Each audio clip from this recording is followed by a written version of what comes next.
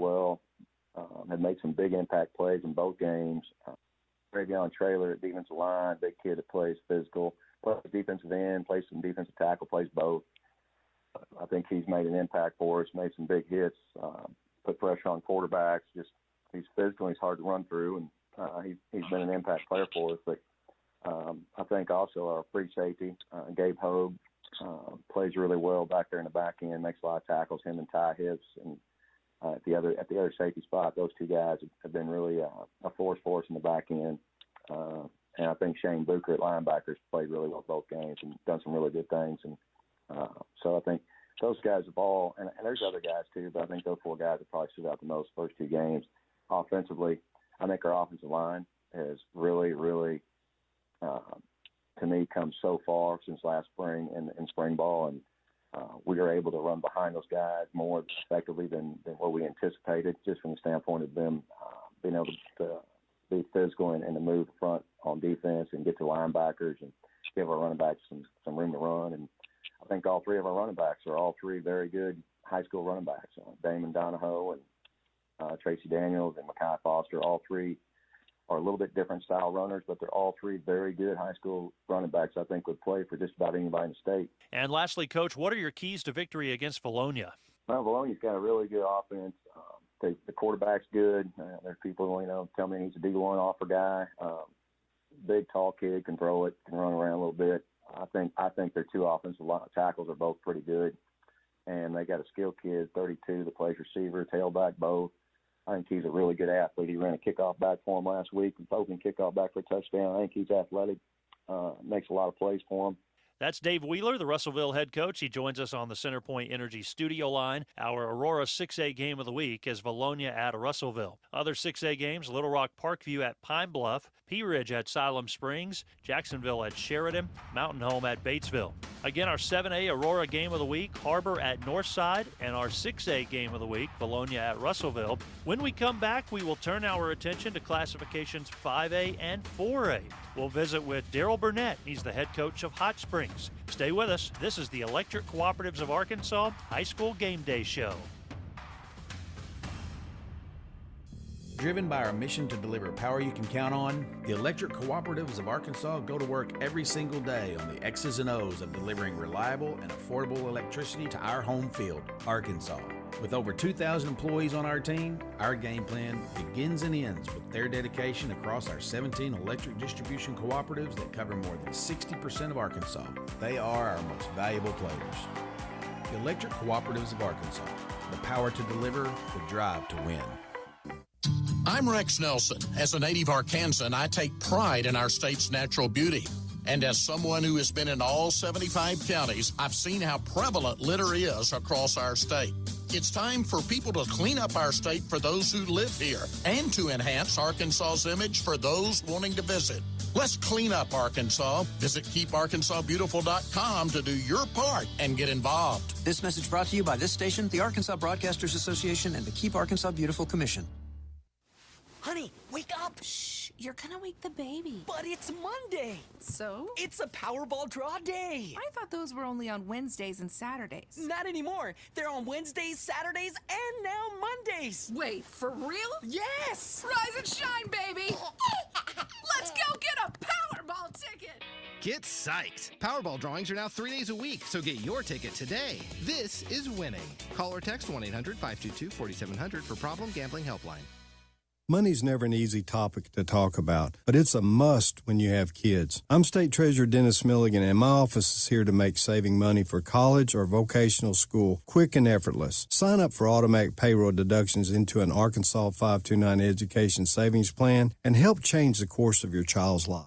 To learn more about the Arkansas 529 plan, its investments, objectives, risks, and costs, read the official statement at arkansas529.org. Paid for by the Arkansas Section 529 Plan Review Committee. Another way to learn more about the Arkansas Delta Byways is to visit one of the Arkansas Welcome Centers in the Delta region, with locations in Blytheville, Corning, Helena, West Helena, Lake Village, and West Memphis. You can stop by and have one of the knowledgeable travel consultants help you with a customized tour of the the Arkansas Delta Byways region. Check out the special Arkansas Delta exhibits at each of the locations. Visit deltabyways.com for more great ideas. This ad paid with state and regional funds. The Arkansas Prostate Cancer Foundation is reaching out to men and their families all across Arkansas. Know your stats. 1 in 9 men will be diagnosed with prostate cancer in his lifetime. Stay in the game. All men ages 45 to 75 should see a doctor to consider a screening for prostate cancer. Don't sit on the sideline. Prostate cancer is nearly 100% survivable if caught early. For more information, visit arprostatecancer.org. I'm James Taylor. I'm the pastor at Cedar Grove Baptist Church. One important reason for me to be vaccinated was just I listened to people that were part of my community of faith, doctors, pharmacists that had studied this, and I listened to their advice and their wisdom. It's not just about protecting ourselves, but it's about protecting those who are the most vulnerable, like my children, people who aren't able to be vaccinated, so that by being vaccinated, I can help protect others. Learn more at healthy.arkansas.gov. This message brought to you by the Arkansas Department of Health.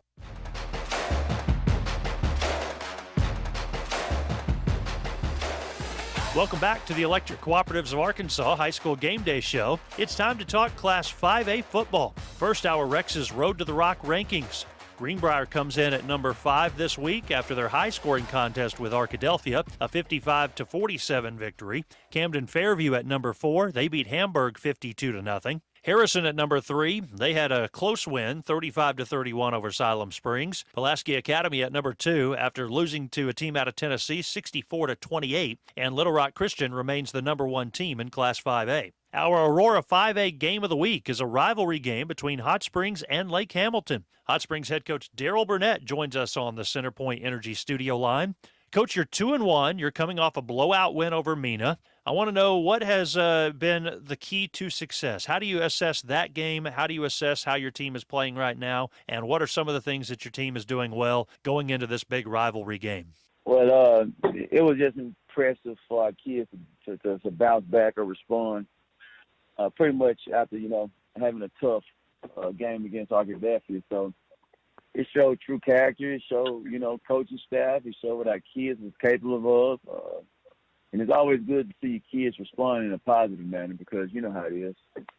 Young generation right now, when some adversity strike, it's easy to shut down. So we greatly appreciate our kids for battling and fighting on and getting a good win against a good Mena team that's going to probably win conference or finish top 2 and make a good run in the playoffs like they normally do. So they came in averaging 300 yards passing the game, and we had them to under 70 yards total, and we had over 500 yards total on offense. So for our kids to respond that way, we was proud of them. It's a rivalry game, Coach. Hot Springs and Lake Hamilton. What are your thoughts on this matchup? This game right here, when you play Lake Hamilton, it's not for anyone that's soft, I can tell you that. They're big, they're physical, they're strong. They're going to do what they do. That's the thing about Coach Gillivan. They're not going to hide. They're not going to be fancy. They're going to come right at you. They're going to play their sound defense that they normally do. But, they're loaded on the offense side. Great offensive line. Loaded with talented running back. Rotate receivers in. They can beat you vertical. Then they go play hard on defense. And then they don't do anything to beat themselves. So when you're playing a good team like that, man, it's always a challenge. So we got to match we got to be physical. We got to be disciplined. And we got to kind of do like the same thing we did against Fountain Lake.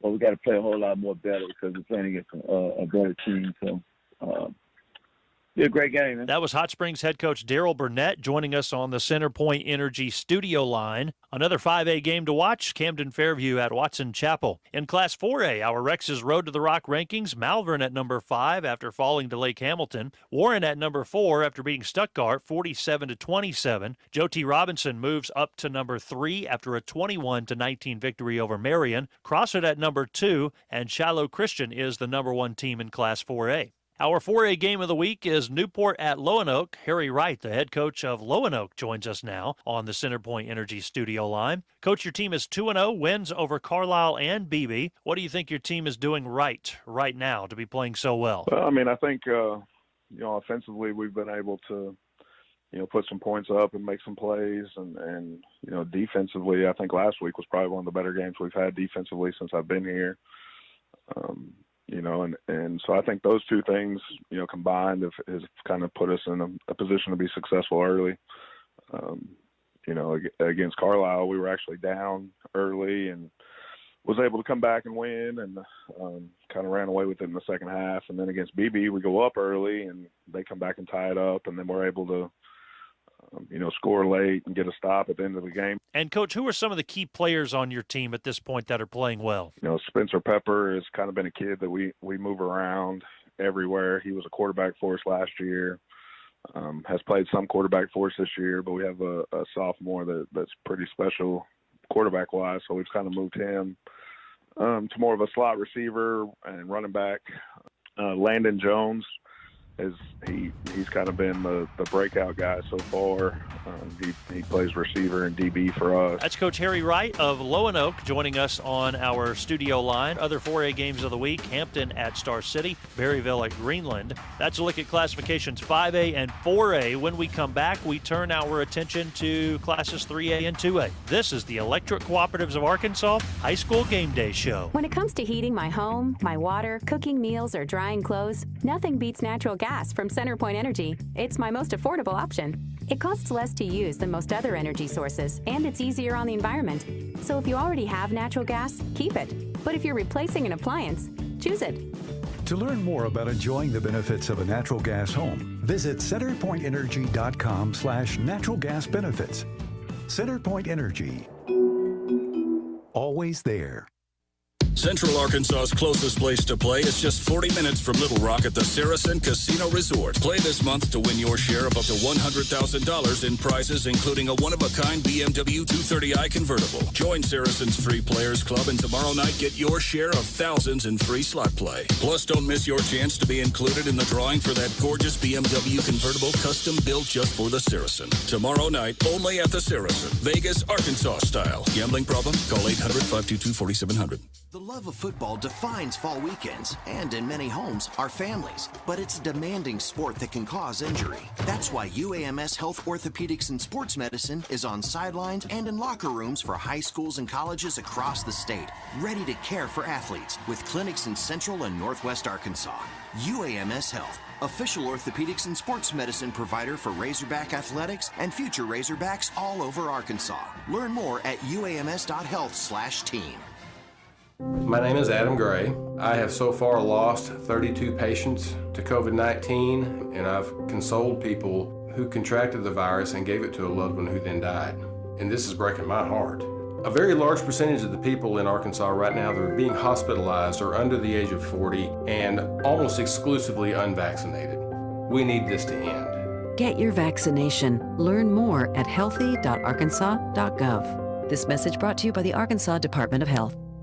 All right, guys, we really need a miracle right now. You're telling me those guys are monsters? I've tried every play in the book, guys. Not every play. You mean the Hot Springs? You want to win, right? We haven't run that play since Jackie Robinson played Hot Springs spring training ball. Go for it. All right, it's the Hot Springs on 3.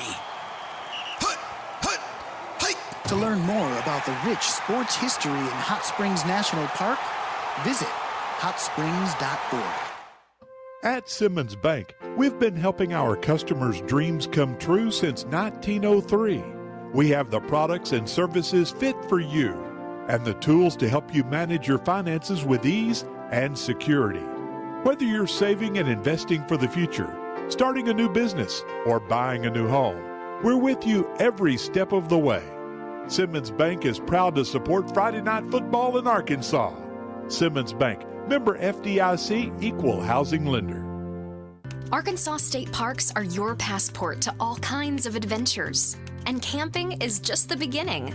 Our parks can take you hiking, kayaking, mountain biking, fishing, and some of them can even take you back in time. Our 52 state parks offer fun, adventure, history, and so much more. So pick up your passport at any state park visitor center. Visit arkansasstateparks.com and see where we can take you next. Welcome back to the Electric Cooperatives of Arkansas High School Game Day Show. From the Prostate Cancer Awareness Foundation studios, I'm Michael Westbrook. A reminder that after your local game tonight, you can tune back into this station for the Vaccinate Arkansas High School Scoreboard Show with Rex Nelson and Nate Olson. It's now time to talk 3A football on the show. Our Rex's Road to the Rock rankings. Harding Academy at number 5. They beat Heber Springs last week 42-7. Osceola at number 4. Boonville at number 3. McGee at number 2. They won last week 54-7 over Dumas. And Prescott is the number 1 team in Class 3A.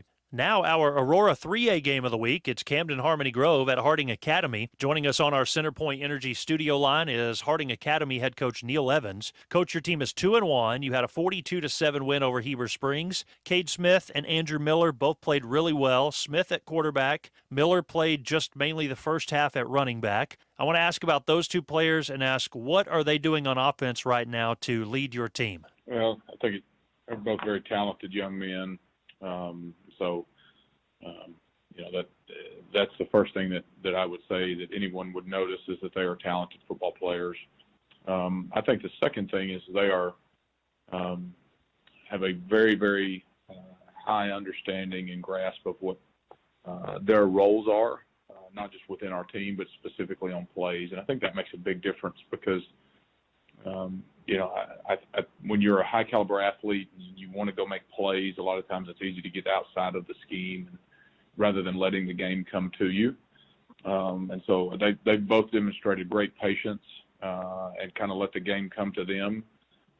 And so I think there's some maturity, there's some resiliency there in having a pretty zoomed out cognitive approach to the whole thing. I think that stands out.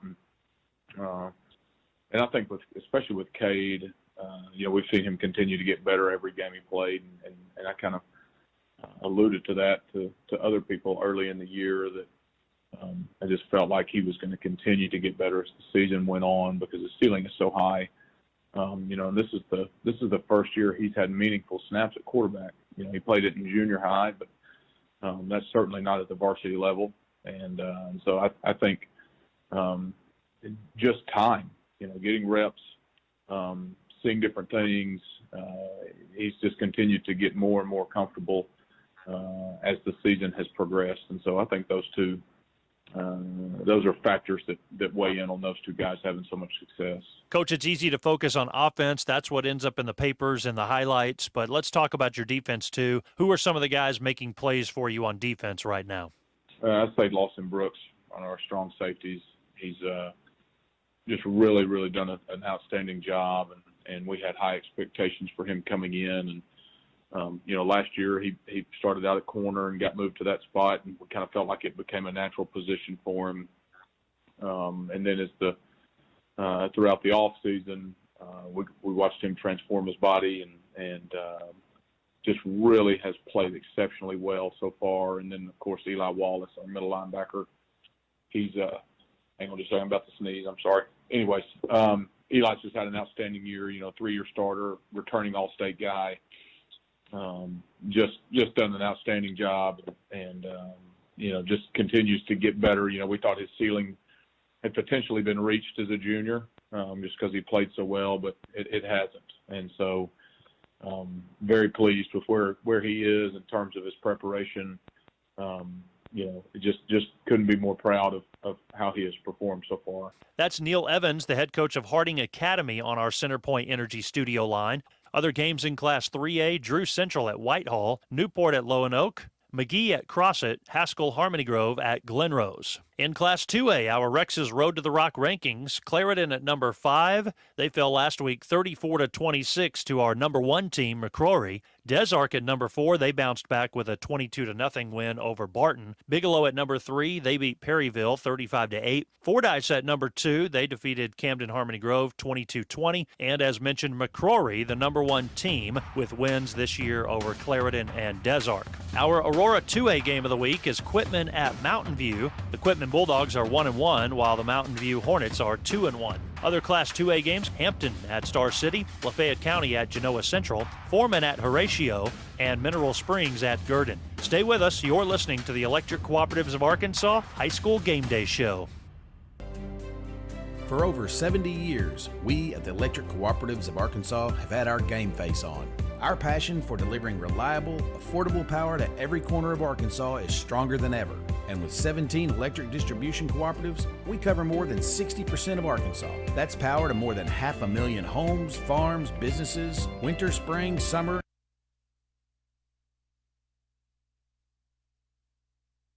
Thrill of Friday Night Lights. I'm Rex Nelson. Outside of the state's natural beauty, the thing that strikes me most as I travel Arkansas is the junk in yards and trash along the highways. In a place that markets itself as the natural state, we've too often been guilty of, at best, ignoring our natural treasures, at worst, polluting and littering them. Let's take pride in our state by keeping it litter-free. Visit KeepArkansasBeautiful.com to get involved. This message brought to you by this station, the Arkansas Broadcasters Association, and the Keep Arkansas Beautiful Commission. A smile is a powerful thing, especially when it's protected by the nation's largest network of dentists, Delta Dental. Not only is a healthy smile a good indicator of your overall health, it also comes in handy when you're stealing the fries off your friend's plate, even though you didn't want fries. But here you are, smiling that healthy smile of yours, taking one after another. Schedule a checkup today and unleash your smile power with the affordable insurance plans from Delta Dental of Arkansas. When it comes to heating my home, my water, cooking meals, or drying clothes, nothing beats natural gas from CenterPoint Energy. It's my most affordable option. It costs less to use than most other energy sources, and it's easier on the environment. So if you already have natural gas, keep it. But if you're replacing an appliance, choose it.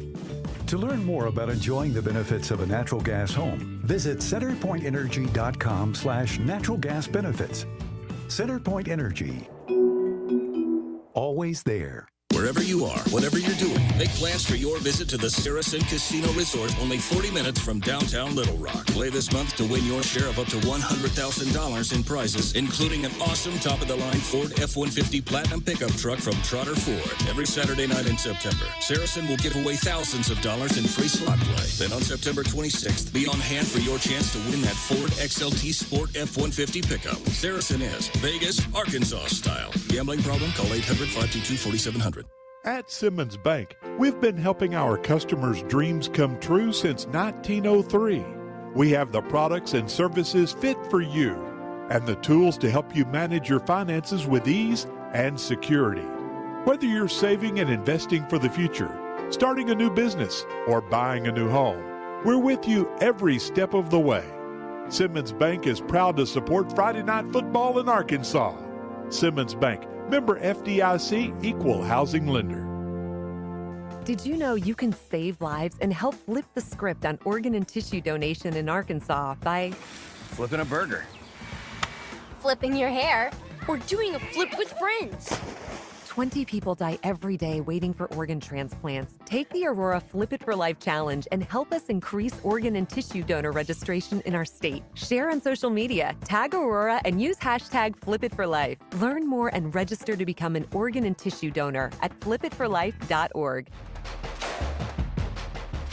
Welcome back to the Electric Cooperatives of Arkansas High School Game Day Show. I'm joined on the CenterPoint Energy studio line by Nate Olson. We visit with Nate each week. He's the regional editor of Scorebook Live. Nate, as usual, let's talk about the previous week of football that just ended. And from some of the big schools, Greenwood and Northside, that matchup, Greenwood was the #1 team in Class 6A. They dropped that game. What were your thoughts there? And then also your thoughts on Fayetteville and the North Little Rock contest? Well, my thought was I was very surprised. I thought that Greenwood would win that ball game. Northside hasn't won since 18, but Northside, very, very good, a good running game, and offensive line, defensive line won the battle in the trenches, created 3 turnovers in the game, and so they really controlled the line of scrimmage, gave Greenwood fits. Then Greenwood led in the first part of the game 14-7. Then after that, Northside took control and really did a good job. So they move up in our Power 25 poll and have a chance to go 3-0 this week against Harbor. So it was really big for them to win that game, beat Greenwood. And then North Little Rock goes for it on 4th down, their own territory late in the game to preserve a win. Randy Sandifer kind of rolling the dice and making a statement there that the North Little Rock's playing to win. They beat the Bulldogs on their home turf. Big win for them. and have a chance to go 3-0 this week at West Memphis. All right, Nate, games this week. What are a couple of the games that you're going to be keeping an eye on this week? Well, I'll start off with this is a rivalry game, Hot Springs at Lake Hamilton. Lake Hamilton's our 10th-ranked team. They would be favored in this game for sure, but sometimes when crosstown rivals get together, you throw it out the window, but they've won 10 of the last 12. They've keeping an eye on star running back Owen Miller, who's been nursing a knee injury. He's supposed to play. That will really help them. He's a great running back.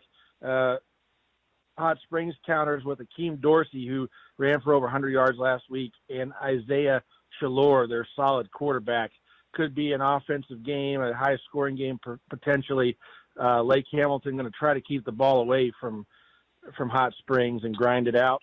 And then the other game is Mountain Home at Batesville. Who would have thought that both these teams would be winless at this point? Batesville, a perennial power, got beat pretty good last week or week before that against Greenbrier, and they're coming into this game 0-2. Mountain Home is 0-2. That's Nate Olson on the Centerpoint Energy studio line. That's going to do it for this week's show. I hope you enjoy your local game if you are indeed able to catch one. The Electric Cooperatives of Arkansas High School Game Day Show is brought to you by the Electric Cooperatives of Arkansas, Gift Arkansas 529 Education Savings Plan, Hot Springs Convention and Visitors Bureau, Keep Arkansas Beautiful, Arkansas Delta Byways, Simmons Bank, Saracen Casino and Resort, UAMS, Vaccinate Arkansas, Centerpoint Energy, Arkansas Prostate Cancer Awareness Foundation, Arkansas Scholarship Lottery, Delta Dental, Arkansas State Parks, and Aurora. I'm Michael Westbrook. Thanks for listening to the Electric Cooperatives of Arkansas High School Game Day Show. The following is a special sports presentation from the EAB Sports Network. It's time for Nettleton Raider football on 94.1 Bob FM. Presented by NEA Baptist, First National Bank, Kavanaugh Auto Group, Jonesboro Orthopedic and Sports Medicine, St. Bernard's, Domino's Pizza, and Real Estate Nate. Now let's go to the NEA Baptist broadcast booth and join Craig Miller for the First National Bank pregame show. Hello again, everybody, and welcome to the Nettleton High School, where Raider pride is justified. Welcome to week 3 of this 2021 football season. It is undefeated Nettleton versus undefeated Pocahontas. Something has got to give. My name is Craig Miller, and I'm joined in the NEA Baptist broadcast booth by my tag team partner, Andy Shatley. Andy, glad to be teaming up with you again tonight. Good evening, Craig. It's great to be here. We got another football game tonight. It's beautiful weather. We seem to be hitting the jackpot with weather lately, so this is wonderful. We're going to have a whale of a matchup with a lot of history behind it tonight. No doubt about that. And I don't mean to be taking credit where it's not due, but the Raiders are undefeated since you and I have been working together. We'll take it, brother. Let's keep rolling. Ain't no doubt about it. Let's start off by talking about the Raiders' last game. Whew, mercy daddy. It was a Jim Dandy last week as Nettleton defeated the 6A Mountain Home Bombers 28-21 in thrilling come-from-behind fashion. Andy, what did you learn about the Raiders last week? I think that we got to see Nettleton be challenged and certainly reveal the character of the team and the resiliency, because they struggled in the first half. And I think Coach Hampton will be the first to tell you that they were not the same team in the first half that they were the second half. And there were some adjustments that were made. I think maybe he had a little speech at the halftime in the locker room, because they came out with a different philosophy and a different energy in the second half.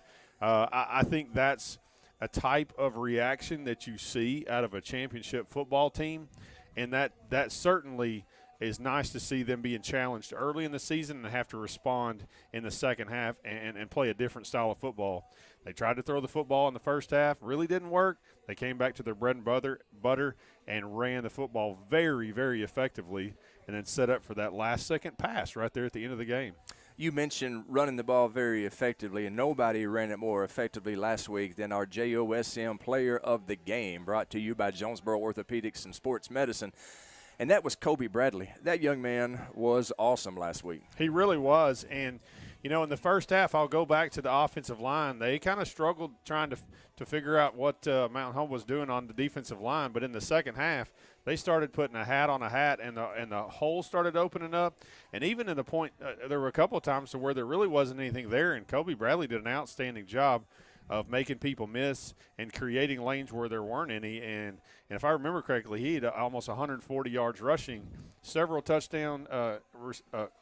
rushing touchdowns, and then one receiving touchdown. So I think it was pretty obvious that Mr. Bradley took the team on his shoulders in the second half.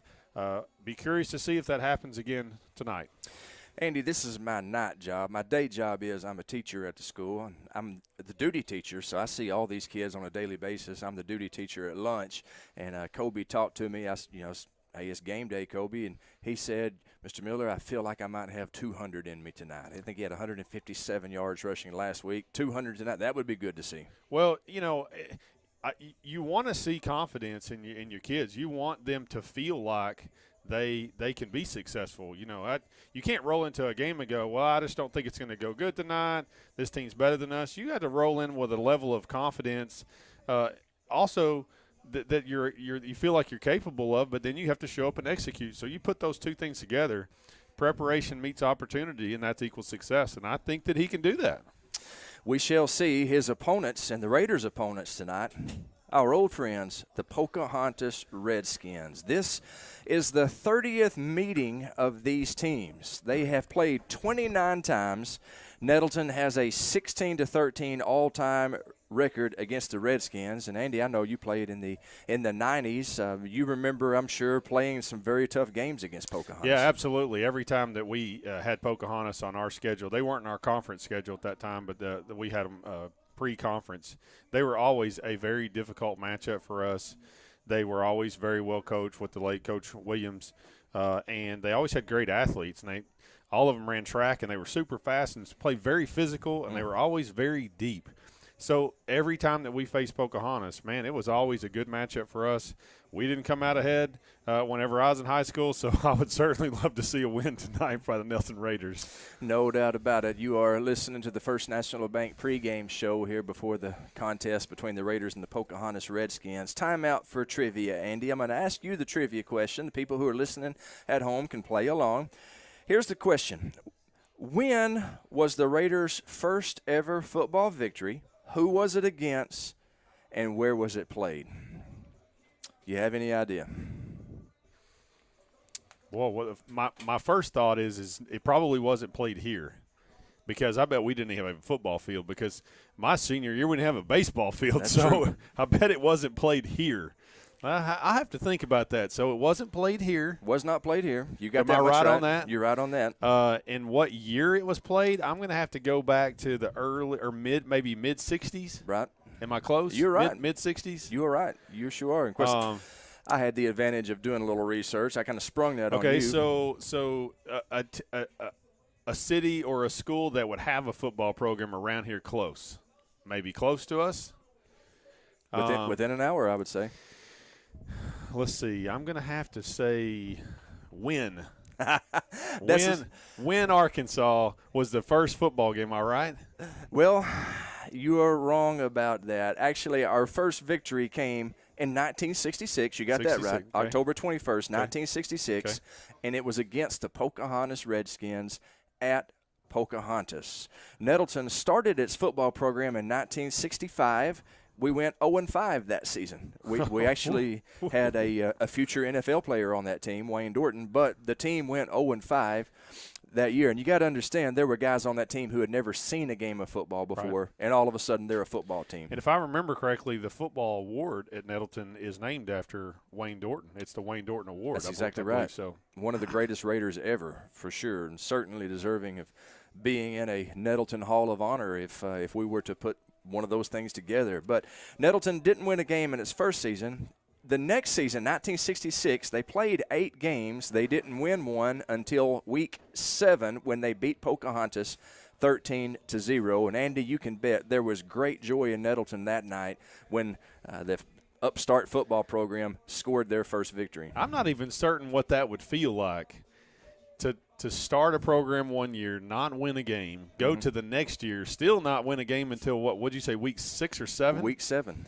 And then finally get your first program win. That had to be What did they storm the field or what? Or how did they Gatorade the head coach or what happened after that game in '67? I guess '67 that would have been. That's right. Coach Don Yarbrough. Actually, it was '66 when that would have been 1966. Don Yarbrough was a coach. Something tells me that nobody poured anything on Coach Yarbrough's head. He was a very intimidating presence. But we may have beaten them that first time, but we didn't beat them the last time. Pocahontas beat us at their place last season, 35-27, and they did it without their all-state quarterback, Dawson Chester, who did not play in that game. Chester won't be playing tonight either, Andy, because he graduated and signed to play baseball at Arkansas State University. Well, he was certainly a salty athlete, and I believe I think it's his uncle, maybe one of the coaches or defensive coordinator, and he was also a salty quarterback. So it kind of runs in the Chester family there in Pocahontas.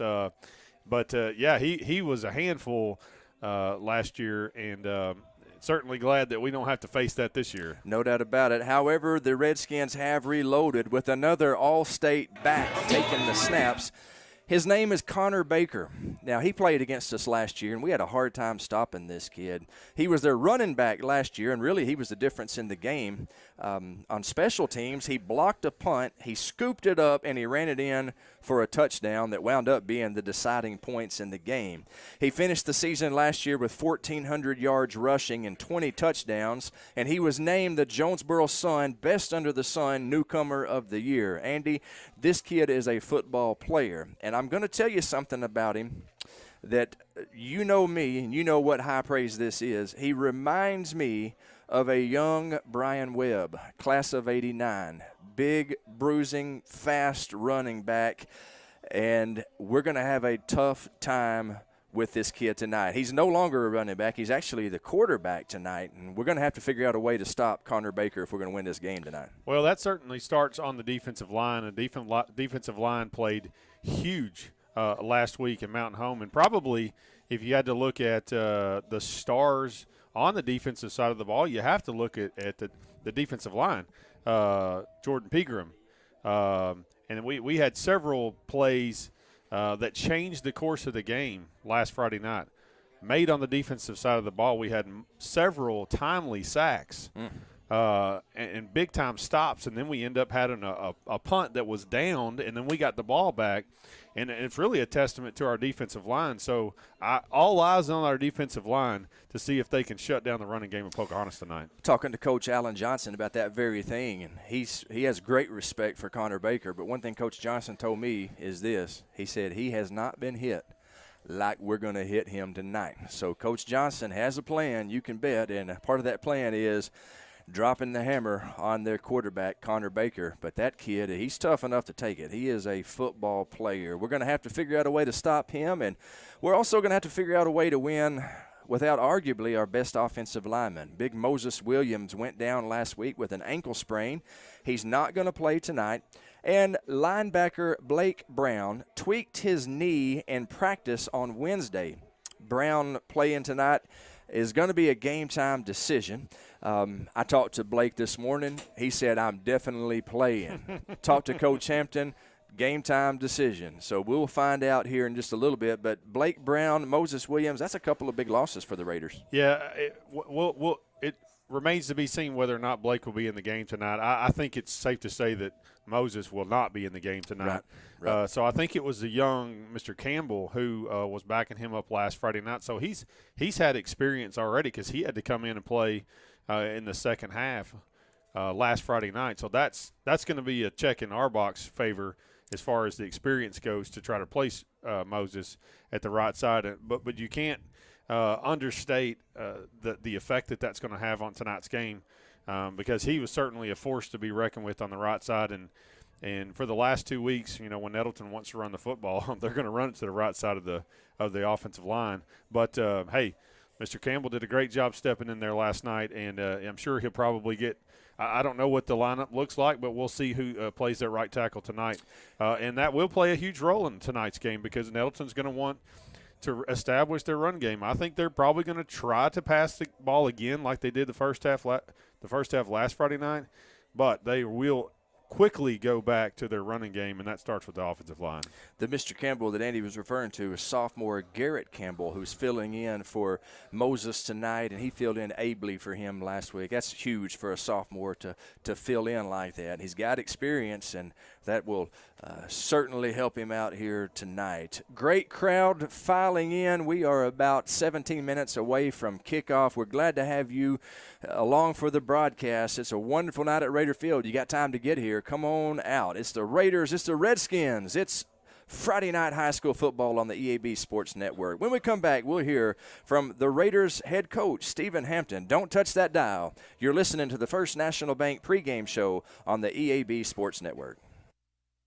Do you know for the first time in years the percentage of positive drug tests has increased among workers due to increasing use of methamphetamines and marijuana? Employment drug testing is a powerful risk management tool that provides a safer, more productive workplace. It helps decrease employee turnover and absenteeism, reduces employer risk, and lowers workers' compensation incentive rates by reducing the chance of accidents and injury. A drug-free workplace program can ensure that you have a safer, more productive workplace. National MedTest Incorporated is a company who specializes in this field. Give them a call today at 931-1993 and set up a program that's right for you to make your place drug-free. National MedTest Inc., making businesses and schools drug-free.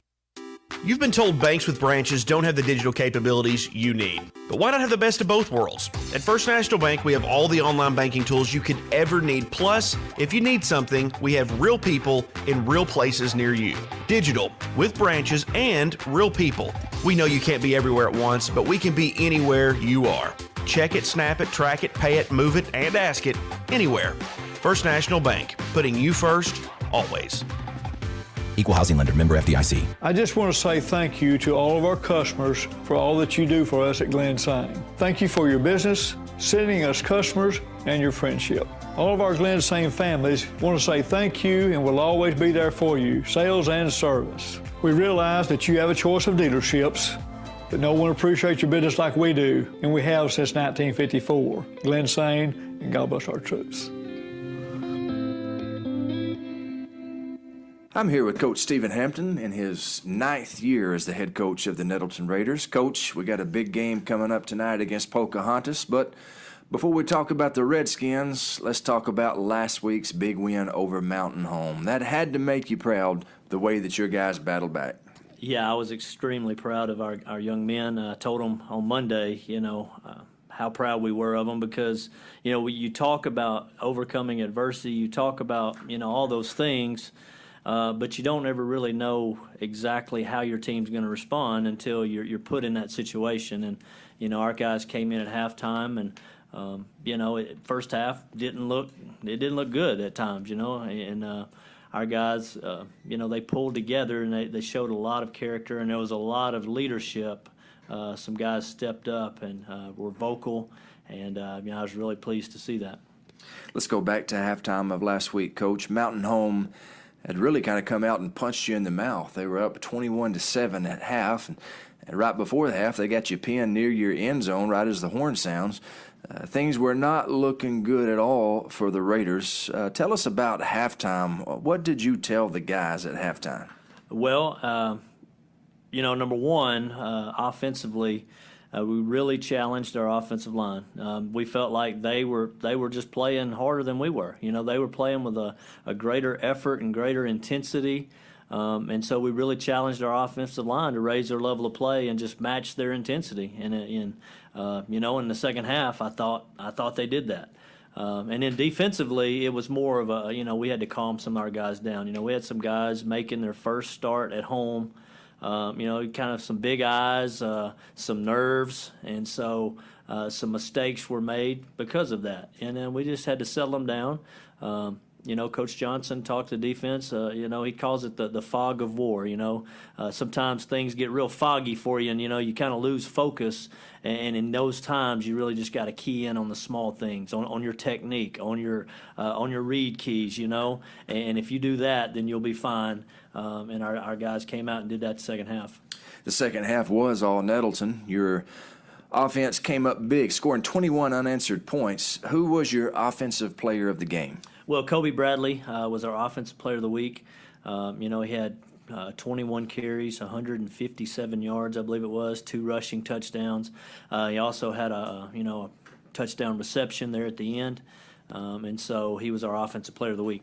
Gotcha. The reason that your offense scored 21 unanswered points is because your defense held Mountain Home scoreless in the second half. Who are some guys that you like to shout out on the defensive side of the ball? Well, Jordan Pegram, he was our defensive player of the week. Had an outstanding game, had 3 tackles for loss, just some big plays. I thought our defensive front as a whole, we went more 4 down the second half, 4 down linemen, and those guys really controlled the line of scrimmage the second half and did a really nice job. Coach Stephen Hampton with us in the pregame visit. Coach, I thought the key sequence of the game last week was in the fourth quarter. We had an unfortunate turnover in their territory. It was actually in our own territory. The defense stopped them short at the line of scrimmage, a couple of big tackles for a loss right in a row, and then they forced a punt that was actually down before he kicked it off. Walk us through that sequence and what it meant for the game. Well, yeah, we had the turnover, and it's something that we talked about as a defense. We call it, going and putting out the fire, kind of like firemen. They're sitting there. You never know when that call is going to come. But when that bell rings, you got to be ready to, respond, and you got to go put the fire out. And that was the message as we left the bench. Let's go put the fire out. We did. We got the ball back, and, it was a low snap on the punt. The kid's knee was on the ground, and so it really worked out in our favor. Coach, let's not forget about the special teams. Who was your special teams player of the week last week? Well, Joseph Newhung was our special teams player of the week. He was 4 for 4 on PATs, 4 big points, and we've kind of challenged that group. That needs to be automatic. That needs to be points on the board every time we step out there.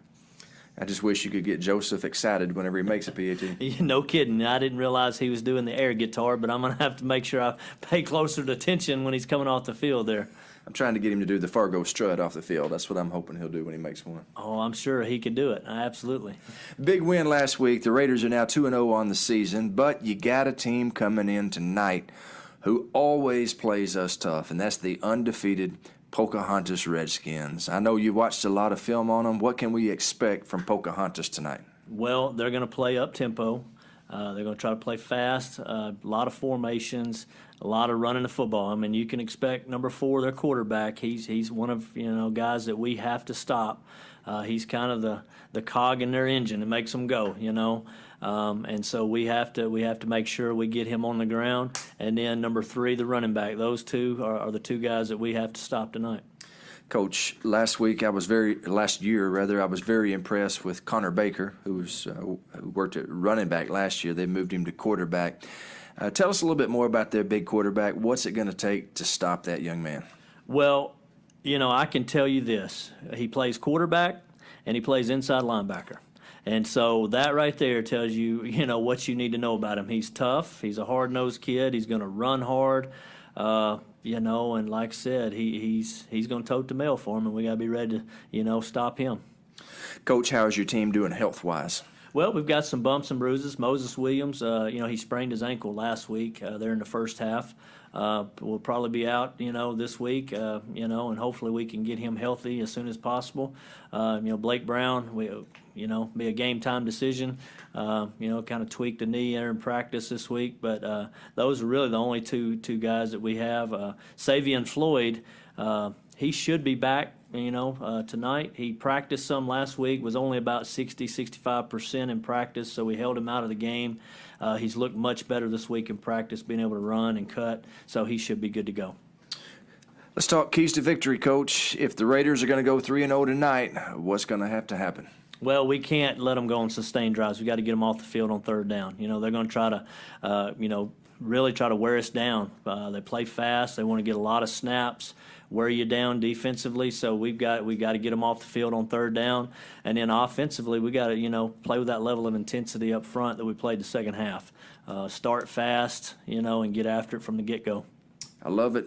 Coach Hampton, thank you for your time, sir. Let's go get a win. Let's do it. Ship anything, anywhere at your #1 shipping source, Pack Mail in Jonesboro. Bring anything to Pack Mail, and they'll pack it, ship it, crate it, freight it, no matter how big, fragile, or awkwardly shaped. Since 1998, Pack Mail has been your #1 shipping source, the only authorized shipper of all the major carriers: UPS, FedEx, DHL, the Postal Service, and Freight Services, all in one store. At Pack Mail, you have choices. Here's Pack Mail Tim to tell us more. Trey, we are the experts at finding solutions for even the most demanding shipping situations, and our experienced staff can help you choose the best option. So if you need to go to the post office, then FedEx, or all the way out to UPS terminal, and then get that international shipment to DHL, you can do it all in one fast, convenient, and friendly place. Pack Mail.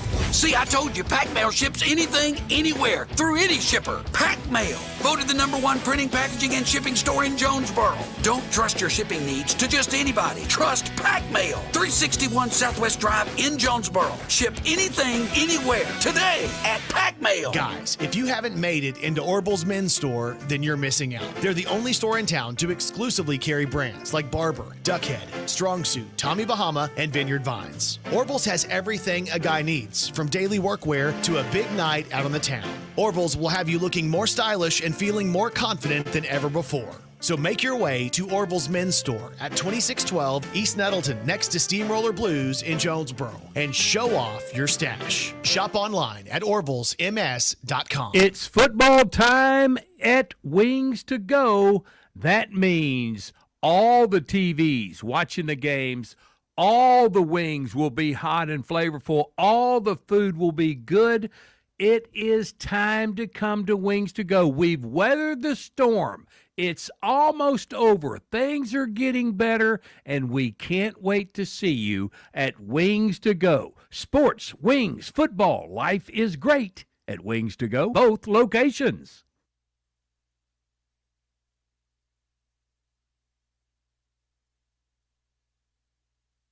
And we welcome you back to Raider Field. You are listening to the First National Bank pregame show, and we are about 6 minutes away from kickoff. Sure glad to have you joining us here on this beautiful Friday night. There was a 20% chance of rain, but we have obviously dodged that. It is 79 degrees and sunny, and just a good night for high school football. And we'll tell you about the starting lineups. By the time we get done with that, it'll be just about time for the opening kickoff. We'll start with the Raiders offense. And he is the man that makes the whole thing go. Number 9, All-State quarterback Cameron Scarlett. Cameron has done well passing the ball, running the ball this year. And I got to admit, for the first time, Andy, just as I was doing a little game prep this afternoon, I was looking through the Hootens Arkansas magazine. I realized that he was named to the Landers Auto Group Super Team in 5A. He is named the quarterback, the entire state of Arkansas. Cameron Scarlett, from an old AP Super Team guy yourself, that's high honor. It really is. You know, there's a lot of quarterbacks across the state of Arkansas, but Cameron certainly deserves it. He's a good athlete. He's strong. He's smart. He makes good decisions. He takes care of the football. He can threaten you on the ground, which is very dependable in high school, but he can also put it in the air as he did, you know, the last scoring play of the game last week. So he's certainly turning out to be a multifaceted quarterback that the defense certainly has to keep up with. He's a dual threat, no doubt about it. On the ground this year, he has 20 carries for 175 yards. That is just under 8 yards a carry. If your quarterback's getting that kind of production, that's incredible. His running back, the man who joins him in the backfield, is number 13, Kobe Bradley, who was named the JOSM Player of the Game in last week's contest. Tight end is number 25, DJ Willis. He's healthy. He's over the surgery to have his wisdom teeth extracted, and he's ready to go tonight. Wide receivers, Jaden Brown, Kenmore McShann, and Savion Floyd. That big offensive line, Alan Campbell, Kylan Gates, Hayden Partee, Ryan Crawford, and Garrett Campbell. A couple of changes to tell you about there, Andy. First of all, Moses Williams is out with the ankle injury. Garrett Campbell, the big 6'1", 270-pound sophomore, is filling in for him. They've also switched around a couple of positions. The center, who is the young man who's played center all year, is Ryan Crawford. They've moved him to right guard, and they have moved Hayden Partee from right guard to center. And talking with Coach Wilson, he says that he thinks that Ryan Crawford is a better right guard, and he thinks that Hayden Partee will do a good job snapping the ball. So a little bit of change, a little bit of different look on the offensive line tonight. Well, they're blessed with that number of bodies that they can put fill in at the offensive line. And, you know, in some high schools you don't have too deep to be able to throw in another 6'2", 280-pound offensive line, or have the versatility of switching people around. So that's not easy to go from center to guard and guard to tackle. Those, you know, some people, if you don't know football, you think, oh, well, there's a bunch of offensive linemen up there. But I'm telling you, those are completely different positions, and it's specifically moving from one side of the ball to the other. So we're gonna be watching the offensive line, see if they're clicking tonight. Hayden Partee getting his first start at center, and this offense, that's a big deal. You got to have a good snap every single time, and so Hayden definitely up to the task, and that is something to watch tonight for sure. The Raider defense, the defensive line, defensive end, Jorge Salas, nose guard, Cam Phillips, defensive end, Jordan Payton, the linebackers, Blake Brown, if he is able to go. Time decision.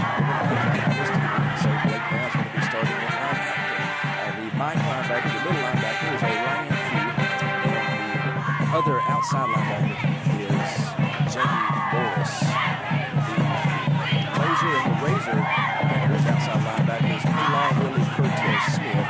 Cornerbacks are Kellen Barber, Juan too much. who had a game-sealing interception last year, and the safety, number 6, Jordan Tucker. It's really priced at We're less than 2 minutes away from kickoff. Not even getting them on. Tell us what you think the keys to victory is going to be tonight. Tonight's keys to the victory for Nettleton Raiders is all eyes are going to be on the defensive line. If they can hold up Pocahontas' offensive line, if they can control gaps and make sure that we keep an eye on Connor Baker, and they're being spotted, he's being spotted, he doesn't run all over the field and has sustained drives. That defense gets off the field. All eyes are going to be on the defensive line tonight for Nettleton. That is your key to the game from Andy Shatley, and you have been listening to the First National Bank pregame show. First National Bank, where they put you first, always. We are just about ready to have the opening kickoff. Raiders look good tonight, wearing all black. The gold letters on the black uniform stands out, and that is very helpful for those of us who call PA. They ran out tonight waving Old Glory, a lot of American flags, and that's a beautiful thing to see. Andy, I guess I must have missed the captains, the coin toss. Did you happen to see that by any chance? Well, I can tell you what the result was. Hey, go ahead. Pocahontas is going to be receiving. That's right. That's right. Pocahontas will receive the opening kickoff. Nettleton is out to kick the ball off. Kicking off for the Raiders tonight will be number 7, Kendrick McShann. We have a new kicker, and that is the Golden Boy, Daniel Golden, number 30. He was our director just 2 weeks ago, or 3 weeks ago, and he has joined the football team. So we lost a director, but the Raiders have gained a kicker. The Raiders will be moving from left to right on your radio dial, and we are just about to get this thing underway, folks. It's 7 o'clock. It is game time. 79 degrees, sunny at Raider Field. And the only game in town. The only game in town, that's right. Every other team that plays on the EAB network, Jonesboro and Valley View, they are off tonight. Brooklyn plays at Brooklyn, but that's not inside the Jonesboro city limits, so we're the only game in town here tonight. It's a little pooch kick, almost a little bit of a onside. It is fielded by Pocahontas cleanly, number 32. Zane Hibbard fields the ball, made a nice catch running up, and Pocahontas will have good field position on their opening possession at their own 40. Well, here's where our keys to victory tonight. I'm going to be watching that in-the-box play tonight, our Nettleton's defensive line, to see how physical they're going to be, to make sure that our linebackers are free and running. And I believe I see number 20, Blake Brown, in the game. So our linebacker crew is out there tonight. That is good news for sure. Connor Baker from the gun. In motion is Tripp Risley. It's a high snap over his head. The play is whistled dead. Flag on the field. And we'll see what the indication is. The man in the white hat says it's a penalty against the Raiders. Substitution error, perhaps, on the Raiders. He touched the top of his hat and pointed at Nettleton. It's a 5-yard penalty, whatever it may be. It is 1st down and 5 now for the Redskins at their own 45. I'm not exactly what happened. 24 is coming off the field, and I don't know if we have an equipment issue. Maybe that's what it is. Because he's kind of going to his face mask or – okay, then they're going to waive that. I'm fixing to say either if he has equipment issues, he's got to come off the field and get his equipment issues solved, but they waived it off, and now we're going to start this thing over. Yeah, we are. 1 second off the clock. Guess they're not going to put it back. I guess not. 1st and 10 from the 40. Baker rolls to his right. He's going to throw on 1st down, looking for some room. He is hemmed in over there on the sideline. He bull rushes forward to the original line of scrimmage. No gain on the play. It's going to be 2nd down and 10. Great job by Nettleton's secondary, Dorian Tucker. That was going to be a combo route on the top side there. Connor Baker really had no place to throw the football, and so that was a secondary, I don't know if you call it a sack, but it's back to the line of scrimmage. Maybe a short gain on it. 2nd down and a long 9, we will call it. Baker, the quarterback, in the gun. He fakes and running it himself. Nowhere to run. He is hit immediately in the backfield. Juan Badillo in on the stop. Also in on the stop, number 22. That is Jamie Morris. Blake Brown also in there as well. That's a great job of pursuit, and what you're going to see is a defensive line. I think Alan Johnson, defensive coordinator, is going to let them fly, and they're going to get after the quarterback and create havoc in the backfield, and that's going to free up these linebackers to just fly all over the field and make tackles. And so we're going to watch, and if you see 20, 22, and 21, 20, 21, and 22, if you see them making tackles all night long, you can turn and look at that defensive line and sit and know they're doing their job. 3rd down and 11. Baker rolling to his right, looking to throw. Nobody open. Halen Willie with the tackle behind the line of scrimmage. Quarterback sack, Halen Willie. It's going to be 4th down and very long for the Redskins. Another great job by the secondary. You have to call that the free safety, number 1, cornerback number 16, strong safety number 6. They're all over. There was no place to throw the football once again. So that's going to be, Pocahontas really kind of tried us all up and down, defense, secondary, defensive line, linebackers, and we responded all up and down the board for the defensive line. Marcus Streeper on to punt. He gets it off. Nettleton has a couple of guys back deep. That's Markellen Barber who has it. He fields it at the 25, running to left side. He's at the 40. He's at the 45. He's at midfield. He's still on his feet. He's pushed out of bounds at the Pocahontas 45-yard line, 46-yard line. 1st and 10, a very good run back by Markellen Barber. Well, that's probably going to be some exciting field position already on the first drive. Coach Hampton now gets the ball back on Pocahontas' side of the football field to start the drive. So we'll be curious to see what that opening series of personnel groupings and also plays will be for Coach Hampton. 1st and 10 on the Pocahontas 46. Cameron Scarlett from the gun, empty backfield. Incomplete pass intended for Kobe Bradley over his head. 2nd down and 10. Craig, I'm going to tell you, it never failed whenever I played quarterback, which was 1,000 years ago. Coach Dover always had to run the first play being a pass play, and he knew I was going to throw it clean up in the stands. And I needed to get that out of my system. And so now I can play football, and I think that's what we saw here with Cameron. Go ahead. Okay, you're excited. Throw it over his head. Now let's play football. We'll call that an adrenaline incompletion. That's right. 2nd down and 10. Scarlett in the backfield. Kobe Bradley back there with him on his left hip. He tucks it, runs, Cameron Scarlett does, and he gains, looks like 3 yards. It's going to be 3rd down and 7 for the Raiders. Well, 3rd and 7 is going to be a passing down for Nettleton, and, Coach Hampton has made no qualms about it. For Nettleton to be a successful championship team, they're going to have to throw the football this year. It is 3rd down and 7. The ball is on the Pocahontas 43-yard line. Nettleton moving left to right. On your radio dial, we're scoreless here in the first quarter. Nettleton's first possession. In motion is Bradley. Scarlett back to pass. Looking downfield, it is in and out of the hands of the intended receiver, McShann. Incomplete, a little bit high. It's going to bring up 4th down and 7. And with the ball on the 43, Andy, I would think the Raiders would go for it right here. Yeah, that was a very effective play call there and a pass. Nice pass by Cameron Scarlett. Hit receiver in the hands. Not every pass can be perfect right in your breadbasket. So we're looking to help our quarterback out. And, yeah, we're going to be going for on 4th and 6 or 7 here. Scarlett in the gun, dropping straight back to pass. Looking downfield, it is incomplete, intended once again for Ken Warren McShann. That'll be a turnover on downs. Pocahontas will get it 1st and 10 from their own 43 after a stop by their defense. Well, Coach Hampton is continuing to, I think, stress to the offense that you're going to have to be able to throw the football. That you. In this conference coming up, you're not going to be able to just line up and run over everybody in this conference. And I applaud Coach Hampton for sticking to this and saying, listen, I believe in y'all. We have to throw the football. So you're going to see more of that. Now, as this game goes on, and whether or not they stick with that like last Friday night and we shift back to the running game remains to be seen. Connor Baker gives it to Maupin. Grayson Maupin, the new running back in. Boy, he bulls forward to midfield. That's going to be a gain of 7, 2nd down and 3. Very tough run there by number 33, Grayson Maupin.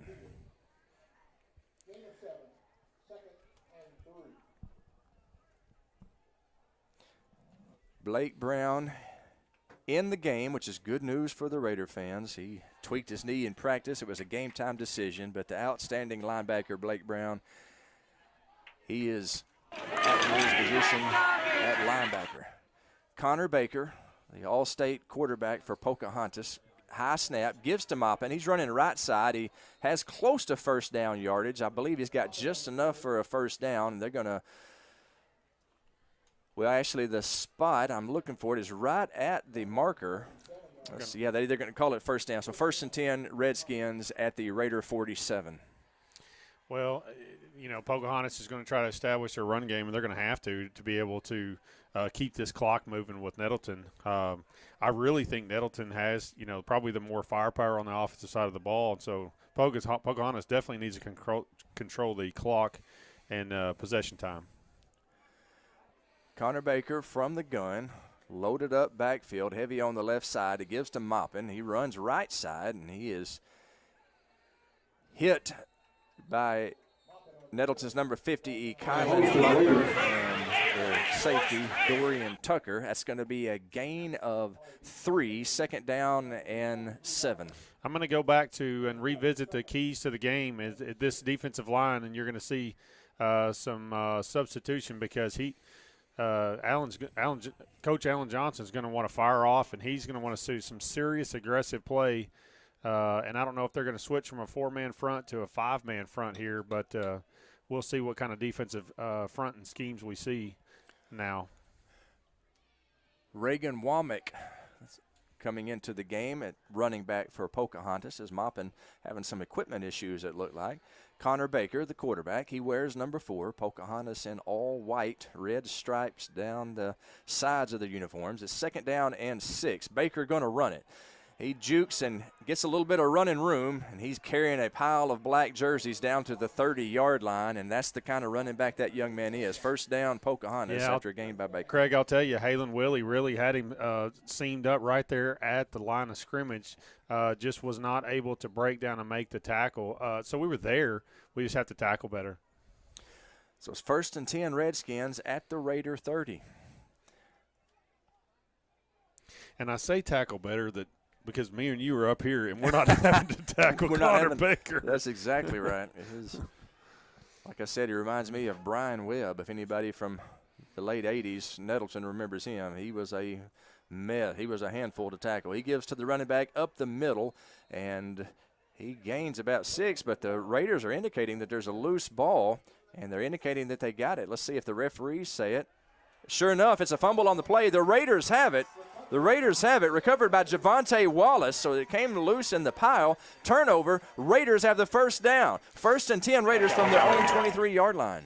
Nettleton defense continues to be the stoppers for Nettleton right now, and the offense certainly needs to come and give them a high five and say we appreciate it, saving us again. We saw that a lot last Friday night. They put out the fire. That's what Coach Hampton said. Coach Hampton was talking about being firemen, being ready when the bell calls, go there and put out the fire. 1st and 10 for the Raiders from their own 23-yard line. Cameron Scarlett in the gun. Kobe Bradley in the backfield with him. He gives to Bradley. Bradley running the left side. He was hit after about a gain of 2, he is brought down, and it's going to be, we'll call it a gain of 3, 2nd down and 7. Well, we saw that a lot last week, that even when Kobe Bradley doesn't have a hole, he can make something happen, and turning a no-gain run into a 3-yard gain certainly helps. You know, instead of 2nd and 10, you're looking at 2nd and 7. Kobe Bradley is spread out near side. There's 4 receivers spread this side. Cameron Scarlett looks that way. He's going to run it. He's got a 1st down. He's at the 40. He is shoved out of bounds on the far sideline by Connor Baker, but not before he gets a 1st down for the Raiders. That's a great personnel grouping, and you'll see offensive coordinator for Nettleton, Coach Wilson, go back to that because he's putting quads to the right, and it creates a matchup issue on the short side of the field. Cameron faked like he was going to throw the bubble screen to the right, then it turns to the left. There's nobody out there and counted for him. Ball on the left hash. Scarlett in the gun. In motion is Savion Floyd. He fakes to Floyd, and is a quarterback keeper right up the middle, and he is tackled after a gain of 2. 2nd down and 8 for the Raiders from their own 42-yard line. Hard running by Cameron Scarlett. You're going to continue to see that. That kid just runs the football very hard. We are scoreless in the first quarter. 6:06 on the clock and ticking. 2nd down and 8 for the Raiders. Scarlett and Bradley in the backfield. 3 receivers to the right, 1 up top.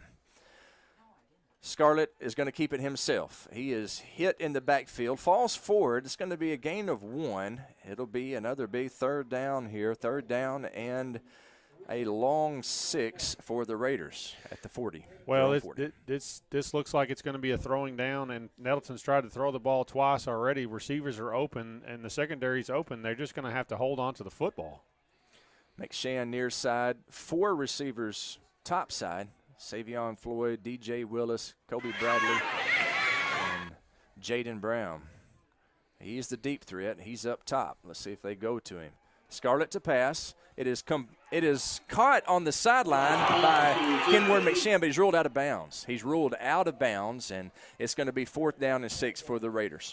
Well, it's kind of looked like what that was going to draw up there. It's an isolation to where you have your personnel groupings, 3 receivers to the top, and then your 1 receiver solo down here. Nice quick out, great catch, but he was not able to get his feet in bounds. But we'll look to see if that happens again, because that's a connection that needs to happen for Nettleton. 4th down and 6 for Nettleton, and it looks like we're punting. High snap. Scarlett is able to corral it. He gets the punt off. It is rolling inside the 20. It's inside the 10, and it's going to come to a stop right at the 5-yard line. That's where it's downed, and the Redskins will take over 1st and 10 from their own 5 here in this scoreless first quarter. Well, that's the first kind of real shift of field position we've seen in this game.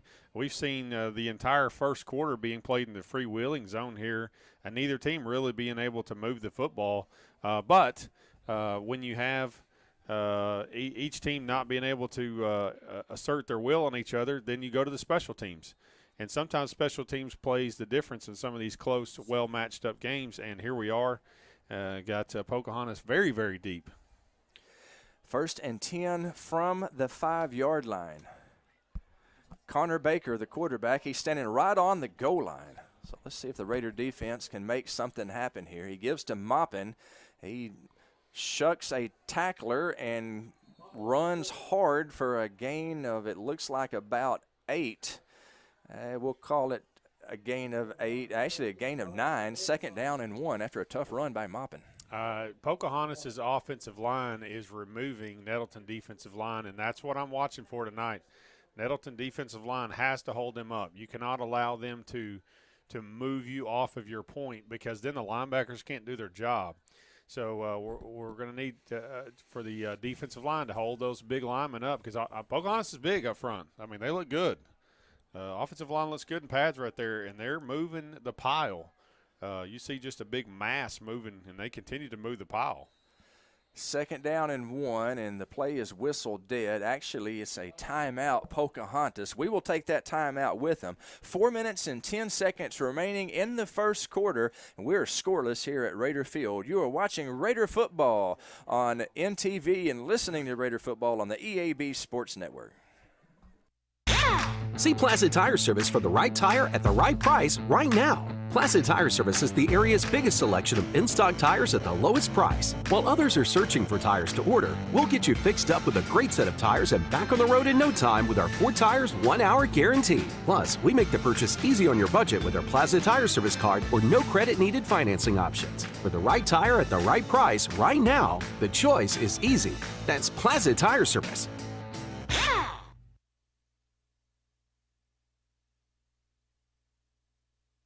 We welcome you back to Raider Field, where we are scoreless here in the first quarter. 4 minutes and 10 seconds remaining in the first quarter of play.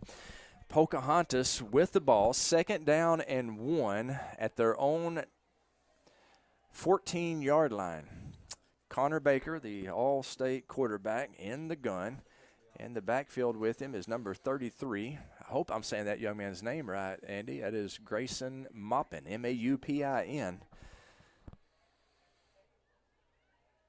Baker keeps it. He is hit at the line of scrimmage. He lunges forward, and I believe he has enough yardage for the first down. He does. They're going to move the chains on a tough run by Connor Baker. You know, there's some similarities between him and Cameron Scarlett, really. The way they run the football, the way they kind of lean towards the run instead of the pass. Man, they're both a load to get down, and we have yet to see the first tackler put either one on the ground. So you're gonna have to bring your buddies to the party to get the Connor Baker down. It is 1st and 10 for the Redskins. Baker gives to his running back, Maupin. That young man has run hard tonight. He is tripped up near the line of scrimmage. He falls forward for a gain of 4. It's going to be second down and 6. Lots of running. We're already starting to see that be kind of the MO of Pocahontas tonight. They tried to throw the football in their first series and were unsuccessful. Nettleton secondary pretty much shut down any kind of throwing attempt, and that was more of a rollout drop back pass. And so, you know, they may shift it to something more like a play action pass to kind of play off of their running game here. But looks like they're committed to keeping the ball on the ground. They're calling it second down and 5 for Pocahontas. A kind of a bobbled snap. Baker recovers, and he runs forward, and he's got first down yardage, or at least or maybe real close to it. Let's see where they spot it. It is a first down, another first down for the Redskins. 1st and 10 for the Redskins at their own 26-yard line. Well, that was a generous spot. I guess it was that last effort when he twisted out of that tackle. But once again, we continue to talk about our inability to get Connor Baker on the ground, and I think Coach Hampton talked about that. We're going to have to get him on the ground. We're going to have to bring multiple hats to the tackle and get the defense off the field. Loaded backfield, Connor Baker. He's running it himself right up the middle. He dodges a tackle. He's got some running room. He's got a first down and then some. Haylon Willie tracking him down, but he is inside the he's close to the Raider red zone. Big gain by Connor Baker. He broke several tackles. It's 1st and 10 Pocahontas on the Nettleton 24-yard line after a big gain by the All-State quarterback. Big run. I mean, we had him sealed up there, and you saw probably if we had to do the replay, you're going to see 5 or 6 missed tackles there. He drug a couple of people, and man, he's a load to get down. He runs very aggressive. He runs with purpose, and once again, the keys, and Coach Hampton already talked about that in the pregame, that if Nettleton doesn't get him on the ground, they're going to have a long night. Nettleton calls a timeout. We will take it with him. Coach Alan Johnson getting tuned up down there on his defensive unit. With 2:27 remaining in the first quarter, we are scoreless here at Raider Field, and you are enjoying Raider football on the EAB Sports Network.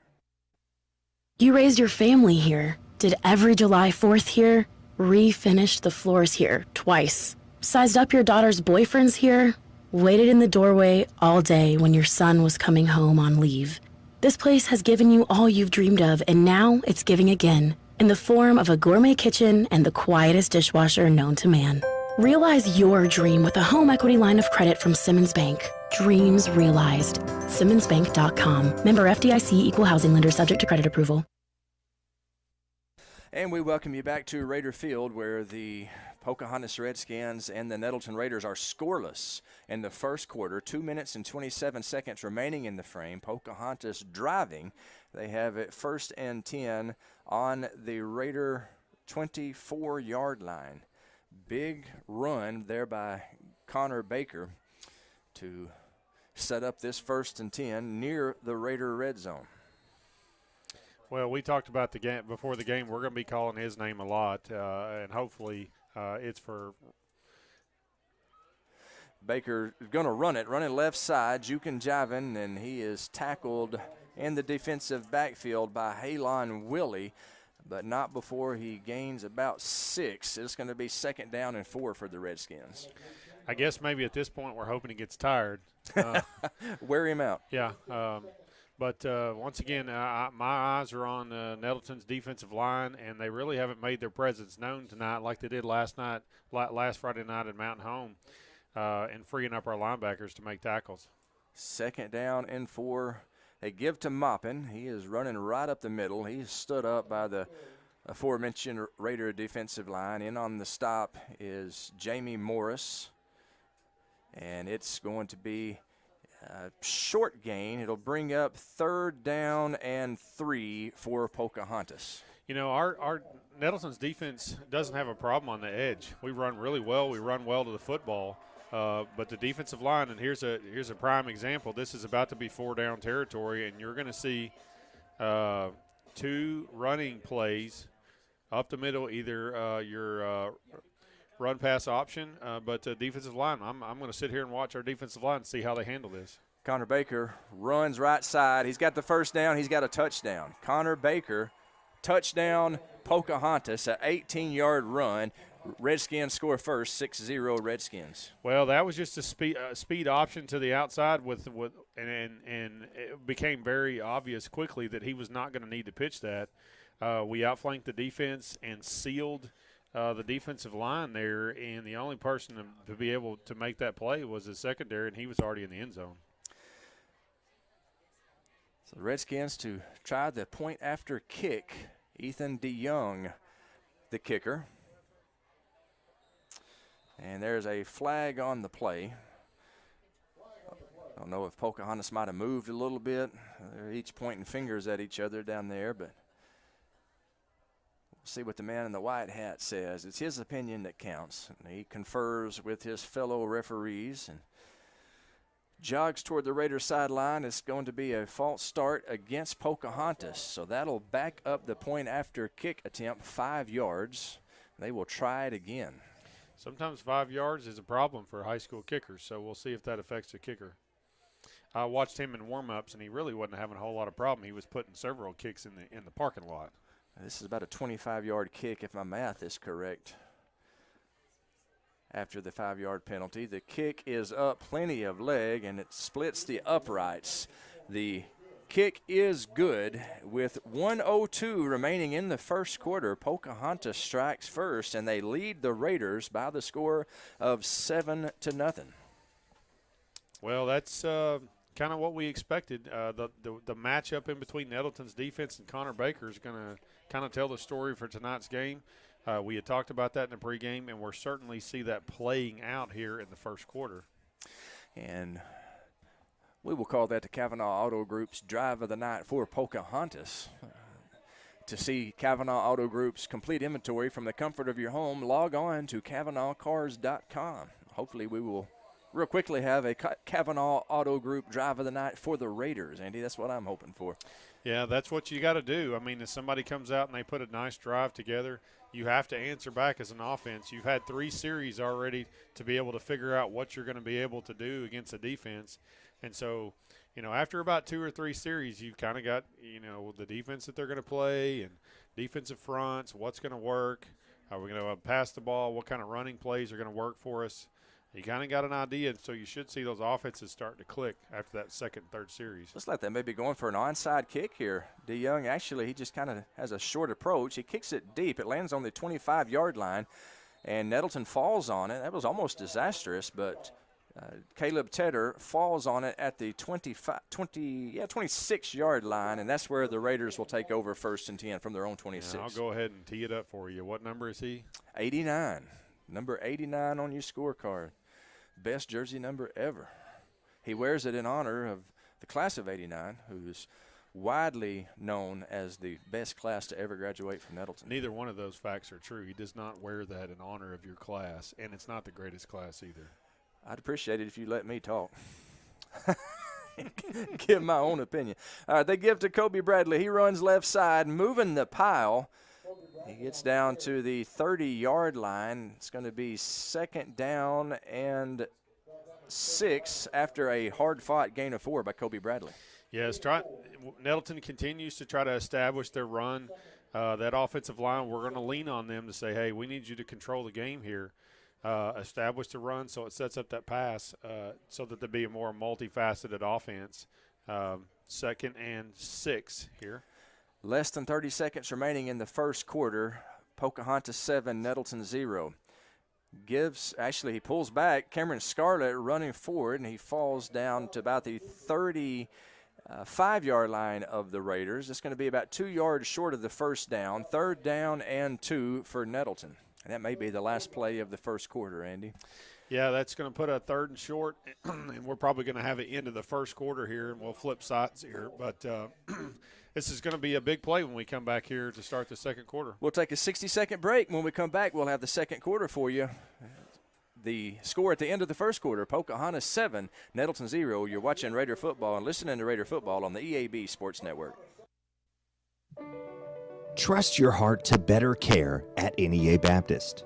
Better access means communication with your award-winning cardiac team anytime, anywhere with the MyChart app. Better technology means leading the state with new treatments and interventions right here in Jonesboro. Better is an integrated team of experts at your service when seconds matter. Your heart deserves better. Find it at NEA Baptist.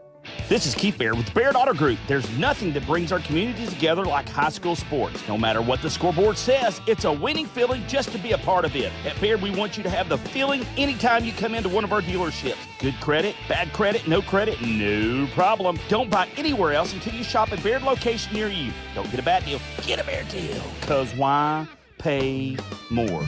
Saving service, great selection too. Baird does it all for you. Second quarter just getting underway here. It is 3rd down and 2 for the Raiders. Cameron Scarlett going to run it himself, and he has the first down and then some. He's across midfield. He's at the 45, the 40, the 35, the 30. He is tackled out of bounds at about the 25-yard line. Big-time run by Cameron Scarlett. First down, Raiders. Yeah, and I'm checking the field for flags, and I see none, Craig. I think this is going to stand. And that's the kind of big play that we needed to see out of Nettleton's offense. They're going to have to respond here to keep Nettleton's defense off the field. We need to respond with that last scoring drive from Pocahontas with another of our own scoring drive here.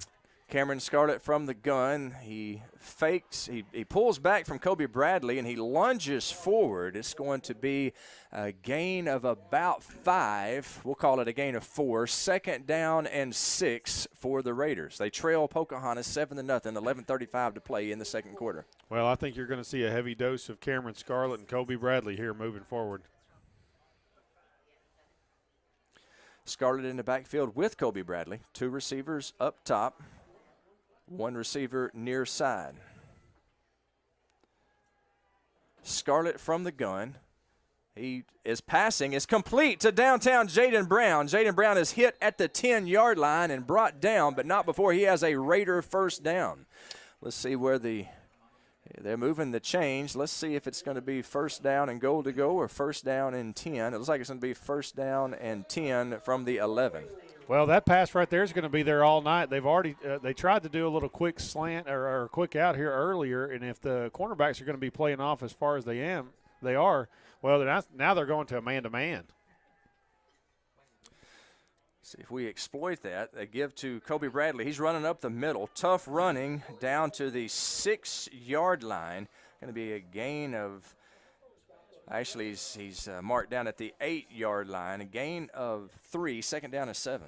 Yeah, Craig, typically you don't see this at the high school level, but they've gone man-to-man across the field unless it's a more of a cover 4 look, but your cornerbacks are actually turned and have inside leverage here. So this is straight up man-to-man, and that puts 9 Pocahontas in the box, so it's going to be difficult to run against this. See what Coach Clint Wilson, how he counters. Empty backfield, Cameron Scarlett, he's going to run it right up the middle, all the way to the house. Cameron Scarlett into the end zone. Touchdown, Raiders. Craig, let me tell you, that was man-to-man across the board, and I had just talked about how difficult that was to run against man-to-man, but let me tell you about man-to-man. Man-to-man, the one person typically you don't account for is the quarterback. And that's exactly – Cameron recognized that and turned and went straight upfield, found a gap, and was in the end zone before anybody realized he was running the football. Great job, Cameron Scarlett. Big play by the All-State quarterback, senior quarterback Cameron Scarlett. Makes the score 7-6. Joseph Newhung on to attempt the extra point. He was 4 for 4 last week. Snap is good.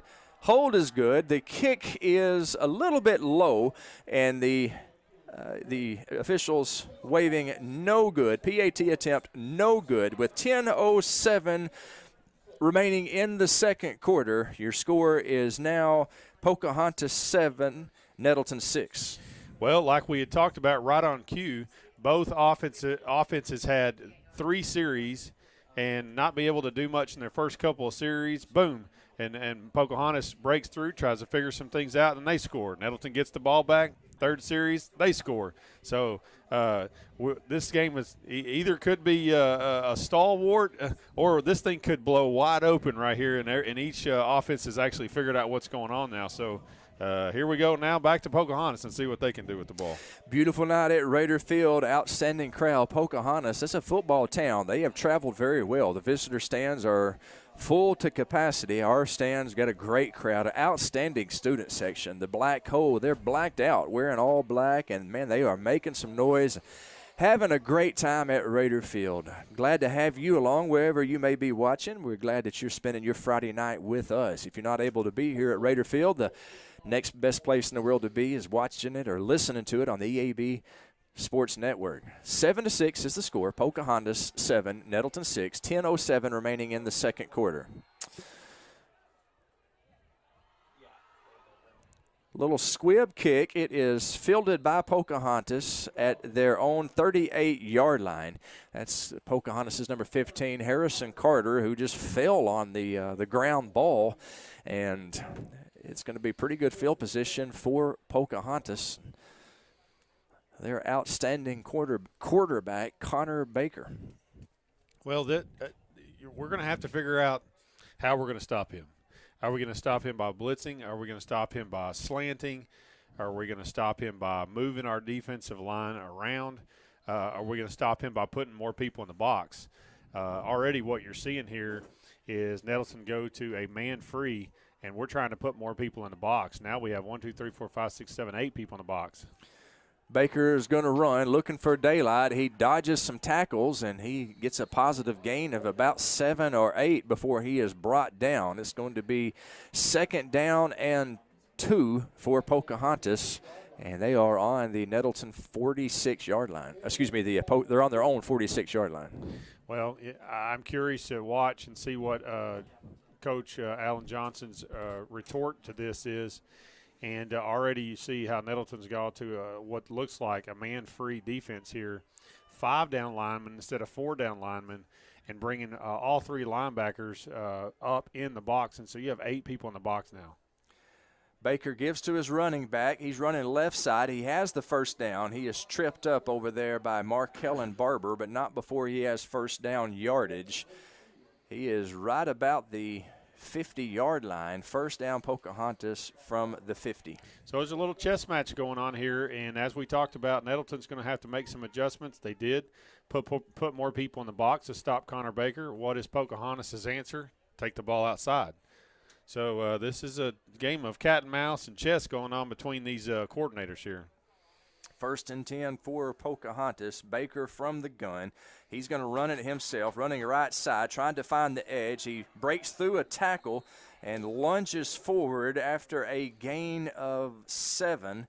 It's going to be second down and, well, we'll call it a gain of 6. Second down and, it's a gain of 7. Second down and 3 for the Redskins. So now you're seeing that philosophy. First it was to the left, but they're trying to outflank and actually run wide. And once again, they come back around. They're not running into that 8-person box. They're trying to get outside of that box, and it's already been successful on 2 times. So Nettleton's going to have to now find an answer to either blitz or off the edges or what to knock that out. Pocahontas with a 7-6 lead. This time they give to their running back, Moppin, and he is tackled after he's tackled after a gain of 3. He's close to the first down. Actually is a first down. Blake Brown on the stop for the Raiders, but he's unable to keep him from getting first down yardage. Yeah, and I'm continuing to watch our defensive line, and I hate to put a lot of pressure on these guys, but I'm going to tell you, the way they go tonight is the way this game is going to go tonight. And you're seeing them get pushed off the ball by Pocahontas' big offensive line. We're going to have to get more physical on the defensive line and start removing people to make sure that we're not getting pushed back.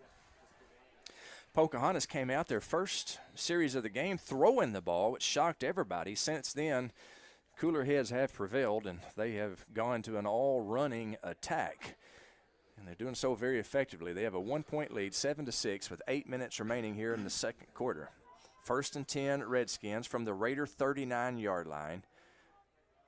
Ball on the right hash. Connor Baker going to run it. He dodges some tackles, but not this time. He is met in the backfield by the entire Raider defensive line. Jordan Pegram leading the way, and it's a loss of 1, second down and 11. You know, I'm starting to kind of wonder if, Pocahontas' offensive line, to this point, has done an outstanding job, and they are playing physical with high energy.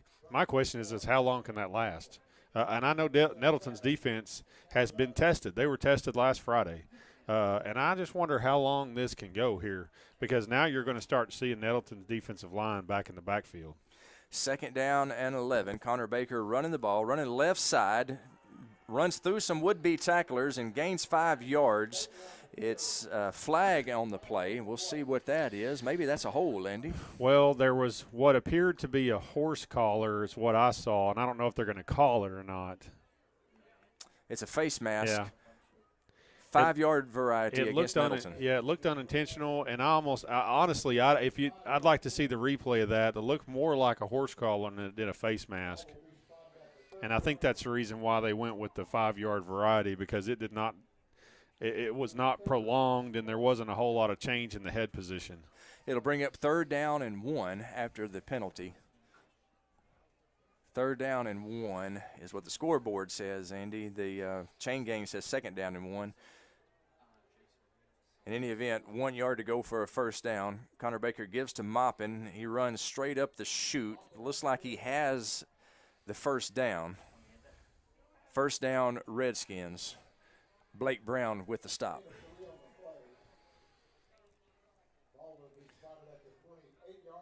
First and 10 Redskins on the Nettleton 28-yard line. They have a 7-6 lead with 6 minutes and 40 seconds remaining in the second quarter. They are running the football time after time after time, and when you got Connor Baker in the backfield, why not? This time he gives to Moppin. He runs up the middle. He is stopped after a gain of 2. Look like Jorge Salas in on the stop. Also in on the stop for Nettleton, number 57, Caden Newsom. Well, Nettleton, like I said earlier, has gone to man-free 8 in the box, and it's caused some problems with Pocahontas to be able to run the ball, within the tackles. But their greatest success in this drive has been out on the edges. I would not be surprised to see the ball put on the edge here on this next play by Pocahontas. Second down and 8 for Pocahontas on the Nettleton 26-yard line. Connor Baker is going to run it himself. Flag on the play. He runs forward to the 20-yard line. Correction, there is no flag on the play, but he has it down about 2 yards shy of the first down marker. It's going to be 3rd down and 2. This has been a very solid drive for Pocahontas. They have yet to throw the ball, I believe, if I remember correctly, Craig. And they have answered Nettleton's response to them running the football. Nettleton's putting 8 in the box, and they have certainly figured out how to continue to move the football on the ground. Connor Baker gives to Maupin, running right side, looking for a hole. He finds none. He is tackled in the backfield by Dorian Tucker. Juan Badillo also in on the stop. A tackle for a loss. It's going to be 4th down and 5 for the Redskins after a big defensive play by the Raiders. That's a great job of the secondary because, I mean, if you're going to put that many people in the box, you're going to have to count on your cornerbacks and your free safety to come up and play run support. You don't like to do that because you really put some pressure on them because that's not their specialty to play run support. But when they're going to run and then try to go wide, I mean, that's all you can do. We see the kicker coming back on to the field, and like I talked to, I watched him kick before the game, and he has the leg for this. It's a 41-yard field goal attempt by DeYoung. 41-yard, that's a long high. It's a low snap. It's a bobbled snap. The holder is running it, trying to get to the first down. He's going to make it. He angles to the sideline, and he is tackled. A busted play, but it worked out for Pocahontas as they get a first down out of it. Well, number 15 is actually their cornerback. He's not a bad athlete. Right. He did fumble the snap there. It was not necessarily a fumble snap. It was a low snap, and that ball came tumbling, rolling to him. And you don't have a lot of time to place that ball, and so his only option was to run, and there was really nobody on that side of the field for Nettleton. Harrison Carter, the ball carrier, the holder who converted the 4th down after the botched play. Connor Baker back at it. He's running right up the middle, cuts to the right, and he is tackled by, looks like Blake Brown down there. It's going to be a gain of 3, 2nd down and 7 for Pocahontas. They are in the red zone. They are at the Nettleton 13-yard line. Well, Nettleton's defense is going to have to stop. And I know they're tired. They got to be tired because this is probably play number 9, 10, or 11 for them right here. Connor Baker, the ball carrier, busts out to the left side, trying to find the edge. Man, he is just hammered over there on the sideline by Nettleton's number 21, Ryan Pugh. Keeps him from getting the first down, stops him about 2 yards short. It's going to be 3rd down and 2. The clock stops at 3:31 remaining in the half. Pocahontas 7, Nettleton 6. Pocahontas trying to score here before the halftime sounds. Man, they have eaten up a lot of clock, and I don't really know if we have possession time or not, but if we have possession time, they have held the ball for majority of the second quarter here. They run it on every single play they have after their first series. Connor Baker gives to Maupin, runs right up the middle. He has stood up and stopped, appears to be short of the first down. It's going to be 4th down and 1 after a gain of 2 by Maupin. Big 4th down play coming up here, Andy, and we'll be interested to see if they try to kick a field goal again. Yeah, after that snap, I'm sure Pocahontas is a little leery to put that field goal team out there. But, this is a relatively short 4th and maybe 2. But the way they're running the football, you're pretty deep in the territory, so I'm sure Pocahontas is like, hey, we'll roll the dice. We're running the football pretty good.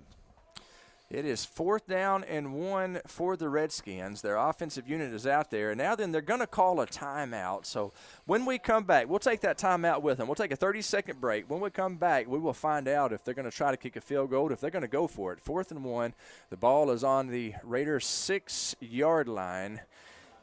I believe that is right. Yeah, with 3:03 remaining in the first half, your score Pocahontas 7, Nettleton 6. You're watching Raider football on the EAB Sports Network. If you're looking for some land you'd like to populate, call Real Estate Nate. Listen, we all know the real estate market is crazy right now, so whether you're buying or selling, you deserve maximum value. You want real market knowledge. You want real negotiating power. You want real results. You need Real Estate Nate. Give me a call. I got you back. Call Real Estate Nate. Call today. Real Estate Nate with Halsey Thrasher Harpo Real Estate Group. 870-261-3927. And we welcome you back to Raider Field, where Pocahontas has a 7-6 lead over Nettleton with 3:03 remaining in the second quarter. 4th down and 1 is the situation, and their offense is on the field. Connor Baker, the All-State, he was running back last year, been moved to quarterback, so we'll just call him the All-State quarterback. He is in the backfield in the gun. They're heavy on the left side. Something tells me they'll be running that way, and they are. Baker looking for the first down, and he has it. He lunges for the pylon, and it's a touchdown. They rule him in. He hits the pylon, and the referee right there says touchdown Pocahontas. So big play there by Baker when they needed it, and it's 13-6 Pocahontas.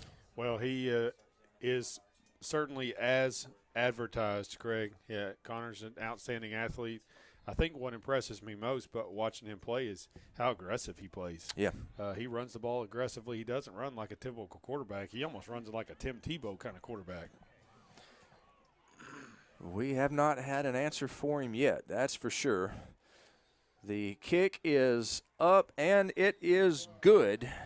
So with 2:57 remaining in the second quarter, your score is now Pocahontas 14, Nettleton 6. Connor Baker with 2 touchdowns tonight, both of them on the ground. And as you said, he's not your typical dainty little quarterback back there. He, as Coach Hampton said in the pregame show, he's the quarterback. He's also the middle linebacker. He's a football player. Well, he's also not afraid of physicality, and you don't usually see that in quarterbacks. Contact is something that he's used to. And you can tell because, when he runs a football, he runs north and south, puts his shoulder pads down, his head down, and he's laying some licks. He runs it with authority. And Nettleton is either going to have to get a hold of him a little earlier before he gets it rolling or start throwing some stunts and some twists his way to create some havoc on the defensive line. But once again, the keys to the game that we talked about before the game was Nettleton's defensive line play, and if they play physical, if they hold up Pocahontas' offensive line, then you'll see our linebackers making a lot of tackles right now. You didn't see that in that last drive. Keandre Pope and downtown Jaden Brown back deep for the Raiders if the ball gets back there to him. The kicker is D. Young, and he sets up, angling it like he's going to try some kind of pooch kick, maybe even an onside kick. Nettleton will have the ball in the third quarter. The opening kickoff will go to the Raiders. He kicks it and is fielded at about the 32-yard line by the Raiders. They field it cleanly, and it's going to be Nettleton ball. That's Halon Willie who stepped up and fielded the ball. Thankfully, it's going to be 1st and 10 Raiders from their own 30. They really need to answer here before the second half. They have 2 minutes and 56 seconds to go. In this first half, down 8 points. Nettleton needs to put together a pretty swift drive here and put points on the board before the half.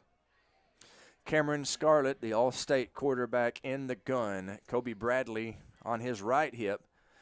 Quarterback draw. Scarlett has some room to run. He's at the 40. He is brought down right at midfield. First down Raiders, and hey, ain't nothing wrong with dialing number 9's number, Andy. No, honestly, you're seeing one of the better quarterbacks in the state of Arkansas go toe-to-toe against each other tonight. A very similar style of play, very physical and very fast. Very exciting football tonight. Evenly matched teams. 1st and 10 Raiders from their own 49. Scarlett drops back. He's going to pass. It is complete to downtown Jaden Brown. Jaden Brown makes a guy miss, gets a first down. He's tackled at the 38-yard line. 1st and 10 Raiders. I'm afraid we're going to have a block in the back here by wide receiver number 3. I'd love to see this on replay. It didn't really affect. It was actually behind the ball after the ball was thrown. And Jaden Brown was down the field, and our wide receiver number 3 – wide receiver, Kobe Bradley.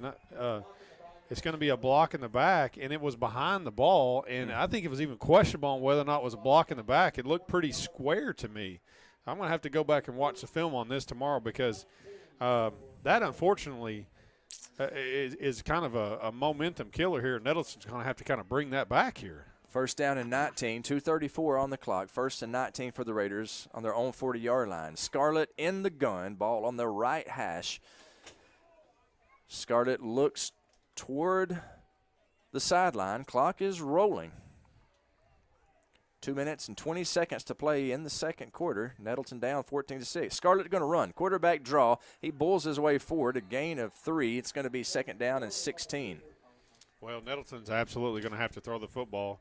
And that was a nice little runoff play that they had. And what they did was clear out all the wide receivers and ran an under route to the other side of the field.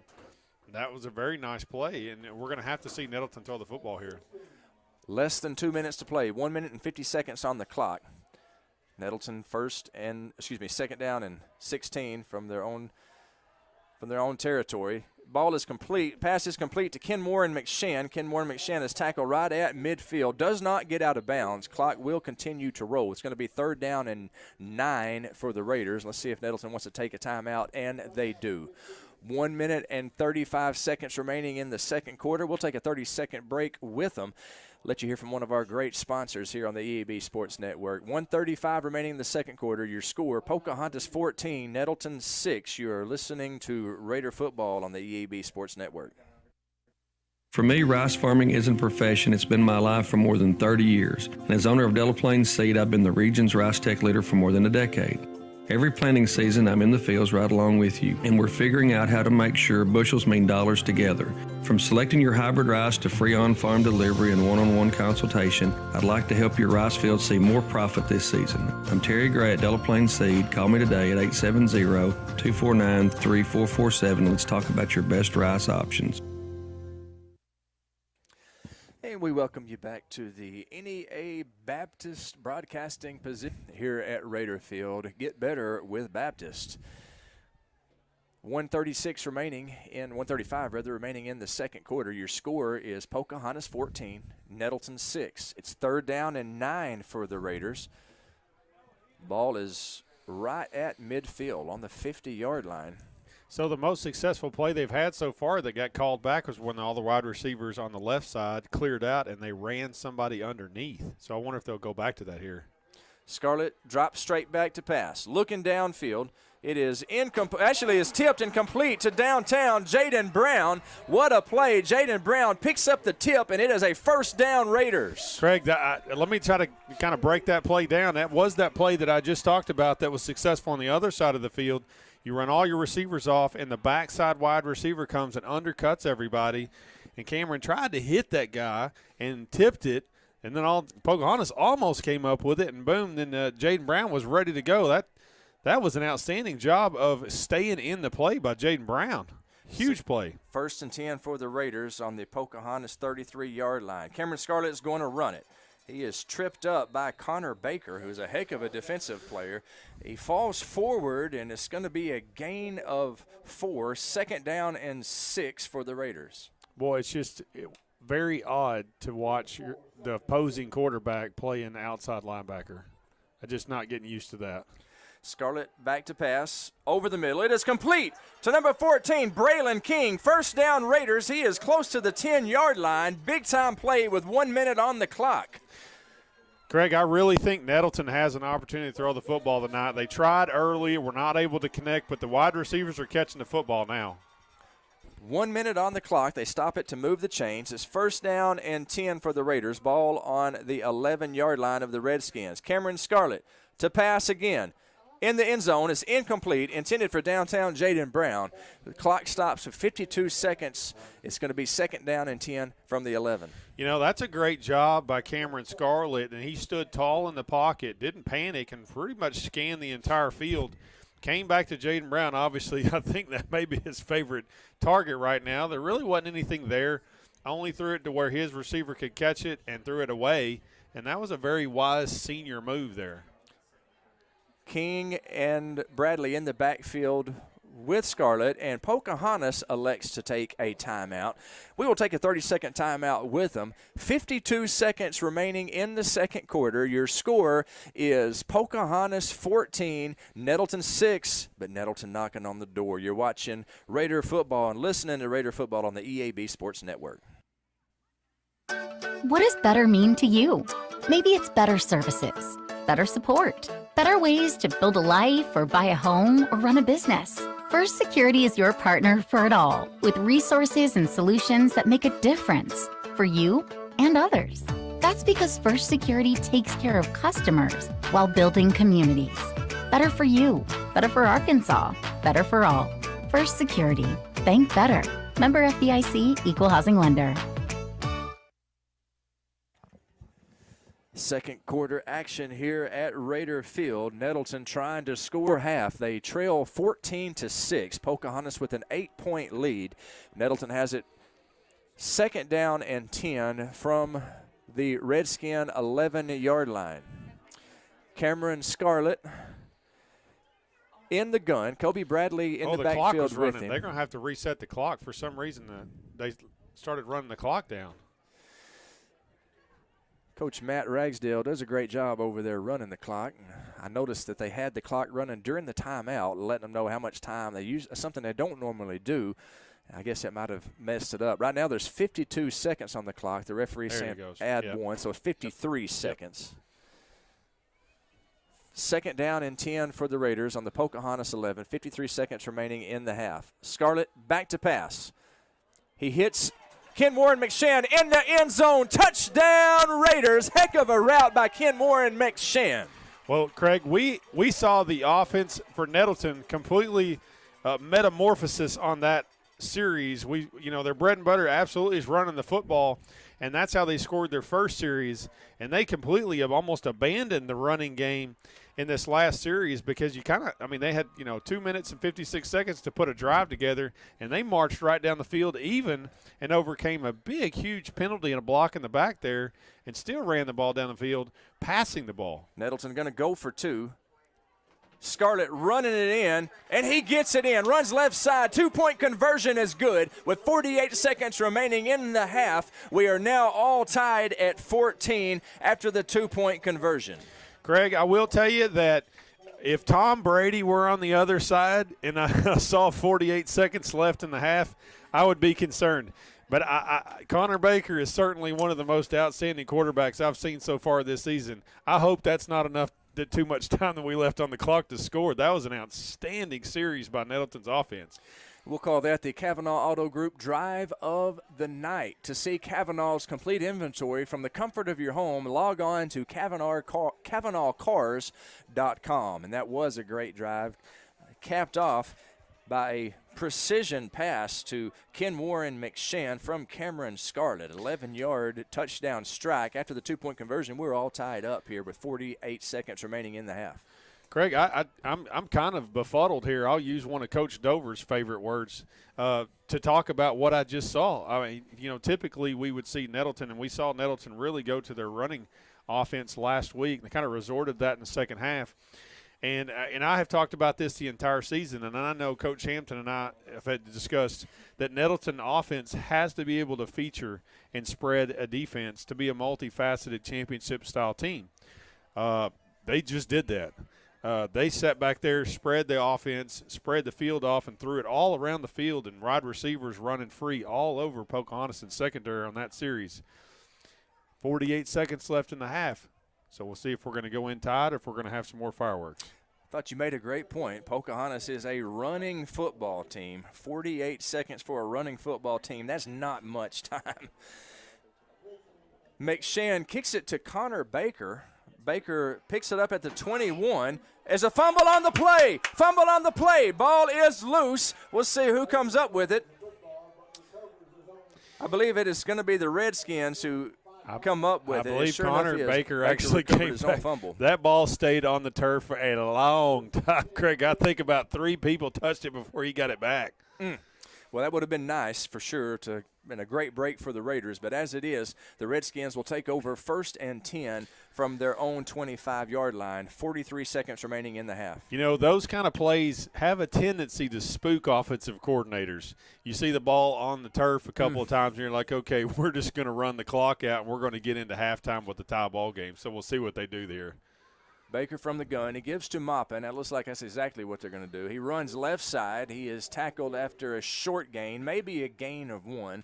Clock is rolling. Looks like Jordan Pegram in on the stop. Also Orion Pugh. Gain of 2. It's going to be 2nd down and 8. Clock is at 24 seconds and ticking. Well, it looks like the clock is actually less than the play clock, and so I doubt very seriously you're going to see another play, and that is going to be the end of the first half. This game kind of started off slow, Craig.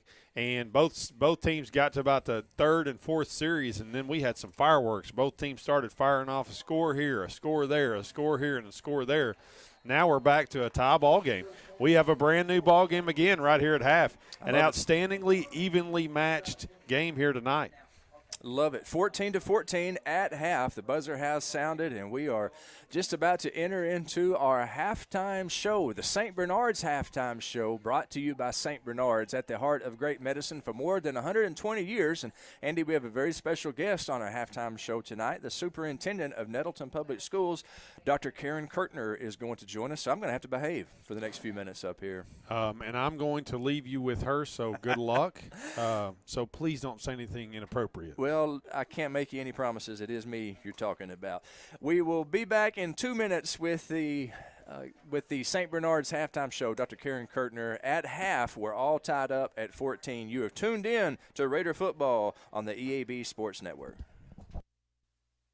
Attention, members and guests. Get lost at Lost Pizza. See why people continue to flock to Northeast Arkansas's coolest and funkiest place to eat. Try one of Lost Pizza's 10 signature pizzas or create your own. Plus, salads, subs, and pastas. And of course, those famous Delta hot tamales. Lost Pizza offers curbside pickup, dine-in, or delivery, and they also do catering. Lost Pizza with 2 locations in Jonesboro, 906 Southwest Drive, and on Hilltop at 3410 East Johnson. Order at lostpizza.com or download and order through the Lost Pizza app. Hey, it's Brad Bobo, and as the sideline reporter for Red Wolves football, I've had the chance to see firsthand the great work done by the physicians at Jonesboro Orthopedics and Sports Medicine. JOSM doctors have served the athletes at A-State for more than 40 years. Plus, on any Friday night, you can see their physicians on the sidelines at high school games around the area. Whether you're just starting your athletic career or if you're well past your playing days, JOSM can get you back in the game. To schedule an appointment, call 870-932-1820. Jonesboro Orthopedics and Sports Medicine, excelling in their field so you can excel on yours. Demo's Smokehouse Barbecue on Johnson at Hilltop and on Main Street across from Jonesboro High School. Now, I'm from Memphis and I know barbecue, but there are people from Memphis that travel to Jonesboro to sample, taste, and enjoy Demo's Barbecue. No kidding. They come from Memphis, so no need to go anywhere else. Right here, the best barbecue is at Demo's. Any of the ribs, any of the plates, you can enjoy it all at Demo's Smokehouse Barbecue. My mouth is watering.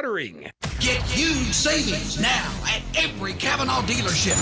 Kavanaugh has a great selection of late model, low mileage, certified pre-owned cars, trucks, and SUVs. And most are still under factory warranty. We have every make, every model, so you're sure to find the vehicle you want. And when you buy at Kavanaugh, every new and used purchase comes with 1 year free maintenance. Plus, we buy cars. Bring a vehicle, get a check.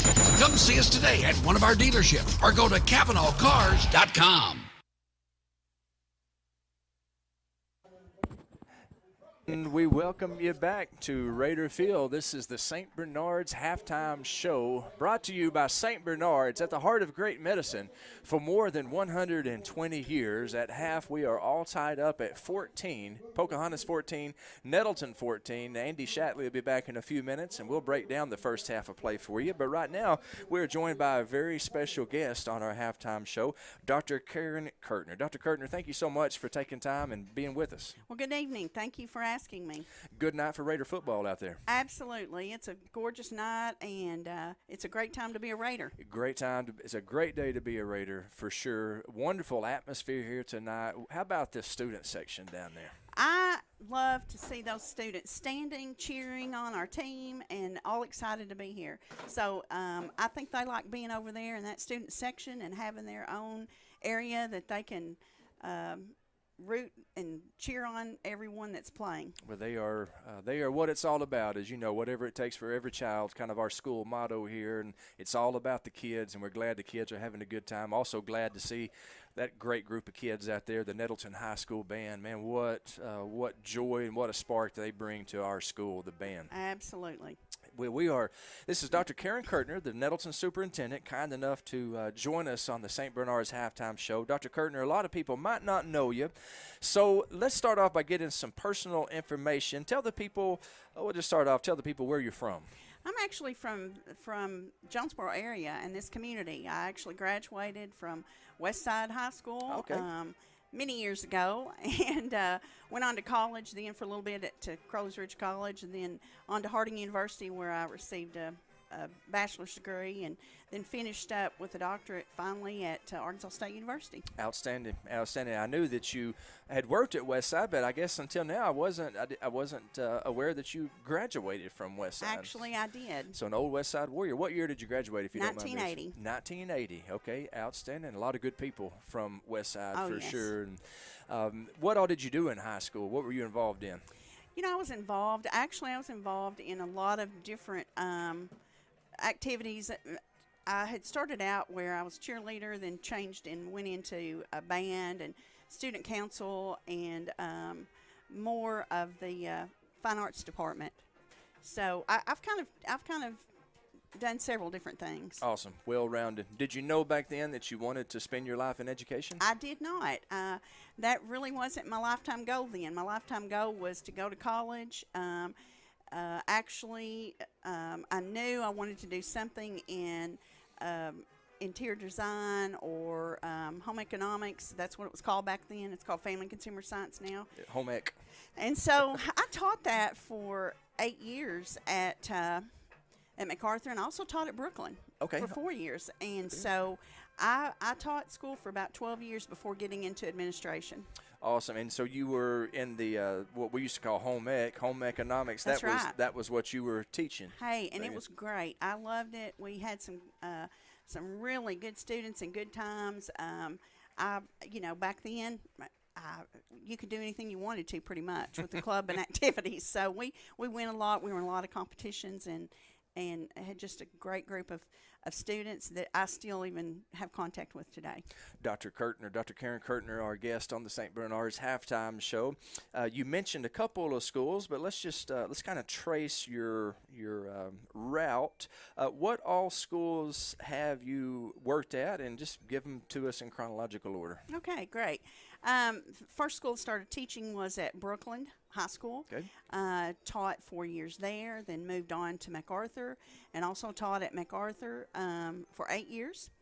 And during that time, I went back to school, obtained a master's degree in principalship and curriculum, and decided that I would venture out into the administrative world, and that's where I landed back at Westside. And I was the middle school principal starting out there. And after several years of being middle school principal, I think about 6 years, I moved up to the high school and was the high school principal there then for 4 years. And then after that, I took a position at Success Achievement Academy as the director. So I was the director there for 6 years before landing in Nettleton School District. Gotcha. And this is home. And this is home, and I've been here, I guess, 12 or 13 years now. Awesome. Let me ask you this, as somebody that's in education. I've been in education for, this is my 11th year. You remember the day y'all hired me? Y'all remember that? I absolutely do remember that. Maybe not your best decision. No, I think it's one of the best decisions that we made at Nettleton. You're very kind. Thank you so much. But I've just been a teacher my entire career, and that's all I want to do. I love teaching. I don't have any designs on being. I'm not here to hit you up for a promotion. Can you make me an administrator? Did you like being in the classroom or being an administrator better? Well, honestly, I loved being in the classroom, being with all the kids, and they keep you young, and so I did love that. But I also had that aspiration that I wanted to work with our leaders, and I wanted to be an administrator. I wanted to be able to make some of those decisions, whether it be about curriculum or just different opportunities that we can provide for our kids. And so that's what really led me to the administrative role. And once I got in it, I knew that was for me. And so from that point on, I've just aspired to grow and even learn more and more along the way. Awesome. I love how you brought it back to the kids. It's how you could best serve the kids. Oh, absolutely. It is all about them, for sure. We have some great kids at Nettleton. The Raider Band, who's just had a beautiful performance under the direction of Peggy Jeffries, and great student section, great atmosphere. The superintendent of Nettleton Schools is our guest, Dr. Karen Kurtner. And I wanted to ask you this. What do you like most? And I know every job has got its pluses and its minuses, but what do you like most about being the superintendent? That is kind of a tough question because there are so many facets to this job. But I think what I like most is that it gives me an opportunity to be with all areas. I mean, not only just being around students and seeing what they learn, but I also get to be with principals and administrators.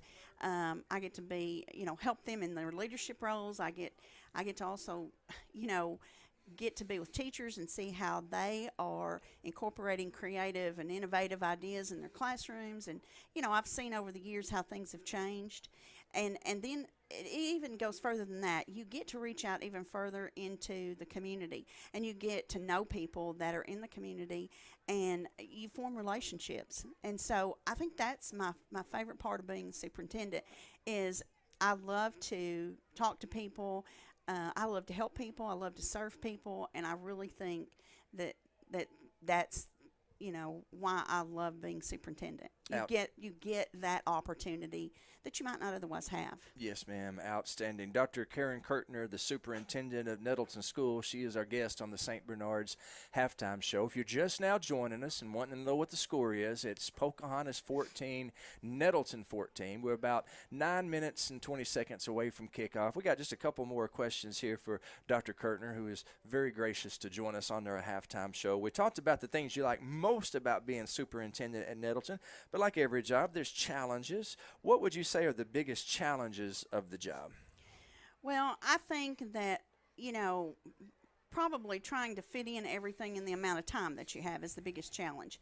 I mean, because there are always things that you want to participate or be a part of, but yet there's still that part of the job that you have to sit down and you have to take care of. Mm-hmm. And so it doesn't allow you as much time as you want to go out into the buildings or go out and do some of the fun things that you want to do. And so, it's the paperwork, it's the it's those things that tie you down. Mm-hmm. It's probably the least enjoyable to me. Right. Right. I'm friends with administrators, and a lot of times they describe their job as a lot of times like a firefighter. There's fires that pop. You got people, you're going to have conflict and Absolutely. Problems. It's because we're all messed up. Even the best of us, we're messed up people. And a lot of times your job, I'm sure, is putting out fires. It is. But honestly, it's not that bad. Honestly, with all the experience and things that I've gone through, I feel like, I'm pretty well equipped to handle whatever situation comes up. Yes. And I take it as a learning experience, and I don't dwell on it, and I certainly don't take most of those things personal. So it's one of those things that, I don't really lose a lot of sleep at night over it. Tough skin, tender heart. Yes. That's a good combination. Dr. Karen Kurtner, our guest. One of the challenges, obviously, for a superintendent or anybody involved in school is COVID-19. That's a major challenge. How are our numbers looking right now? Our numbers are looking good. I think what we're doing right now, we're showing that it is working. When you can still have school and you can still have a high percentage of your students and your teachers still able to come to work, then you know that all of the things that you're trying to do, it's working, or at the best that it can work. Now, granted, COVID-19 has been hard for everyone to deal with. This year maybe being even a little tougher than it was even last year, to be honest, because we're all getting tired. But our numbers seem to be, at first they were a little bit high, but they've decreased, but they're not where they were last year.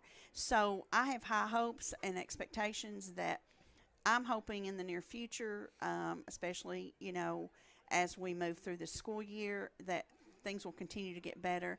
And one day, maybe that won't be things that we have to really talk about, except for what's in the past. So, it's created us issues, but it's nothing that we haven't been able to overcome. I am with you on that. I know I speak for everybody that, and we've had people in our district obviously been touched in the most awful ways by this awful pandemic and this awful virus. Thankfully, though, we're able to be here tonight. The kids are able to play the game they love. The cheerleaders are able to cheer. The band's able to perform. The students are able to have a good time. So, thankfully, we're able to do that.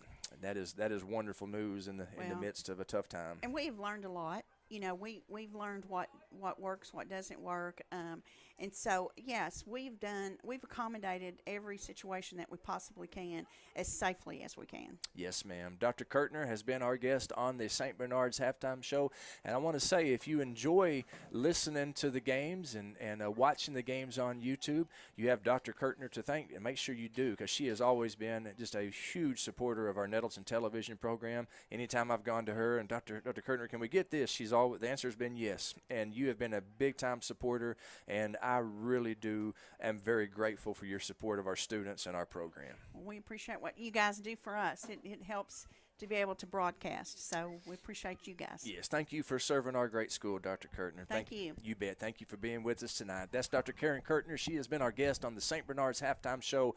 St. Bernard's, at the heart of great medicine for more than 120 years. We'll take a 90-second break, and when we come back, Andy Shatley will join me in the broadcast position, and we will break down the second half for you. We're all tied up, 14-14 at half. You are tuned in to the Nettleton Raider football broadcast on the EAB Sports Network.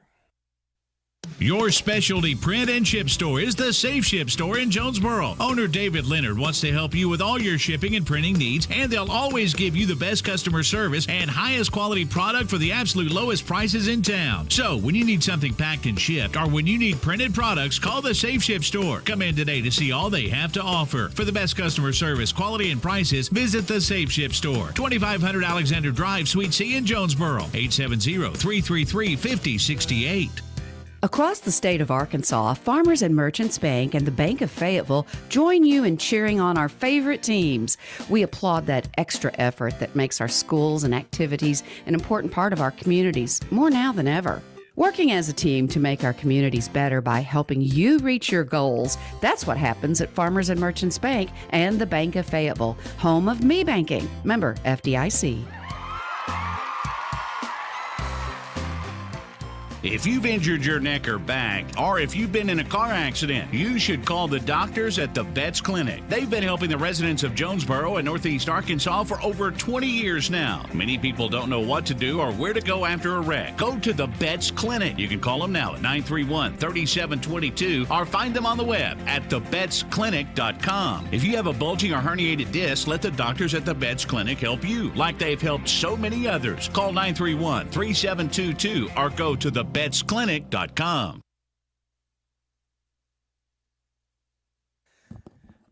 We are back at Nettleton High School, where we're all tied up 14-14 at half. You are listening to the St. Bernard's Halftime Show, brought to you by St. Bernard's, at the heart of great medicine for more than 120 years. And my broadcast partner, Andy Shatley, is the Director of Sports Medicine at St. Bernard's. And Andy, what a wonderful place St. Bernard's is, providing Christ-like healing for our community for over a century. Yeah, we proud to be involved with St. Bernard's. That for almost the entirety of my career, I've been with St. Bernard's for the last 16 years, and they have been a pillar of the community, not only in the healthcare realm, but also the development of Jonesboro as a community. You can't really talk about Jonesboro without talking about a few things. You know, Arkansas State University, High Troll, Riceland, and St. Bernard's has been a supporter of high schools. In our program, that certainly a passion of ours is to support the high school sporting programs, and we have for years.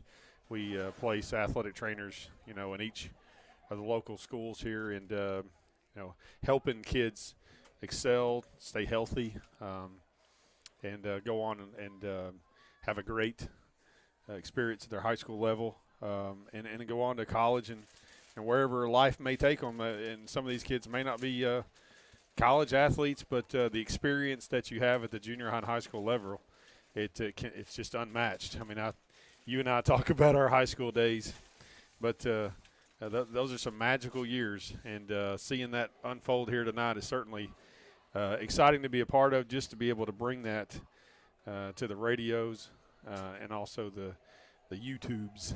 Yeah, that's right, on the internet. Yeah. It's like Springsteen said, time goes by and leaves you with nothing, mister, but boring stories of glory days. And we've got those for sure.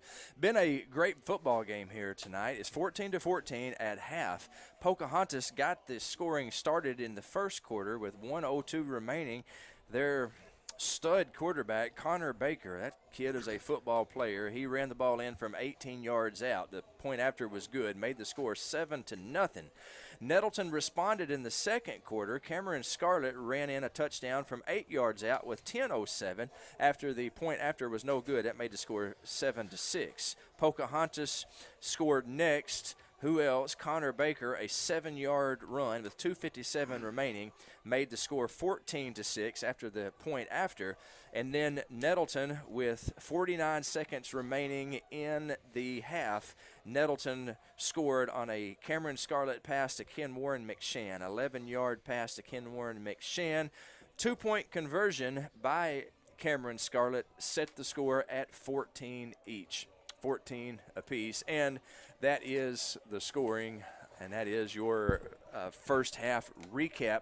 Now, last year, Andy, last week, it was all Mountain home. We were getting beat 21-7 in the first half. Second half was all Raiders. What, with that being said, you expecting something similar here tonight? Well, Craig, honestly, after what I've seen in the waning minutes of the first half, I don't really know what to expect. We saw one offensive scheme that we thought, and we've seen that for a long time, is Nettleton's ability to run the football. But they absolutely flipped a switch with 3 minutes to go in the first half and went straight aerial. I think Cameron Scarlett threw for 57 yards and then capped that drive off with a nice back shoulder throw in the corner of the end zone for a touchdown. And that was, for the most part, 95% produced in the air. So I just wonder if that's not in the conversations at halftime to go, hey, there are some massive holes in Pocahontas' secondary, and they really did not get to Connor Scarlett. He had plenty of time to throw the football. And if I'm offensive coordinator, I'm thinking, hey, maybe this is the breakout game to experiment with the passing game, because like I had talked about in the past, in the last 2 weeks, Coach Hampton knows that they're going to have to be able to throw the football to be successful in this conference. And this may be the game to where you say, hey, listen, we just did it, and we did it really well for one series. Let's see if we can do it in the second half. Well, the Raiders, they sure played very well in the second half, and let's hope that they do the same. There's a minute and 20 seconds on the clock. We're all tied up at 14, a minute and 15 seconds remaining in the half. And, Andy, it could be that we're looking at a good second half team, a good finishing football team. We'll find that out here shortly. Well, they certainly proved it last Friday night. We were a little concerned about whether or not they were going to click things together and pieces were going to fall together last Friday night. And then the second half, something happened. You know, I kind of kidded. Something happened on the way to the forum, and they must have had some new scheme or philosophy, but they got after it defensively and offensively in the second half, and it was an entirely different football game in the second half. So if that's the type of football they want to play, then I'm excited to see what they're about to bring to the field.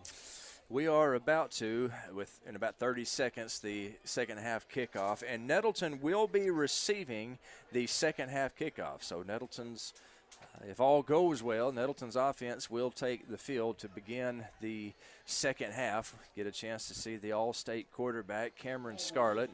And that young man he impresses me the way he runs the football, Andy. And to me, if I'm offensive coordinator Clinton Wilson, give it to number 9. Yeah, that's exactly right. Seeing what they did in the first half, and they were able to run the football successfully in one drive and scored.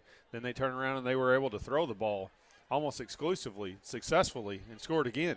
So I'm keenly interested to see what the MO of choice is in the second half. If we're going to go to the air, if there's going to be a mixed approach, or what. I do know this. It is a 77 degrees, perfect night for football. A little bit humid, and our windows up here in the Baptist broadcast position, NEA Baptist broadcast position at Raider Field, yeah, they're fogging up. So we're going to do our best to bring you the second half. The kickoff teams are out there on the field. D. Young, the quarterback for Pocahontas. It'll be the kicker, I think. The kicker for Pocahontas.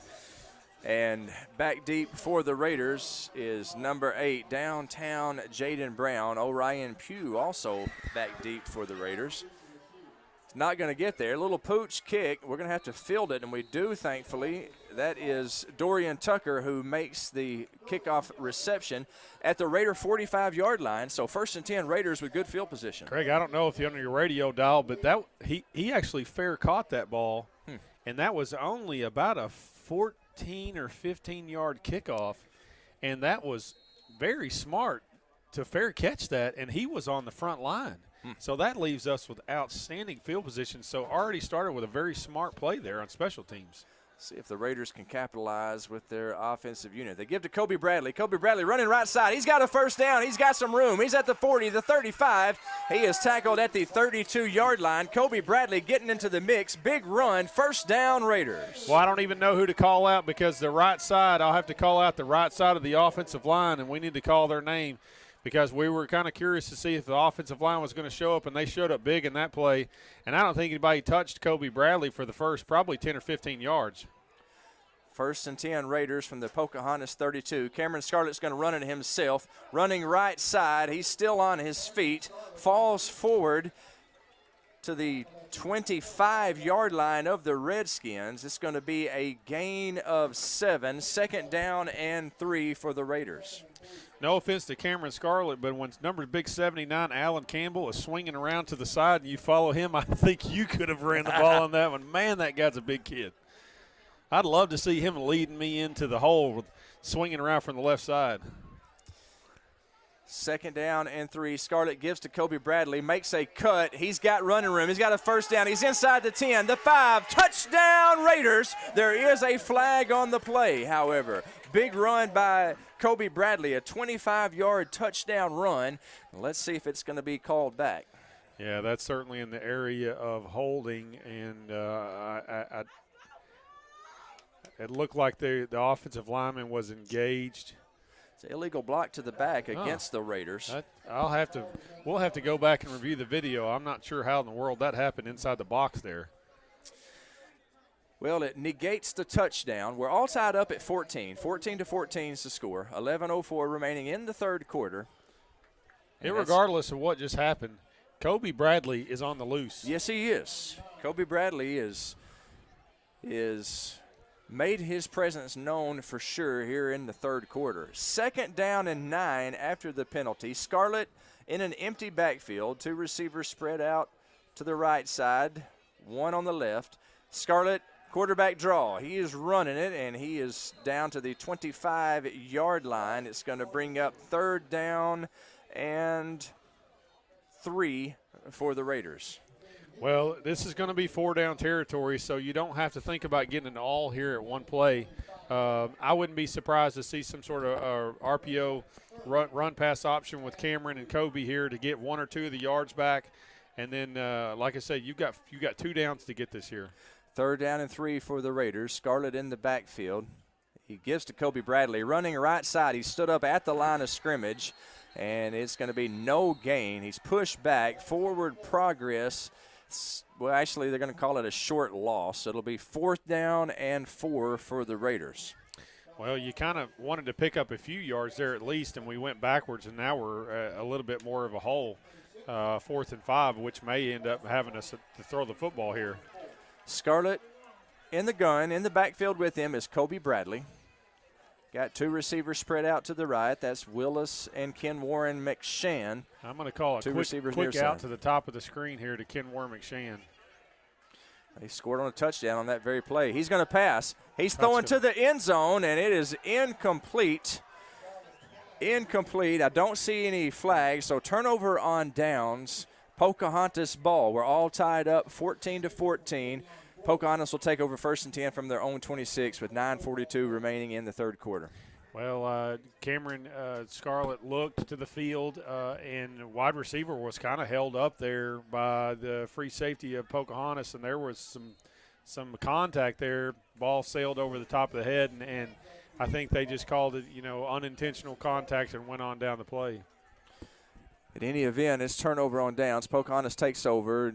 They give to Maupin, and he is tackled in the backfield. A host of black shirts over there. I see Jordan Pegram in the mix. I see Jorge Salas.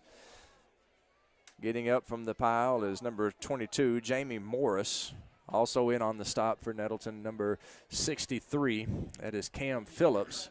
No gain, 2nd down and 10. Nettleton's gone back to 8 in the box. You see man free here.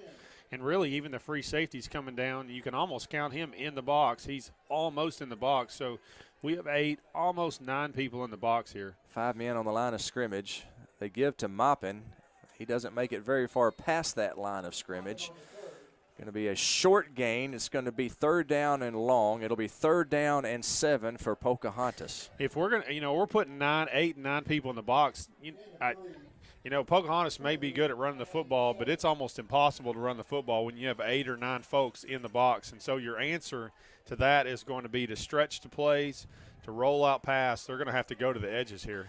We're all tied up at 14 here in the third quarter. Connor Baker running left side. He's trying to bounce outside. He is tackled in the backfield. Juan Badillo with a stop, big-time stop, maybe a loss of a couple. It's going to be 4th down and 9 for Pocahontas. Yeah, that's a great play. And like I said, your answer, once we put that many people in the box, is you're going to have to go outside and go to the edge. Nettleton did an outstanding job of stringing that out, and Connor had nowhere to go with the football. On to punt is Pocahontas' number 36, Marcus Streeper. Nettleton's got a couple of guys back deep. Nearly blocked by Jordan Pegram. He does get it off, though, and it is fielded. Actually, loose ball. And Markellen Barber comes up with it. It's going to be 1st and 10 Raiders on their own 45. Well, the coaches on the Nettleton sideline just gasped. I think they all stopped breathing for about 2.5 seconds when that ball hit the floor. Fortunately, Nettleton got the ball back and recovered that, but special teams can absolutely turn the tides in a game, and you have to secure the football on special teams. 14-14 the score, 7:47 remaining in the third quarter. Nettleton 1st and 10 on their own 44-yard line. Cameron Scarlett in the backfield. Gives to Kobe Bradley. Kobe Bradley running right side. He squirts through to midfield. It's going to be a gain of, we'll call it 6. It's going to be 2nd down, and we'll call it 2nd down and 4. Well, you're seeing a mixed approach. We didn't really know how Nettleton was going to approach the second half, but we've seen a little bit of pass and a little bit of run, mainly run. But I would not be surprised at all to see them open up the passing game, because Pocahontas is in full-on man across the board right here. They have nobody back. In motion is Braylon King. Cameron Scarlett's going to run. Looking for some room left side. He's found it. He's to the 40, the 30, the 20. He is pushed out of bounds inside the red zone. 1st down Raiders on a big run by Cameron Scarlett all the way down to the 20-yard line of the Redskins. Greg, we talked about this before. Whenever your defense goes is what we call cover 0 and there's nobody back and everybody has a man. And I asked you this before. When you go cover 0, who's not accounted for? The quarterback. The quarterback. And if Cameron is recognizing that, that's awesome, and he took off. We're all tied up at 14, 7:05 remaining in the third quarter. Nettleton looking to take their first lead of the ball game. 1st and 10 from the Redskin 20. Scarlett gives to Kobe Bradley. Kobe Bradley breaks through the line of scrimmage. He is tackled inside the 10-yard line. They're going to move the chains. It's going to be 1st and goal from the Raiders at the 8-yard line. Does Kobe Bradley have a nickname? We haven't named him one yet. I have a feeling there may be one coming. Like some quick feet, and he dances, and I'm like, I don't know, like Fred Astaire or golly, he is smooth in the hole, and he has quick feet, and he is hard to put down and square up. Man, I love to watch him run the football. Big run there. It's 1st down and goal to go for the Raiders on the 9. Cameron Scarlett, quarterback draw. He's down at the 5-yard line. It's going to be second down and goal to go from the 5. We're all tied up, 14-14, 6 minutes and 30 seconds remaining in the third quarter. Nettleton trying to take their first lead of this game. Scarlett from the gun in an empty backfield. Hard count, looks back to the sideline, gets the call from Coach Blake Tennyson. And Craig, they're gone back to zero coverage again, and they only have one spy in the quarterback, and this is a great opportunity for Cameron to run the football. Scarlett gives it to Kobe Bradley. He's running right side, angling for the end zone. He's in. Touchdown, Kobe Bradley. Touchdown, Raiders. Well, we talked about it right out of the gate. Coming out of the half, Kobe Bradley is loose. He is absolutely loose. He had a really, really good run that got called back, but now he may have 50 or 60, 70 yards rushing just in the second half. And he is on the loose, my friend, and I would look to see him running more and more and more in this second half. That was a great job, not only by the offensive line and giving him some holes, but he is making people miss. Joseph Newhung on to attempt the extra point. The snap, the hold, the kick is up, and it's good. Joseph Newhung punches it through, and with 6:02 remaining in the third quarter, your score is now Nettleton 21, Pocahontas 14. Well, that was an outstanding drive. You saw a little bit of everything, but I will tell you what we really saw is Kobe Bradley woke up and he showed up to this game, and he's running loose all over the field, and I suspect that they will go back to him. And, this kind of harkens back to last Friday night. Nettleton's having a problem putting some sort of drives together in the second half. They said, Kobe, we need you to carry the football. And he toted it for almost 140, 150 yards last week. 7 yards, I believe. Several touchdowns. I think you may see a replay of that tonight like we did last Friday night. Kobe Bradley last week was named the Jonesboro Orthopedics and Sports Medicine Player of the Game. We will name that player again in the post-game show presented by Real Estate Nate. Make sure you hang around for that. And after the broadcast is over with, jump over to 95.3. Listen to my buddy Will Oswald. He's got the Friday Night Lights, the Kavanaugh Auto Group Friday Night Lights scoreboard show. You can find out the scores from all across the region, all across the state. That's on 95.3, the Kavanaugh Auto Group Friday Night Lights scoreboard show. Nettleton has just taken a 21-14 lead if you're just now joining us. 6 minutes and 2 seconds remaining in the third quarter. We were tied up at halftime, 14-14. The Raiders, who have been a very good second half team so far this year, have taken their first lead. Kickoff is fielded at about the 20-yard line, advanced to the 30. That is Trip Risley, the ball carrier. He was the starting running back, but they took him out in the first series and put in Moppin to do the running. It'll be 1st and 10 Pocahontas from their own 30-yard line. Well, in the first half, Craig, we saw Connor Baker from Pocahontas running all over the field, and he really was creating a matchup problem for Nettleton's defense. And what you've seen is defensive coordinator Alan Johnson stacks a lot more people in the box. Right now we have 8 in the box, and if you want to call the free safety, number 9.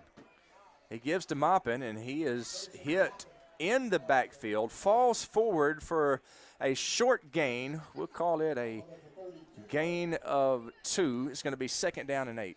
And I'll tell you that changes the dynamics of, what we had talked about was the defensive line was going to be the key to victory tonight, and bringing some more into the box has pushed Pocahontas to have to go outside, and the cornerbacks are now about to be the second half key to the game. Baker back to pass. He's rolling right, looking back to his left. He's hit in the backfield. He is just Malachi crunched by several Raiders. Orion Pugh in on the stop. Also in on the stop for Nettleton is number 24, Javante Wallace. It's going to be a loss of 4. Well, it's actually a loss more than that. It's a loss of, we'll call it 6. 3rd down and 15. Well, Craig, I would love to go back and watch the film on this, and I don't know if this was a busted play or not, but Pocahontas' wide receiver on a drop back pass was stalk blocking our D-back, and he had nowhere to throw the football because he didn't have any wide receivers running down the field. So that created a big-time problem, and Nettleton was all over him. I would be remiss if I didn't talk about that we had one of Nettleton's players on the field, but it doesn't look like it is a serious injury. It looks like we kind of have some cramping, and it is humid. I mean, it's not super hot tonight, but it is humid, and this is a player that we thought that we may not see on the field tonight, and Blake he certainly Brown. is. Yeah, Blake Brown, the Raider who looked like he had a cramp, and he is hobbling over to the sidelines the way one hobbles after they just suffered a very painful cramp. So, Andy, help me out. The scoreboard says 2nd and 15, but the chain gang says 3rd and 15. Let's go with the chain gang. 3rd down and 15 for Pocahontas. Connor Baker from the gun. Definitely a passing down. He is rolling to his left, looking to pass. Throws it downfield. It is incomplete. Incomplete, but there is a flag on the play, and I believe they're going to get Halon Willie for pass interference. Yeah, the unfortunate part about that is that this was great defense in the secondary, and Halon Willie didn't realize the ball had been thrown, and the wide receiver starts to try to work back to a very underthrown football, and he was kind of in the way. That was an unfortunate call. I guess it's the right call, but in the spirit of how it's supposed to be played, a wide receiver working back to a poorly thrown football is an unfortunate way to give away a first down. So it's 1st and 10, Pocahontas from their own 41-yard line. Baker direct snap. He's going to run it. He's got some room. He's across midfield looking for room. He is tackled over there by Markel and Barber. Also in on the stop for the Raiders, number 16, Kylan Goodlow. 1st down, Pocahontas. I think Pocahontas has figured out the only way they're going to be able to remove people out of the box is in personnel groupings in their alignment. You're not going to be able to go 2 tights and 2 halfbacks in the backfield. Nettleton's going to put 9 people in the box and stop you. So what you're seeing is Pocahontas is saying, okay, we want to run the football. We want to put it in Connor Baker's hands. So we're going to have to run different personnel groupings and get 3 and 4 wides out to widen out a defense. 1st and 10 on the 42. They give it to Maupin. He has some positive yardage. That young man runs hard too. He falls forward and is a gain of about 8. It's going to be 2nd down and 2 for Pocahontas. The ball is on the Nettleton 34-yard line. It's certainly a game of cat and mouse here and a chess match in between these coordinators because, the answer for Pocahontas to Nettleton's putting 9 in the box is to try to spread everybody out. And that puts the focus back on Nettleton's D-line like we had talked about before the game. And so if Pocahontas is going to run 3 and 4 wides like they're doing here, that's how they're trying to remove linebackers out of the box, and you see that. Nettleton with a 21-14 lead. Connor Baker running left side. He's got room to run. He's got a 1st down, and he is tackled at about the 10-yard line. Young man is a tough runner, but he also he's got a burst of speed as well. And let's see where they spot the ball. I believe it's going to be 1st down and goal to go for Pocahontas inside the 10. Yeah, once again, they change their personnel groupings, and now they have 4 wides. And what that does is, if you're watching at home on YouTube or if you're listening to radio, that takes, instead of 8 and 9 people in the box like Nettleton had, that leaves us with about 5 or 6 people in the box, and that's a tough matchup for us. Connor Baker's a tough matchup when we're going. They have 5 offensive linemen and we have 5 or 6 people in the box, and now it's 5-on-5, and then he's tough to handle when we're only 5-on-5 in the box. Pocahontas calls a timeout. We'll take that timeout with them. 3:49 remaining in the 3rd quarter. Nettleton 21, Pocahontas 14, but Pocahontas driving. You have tuned in to Raider football on the EAB Sports Network. On the Front Row with Bedrow is brought to you by Gateway Tire and Service Center and Toyo Tires. Where there's always one thing you can count on, we go the distance for you. Before you hit the road for a trip across country or across town, drop by Gateway Tire and Service Center and check out the great deals on Toyo Tires. Whether it's tires or auto repair, you can always count on one thing. At Gateway Tire and Toyo Tires, we go the distance for you. At Gateway Tire in Paragould and Jonesboro, we go the distance for you. 3:49 remaining in the 3rd quarter. Nettleton with a 21-14 lead, but Pocahontas knocking on the door. It's 1st and 10 Redskins on the Raider 10, and actually we're going to call it first down and goal to go from just inside the 10. We had them 3rd and 15, but an unfortunate pass interference call gave Pocahontas new life, and a couple of big Connor Baker runs later, the Redskins knocking on the door. Yeah, and you really hate to see that. You go back to that play, and we can watch it on video. That ball wasn't even close to the wide receiver, and they call pass interference. Baker, the ball carrier, and he runs and is tackled just short of the line of scrimmage, looking for an opening. Tackled there. I believe that was Halon Willie who made the stop. Short loss. It's going to be 2nd down and goal to go from the 11. You know, in the high school level, too, you know, there's not an opportunity to really call like an uncatch. A lot of times you just see them say, you know, if there's any contact whatsoever, they call pass interference. But that certainly is going to be a play that we look at later on. Baker running right up the middle. He's at the 5, and he is into the end zone. Touchdown, Pocahontas. 11-yard touchdown run by Connor Baker. He's tough, and when they go into those quads personnel and move everybody out of the box, that puts us with only 5 or so in the box. 4 down linemen, 1, maybe 2 linebackers were walking out. Our inside linebacker to cover the inside receiver, and that combination and that lineup right there, ratio of 5 to 5 in the boxes, that's really putting some pressure on our linebackers to handle Connor Baker. DeYoung on to attempt the extra point. It is good. Juan Badillo with incredible pressure from the top side there. But with 3:07 remaining in this game, remaining in the third quarter of this game, your score is now Nettleton 21, Pocahontas 21. And that was a drive that was rescued by a penalty. Let's put it that way. And as we got another one of those brand new ball games, Andy. Yeah, and you know, we can continue to harp on the pass interference and how unfortunate that was. But at the end of the day, one call is not going to make a high school football game. And Nettleton, you have to respond. I mean, there's multiple possessions that are going to happen before this game's over with. It's a tie ball game. Okay, let's start over. You had a nice drive. We'll put a nice drive. And you just continue to go tit for tat there. And championship teams don't look at one play and say, oh, well, that's the play that cost us the game. No, they go back out there and put a good series together and they put some more points on the board, and that's exactly what Nettleton needs to do. We are all tied up at 21 if you're just now joining us. 3:07 remaining in the third quarter. Pocahontas 21, Nettleton 21. Back deep for the Raiders to receive the kickoff is Keandre Pope, Orion Pugh. Downtown Jaden Brown also back deep.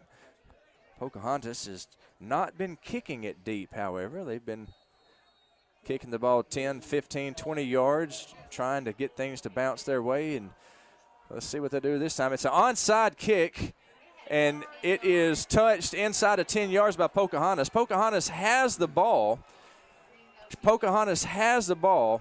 I believe it was touched before they got 10 yards. Right now they're saying it's Pocahontas' ball, but the referees are talking. Pocahontas touched the ball before it got 10 yards. It's Nettleton ball. Pocahontas player did recover it, but he touched it before it got 10 yards. Well, the line judge on this side of the field threw his blue beanbag down as soon as the touch happened. Right. I mean, I know there was it looked like chaos, and Coach Hampton was on the field, and it looked like we were going to lose the football there, but he quickly threw it on the field.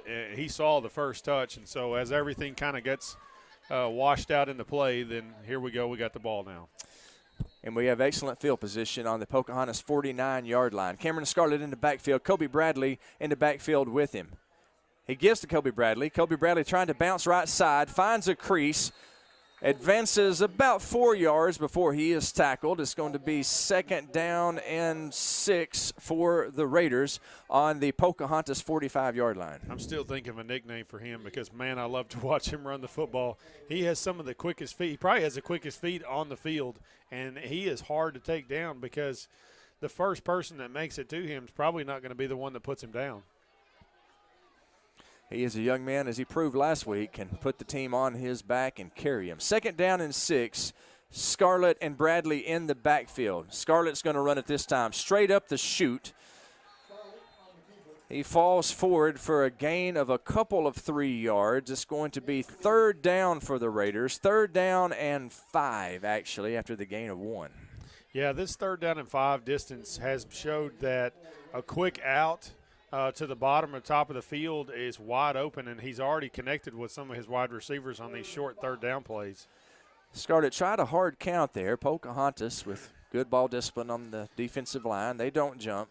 Looks to the Raiders sideline, gets the signal from Coach Blake Tennyson, and actually they're going to call timeout as the play clock was down to 4. So timeout Nettleton. We'll take it with them. With 1:48 seconds remaining in the 3rd quarter, your score is Nettleton 21, Pocahontas 21. We'll be right back with more Raider football on the EAB Sports Network.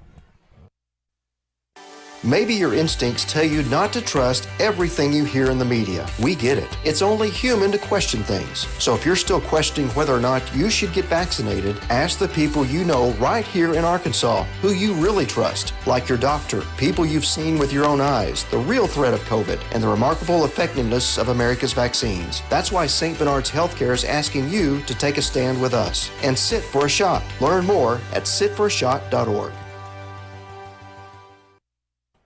We welcome you back to Raider Field. 1:48 seconds remaining in the 3rd quarter. We're all tied up at 21. Nettleton has the ball.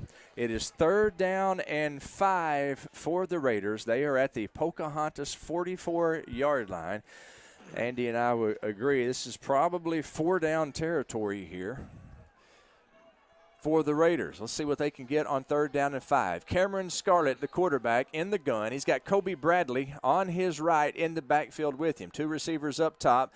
Scarlett's going to run, and he is hit in the backfield, falls forward, and he is pulled forward by Ryan Crawford, his right guard. No gain on the play, looks like. It's going to be 4th down and 5 for the Raiders. Well, there's some gamesmanship going on here with the coordinators. At 3rd and 5, Cameron Scarlett looked like he wanted to throw the football, but Pocahontas actually ran down into a full 0 man-to-man coverage, and there was nobody to throw the football to, so he tucked it and ran. Looks like the Raiders going for it on 4th and 5. I say that. They punt from a short. Yeah, and that's going to punt. Just a quick punt. And it rolls down. It's fielded inside the 10-yard line. And what a tackle downfield by downtown Jaden Brown. Pocahontas will have it 1st and 10. It looks like the ball is marked at their own 11-yard line. Good tackle by Jaden Brown. Well, honestly, I couldn't tell if they were going to go for it or kick right there. And that was a little sketchy on where he ended up kicking that from, because if you kick it that low, they can be blocked by a defensive lineman. So it turned out well. The results turned out well, and we'll certainly take the field position here. 12-yard line. That's where the drive's going to start for Pocahontas. We're all tied up at 21, and Andy, now is a good time for that defensive line you talked about to be the key of the game. Yeah, and really, if they're going to go into a personnel grouping, once again, you see this, to where you have 3 wides and they have everybody spread out, the defensive line's going to be the key to stop Connor Baker. Baker gives this time to his running back, Moppin. He has stood up at the line of scrimmage and pushed back. They're going to give him forward progress, and the forward progress results in a gain of 2. 2nd down and 8. Well, I look for some of our linebackers to be really filling these gaps, because I think the key is to get Connor Baker before he gets rolling, because once he gets rolling, he's tough to get down. But if we can get him before he starts rolling, we've been successful putting him on the ground behind the line of scrimmage. 2nd down and 8 for the Redskins from their own 14. Less than 30 seconds to play in the 3rd quarter. We're all tied up at 21. Baker running it, quarterback draw. He's hit by the safety, Dorian Tucker. Tucker made a good tackle to keep him from getting the 1st down. As it is, it's going to be 3rd down and 3 from the Pocahontas 19. Big 3rd down coming up, Andy. Yeah, it is, and it looks like we're not going to have it happen in the 3rd quarter. So we are about to roll into the 4th quarter with a tie ball game, Craig. We're going to bring it to you right here on the EAB Sports Network. At the end of the 3rd quarter, we're all tied up at 21. You're watching Raider football on NTV and the EAB Sports Network. Back in 60. You can rely on K13 Computers' 40 years of experience to help you. K13 provides you with solutions to your computing problems. Whether you need repairs or IT service for your business, let K13 be your first call. K13 also is your go-to spot for building that gaming PC. They have knowledge, experience, and the products to help you. K13 Computers, 2106 South Caraway, next to Barton's Home Improvement. Call 627-5477. That's 627-5477, or visit K13Inc.com. K13 Computers. Evolve Bank and Trust is your local source for home and business loans. Evolve Bank and Trust is making banking personal again with our friendly customer service and fast turnaround times. Your hometown bank for more than 90 years. Evolve Bank and Trust's dedicated staff can help you realize the dream of owning a home or help grow your small business with confidence. For more information, visit our office at 111 East Huntington, Suite A in Jonesboro, or call 870-933-2480. That's 870-933-2480, or check us online at getevolved.com. Evolve Bank and Trust, equal housing lender. Fourth quarter just about to get underway here at Nettleton. We are all tied up at 21. Pocahontas led 7-0 at the end of the first quarter. We're all tied up at 14. Now we're all tied at the half. Now we're all tied up at 21. Connor Baker on 3rd and 3, running straight up the middle. And let's see where they spot it. It's going to be close to a first down. He got about to the 21-yard line. It's actually going to be short. It's going to be 4th down and 1. Baker unable to make it. 4th down and 1. Are they going to go for it here, Andy? Yeah, it certainly looks like they're going to go for it. Boy, this is a risky move right here. And if they go a hard count and see if we go off sides, maybe, that's the only thing I can think about here. But, man, 4th and 1 on your own 20 is a risky move. Maybe they'll call timeout and do the smart thing, punt it away.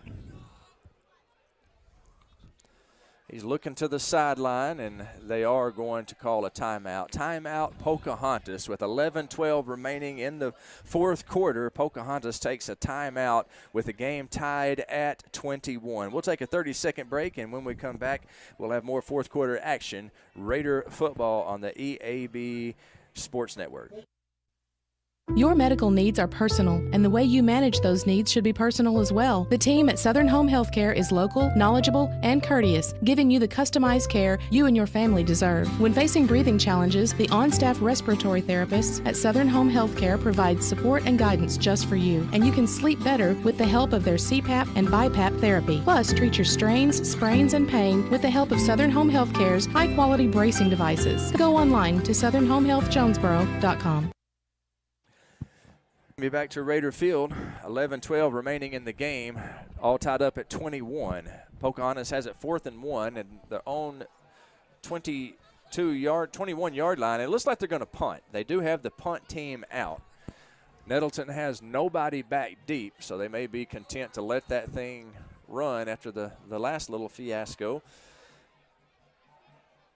The punt is away. As we said, Nettleton doesn't have anybody back there, so the ball rolls to the 45, 44, and it stops at about the Pocahontas 43-yard line. That's where Nettleton will take over 1st and 10 with 11:02 remaining in the game. The game is all tied up at 21. Yeah, Nettleton has had some success in the air. There's really no panic here because, you have plenty of timeouts, tie ball game, 11 minutes to go in the game. Continue to stay with your game plan. They're running the ball good. Kobe Bradley has definitely woken up in the second half. Cameron Scarlett's running the football hard. They haven't been forced to pass the ball like they were at the end of the first half. Scarlett in the gun. He's going to pass. Looking downfield. Got Jaden Brown open. Overthrows him. Jaden Brown was streaking down the middle of the field, and he was open. The ball just a little bit overthrown. 2nd down and 10 from the 43.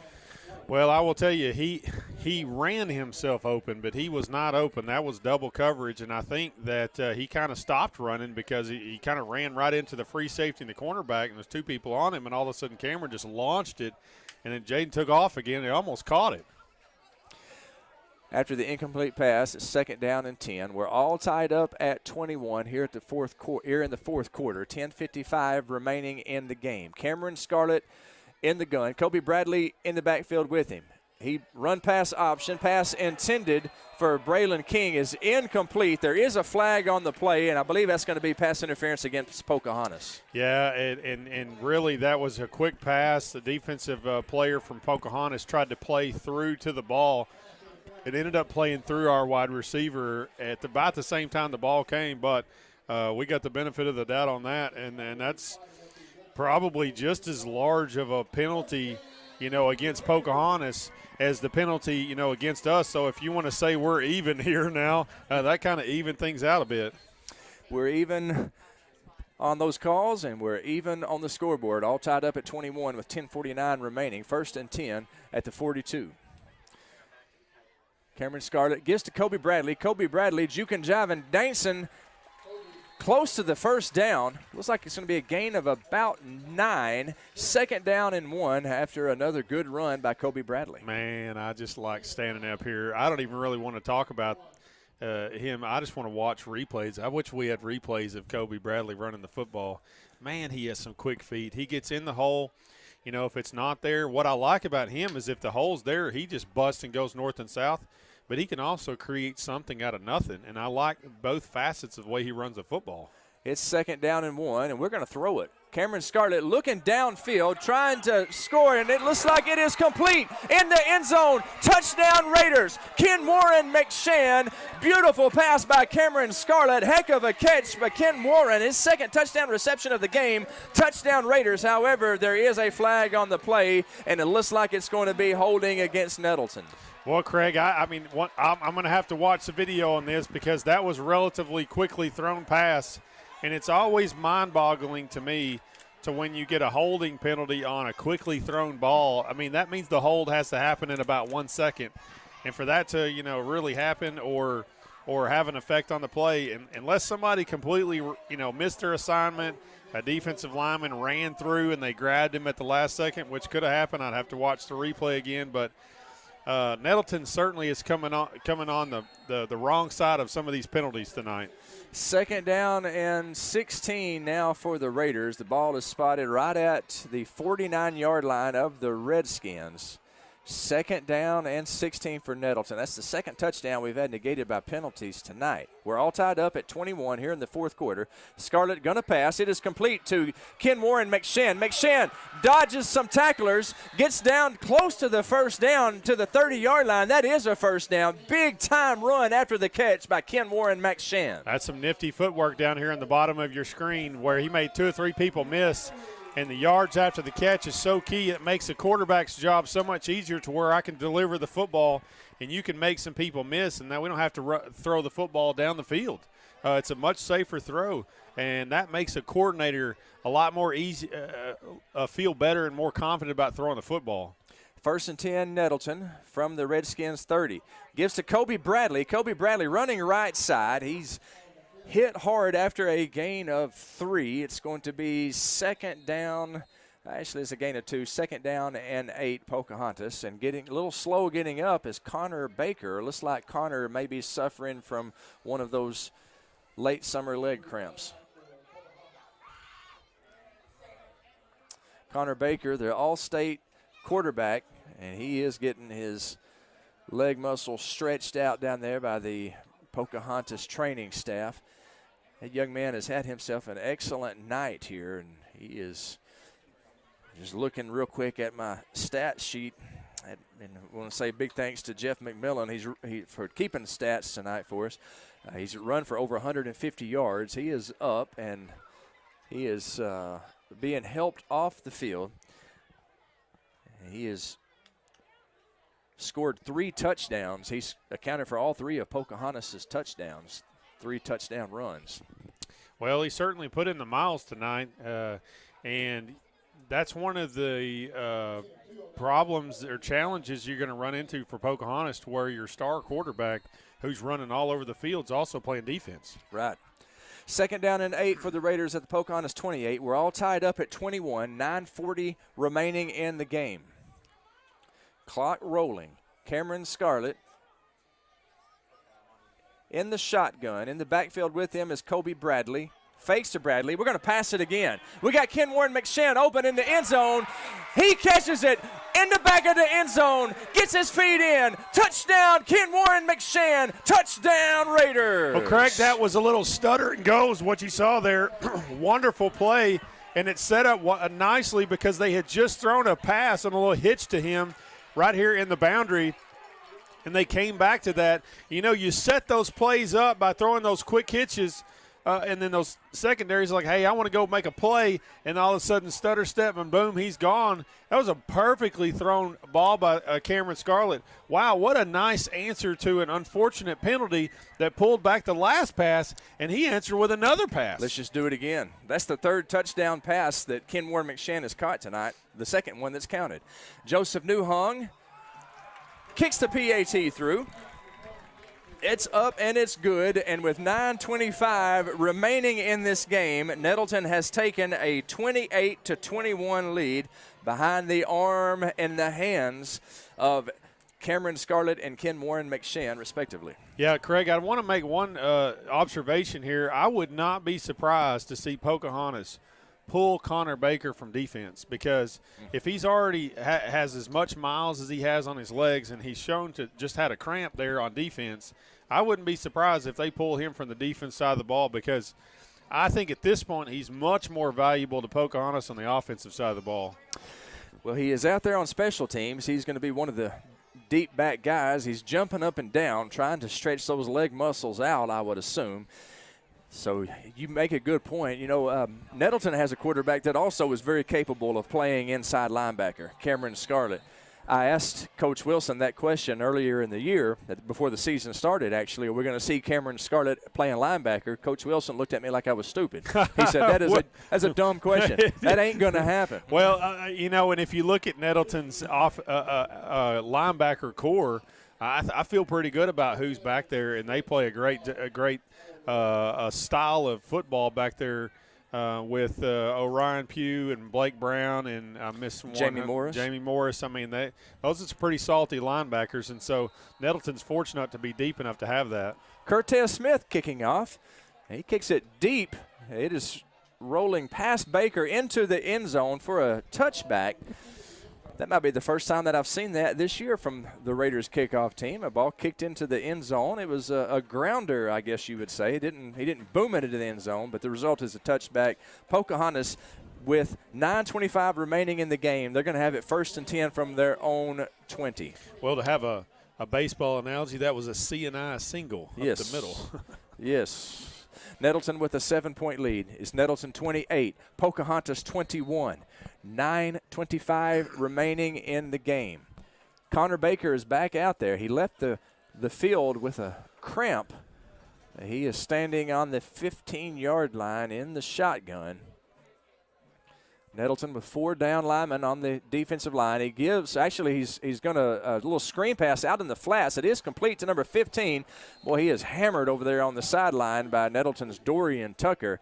That is Harrison Carter, who made the play. Good football player. He's made a couple of big plays tonight. Gain of 6. It's 2nd down and 4 for Pokey. Yeah, Craig, I think all eyes are on quarterback Connor Baker on whether or not he can run the football. The first play from scrimmage, they throw a play-action pass to get the ball out of his hands. And so I'm going to be keenly interested to see whether or not, if he's behind on his hydration and he's already cramping, I wonder if he's going to be able to run the football. It may be the only thing that can stop that kid. He is some kind of football player, Connor Baker. It's 2nd down and 4. He's going to run it. Baker is. He's hit in the backfield. I believe that was Cam Phillips who initially contacted him. Baker gets some positive yardage out of it. Yeah, that's Cam Phillips who made the initial contact. It's going to be a gain of 3. It'll be 3rd down and 1 for Pocahontas on their own 29-yard line. Well, this is going to be a box stacking defense right here. But once again, like I'd already talked about, Pocahontas is countering Nettleton stacking the box with 4 wides to get them out of there. Quarterback draw, Connor Baker running straight up the chute. He has stood up near the 1st down marker, and they're going to give him a 1st down. 1st down, Pocahontas. Nettleton 28, Pocahontas 21, 7:58 remaining in the game. Pocahontas has a fresh set of downs, 1st and 10 at their own 31-yard line. Well, there's absolutely plenty of time in the game for Pocahontas to put points on the board. If I'm Coach Alan Johnson, I'm looking at my defense and saying, boys, this is your opportunity to shut the game down right here. Nettleton with a 7-point lead, fourth quarter, 7:45 remaining in the game. He gives to Maupin, and he is tackled over there by Orion Pugh. Kylan Butler also in on the stop. Forward progress, they give him 1 yard. It's going to be 2nd down and 9 for the Redskins at their own 32. Yeah, that's a nice job by the defense. And, Coach Alan Johnson, I think he wants to be on the field. He's jumping up and down and cheering his team because he realizes what a big series this is for his defense. 7 minutes and 10 seconds on the clock. Nettleton with a 28-21 lead. Fourth quarter action here at Raider Field. Now would be a good time for Big Jordan Pegram to make his presence known. Pocahontas to pass. It is nearly picked off. Halon Willie nearly picked it off. He jumped the route there. Incomplete pass. 3rd down and 9. That was almost a pick six, Halon Willie. Great play by Halon. Well, there's one piece of advice I will give any quarterback listening right now, and coaches will tell you, if you're going to throw to the flats, don't throw late to the flats.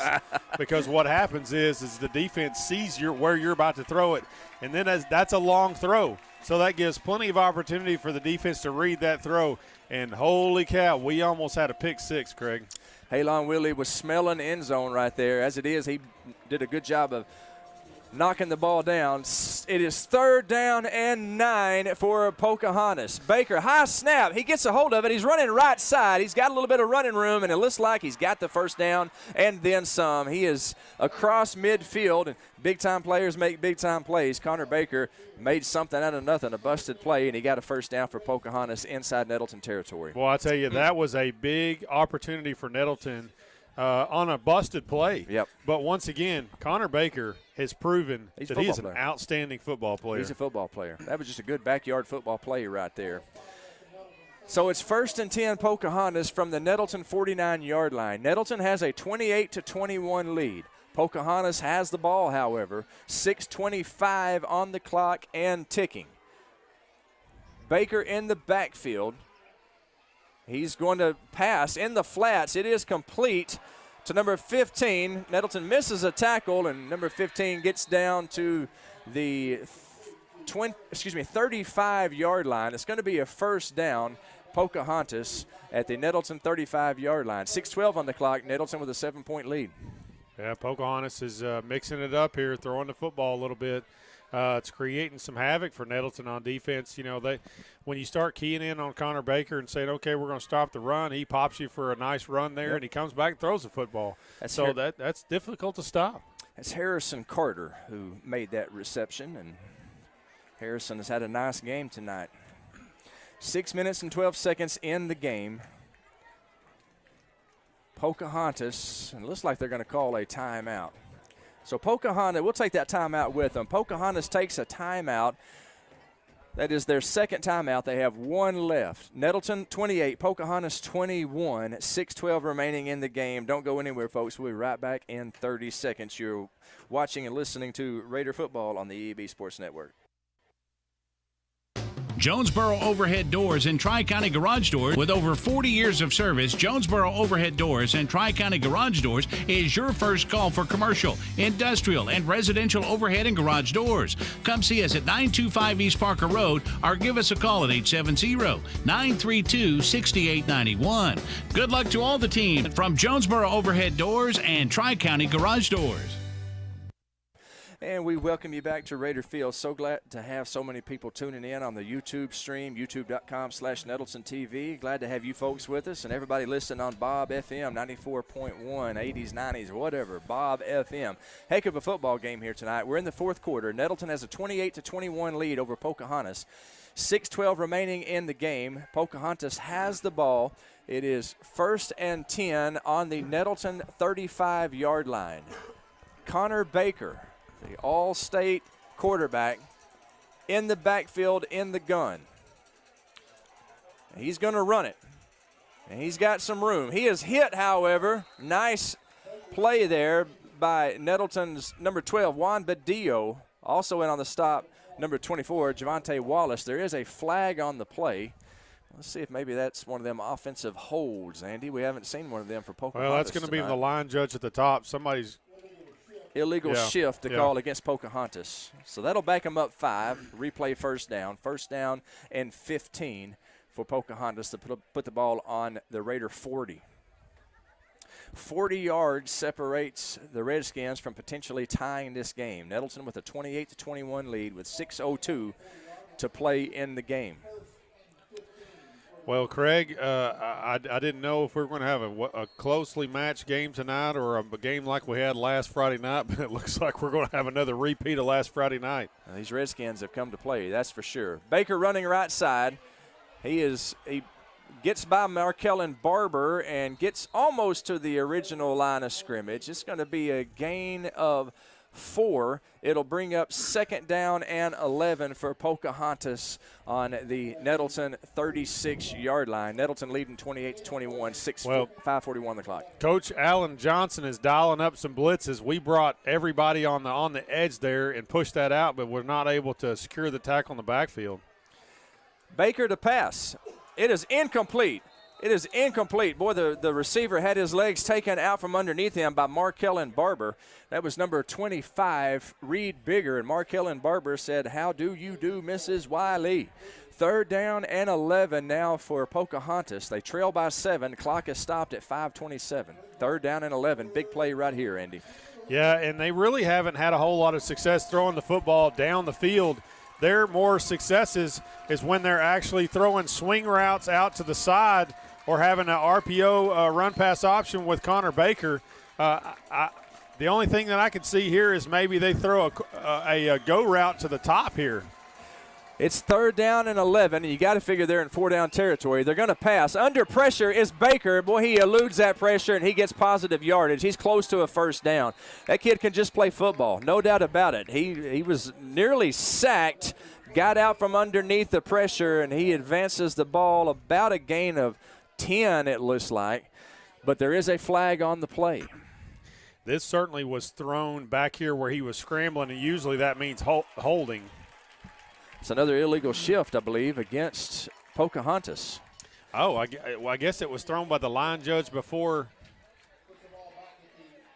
No, that's not going to be a legal shift all the way about that far. No, I wouldn't think so. Sure not. The referee did this, which put both arms out to the right. I don't know. Maybe is that an unsportsmanlike conduct call? Is that what that might be, Andy? Well, I actually wasn't watching, but I mean that's a 15-yard. Let me do the math here. The result is 3rd down and a long way. That's a 15-yard penalty. Yep. So it might have been a unsportsmanlike conduct or something, but it's unnecessary roughness. I don't know. But it's 3rd down and a country mile for Pocahontas. Baker is going to pass. He pumps. He throws deep. It is knocked away. Heck of a play there by Nettleton's number 16. That's Kylan Goodlow. And it's going to be 4th down and long, very long for Pocahontas. Let's talk about that play, Craig, because, I mean, that was textbook secondary play. And the best thing that happened there, I mean, I think there's a flag. I believe is there there a flag is. on the sideline? Is he going to call a hold there is before a flag. The pass was thrown?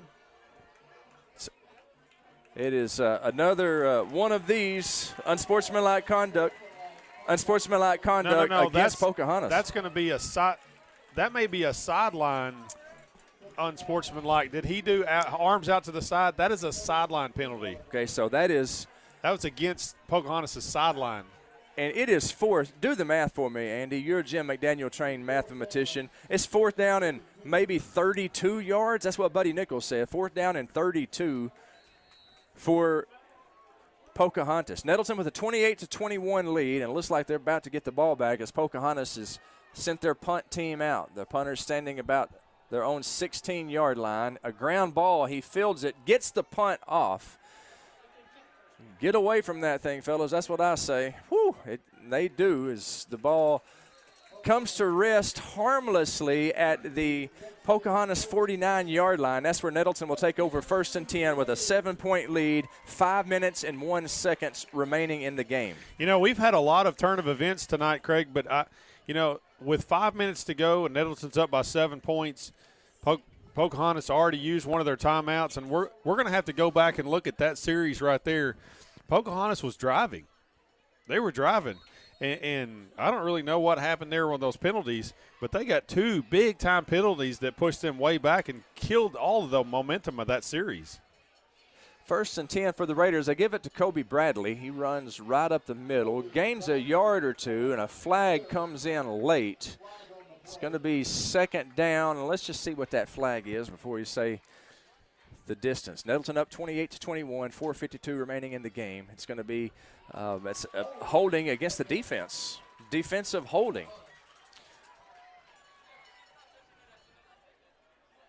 So I believe, Andy, and you correct me if I'm wrong. No, that's not holding. That's illegal hands. Okay, so some type of illegal hands. This is holding, and that's illegal hands. And so he saw somebody's. Sometimes that can be, hitting somebody, but that's going to be a costly penalty. And, right here, back to back to back, Pocahontas has had some big-time penalties. 1st and 10, Raiders on the Redskins 39. They have a 7-point lead, less than 5 minutes to play. They give to Cameron Scarlett, keeps it, running left side. He is stood up at about the 33-yard line. 34-yard line. That's going to be a gain of 5. 2nd down and 5 for the Raiders. Clock is ticking at 4:32. Pocahontas has 1 timeout. Nettleton with a 28-21 lead here in the 4th quarter. Well, the ball needs to stay on the ground, obviously, and that's exactly what Coach Wilson's doing, is putting the ball in the hands of his most secure people, and that's Kobe Bradley and Cameron Scarlett, and they're going to milk the game clock. They're going to milk the play clock. And they're going to want that clock to tick as far down as they can in this series. This time it gives to Kobe Bradley. Kobe Bradley running left side, falls forward the 31-yard line. Going to be a gain of about gain of a couple, and it's going to bring up 3rd down and 3 for the Raiders. There is a official's timeout on the field. There is a Raider down on the field. I'll see if I can't tell you. This looks like an offensive lineman, I believe. That's Nettleton's big right guard, number 72, Ryan Crawford, who's laying face down on the turf. They turn him over, and he's sitting up now. Looks like they're looking at his left leg, and I'm saying cramp I'm again. saying cramp as well. Yeah, they're grabbing stretching his calf out. 3:54 on the clock. 3:54 remaining in the game. Nettleton 28, Pocahontas 21.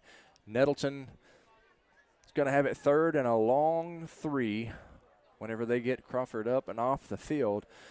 It'll be a 3rd and a long 3 from the Redskin 33-yard line.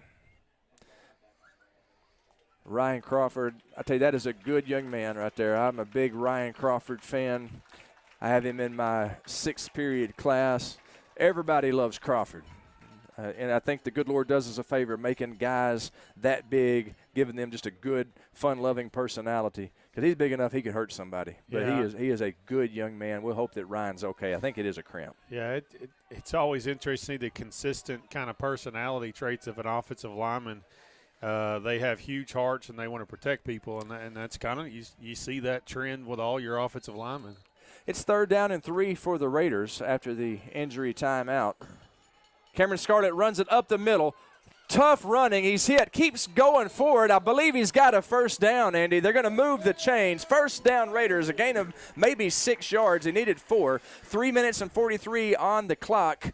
Nettleton with a 7-point lead, and I say roll clock roll. Yeah, that was probably one of the biggest plays of the game. Really, you lose one of your offensive linemen, and you need a 1st down big time because, a new set of downs is probably a minute and a half, maybe even 2 minutes of a running clock. Pocahontas only has 1 timeout, and they really need to save that timeout if they get the ball back to try to put some sort of drive together, so they're not being able to burn those timeouts right here. So a new set of downs is going to result in about a minute or a minute and a half if Nettleton's be able to hold on to the football here. Give it to Kobe Bradley. He's hit immediately in the backfield. Number 26, that is Jordan Wilkerson, who blew through, and it's going to be a tackle for a loss. It's a loss of about 6, it looks like. It's going to be 2nd down and 16 for the Raiders. The clock is at 2:51 and rolling. Nettleton with a 28-21 lead. It's 2nd down and 16 on the Redskin 33. Play clock is at 16, and they're going to let it go all the way down before they snap this ball. Craig, positive running plays are not as important as holding on to the football, actually, and keeping the clock running. Cameron Scarlett running left side. He's back to the original line of scrimmage. He's got a first down, dashing down the sideline. He's knocked out inside the 10-yard line. I thought Cameron might have busted that one. As it is, he got pushed out inside the 10. It's going to be first down and goal to go for the Raiders after a big run by Cameron Scarlett. Well, we talk about, big-time players make big-time plays, and your senior leadership, and you have a close ball game here, and you need first downs, and you just had a negative play, and you go to your senior quarterback, and, man, did he have a great run down the sideline. He tried to keep it in bounds, too, and run against the defense and try to keep it in bounds, but he got knocked out of bounds by the defense, stopping the clock. Stop the clock at 2:23. Nettleton with a 28-21 lead. Fourth quarter action. Cameron Scarlett running up the middle, bowling his way into the end zone. Cameron Scarlett, touchdown Raiders. Craig, I'm going to tell you what, we're going to remember that play right there. There was nothing there, and that was going to be a run-pass option, and he went to fake it to Kobe Bradley, and he got hit by 2 people in the backfield, and Cameron literally pulled it out of nothing. There was nothing there. Little jump left, a little jump right, and all of a sudden Cameron's in the open there, and he makes it to the goal line, and there's 3 people on the goal line. What does he do? He turns around and starts backpedaling into the goal line and scores. And with that run, he has over 200 yards rushing tonight. What a game by Cameron Scarlett. He wheeled his way into the end zone. He's wheeling the Raiders to a victory tonight. Joseph Newhung drills it through the uprights, and with 2:14 remaining in this game, your score is now Nettleton 35, Pocahontas 21. Well, that was certainly the drive of the game right there. Nettleton absolutely had to have a positive drive right there. There was a couple of hiccups that happened on offense. We lost one of our offensive linemen to maybe a cramp right there and had a busted play, lost about 6 or 7 yards. Cameron Scarlett says, I got this. This happened last week. Kobe Bradley says, hey, we're struggling. Let me have the ball, and I'll take it to the promised land. Cameron Scarlett has said, okay, Kobe, you did it last week. I'm going to do it this week. My turn. Cam Scarlett has, to use a metaphor we used before, he has taken this football team, he has put them on his back, and he's led them to victory tonight. Over 200 yards rushing by the senior All-State quarterback, and that was the Kavanaugh Auto Group drive of the night for sure. To see Kavanaugh's complete inventory from the comfort of your home, log on to KavanaughCars.com.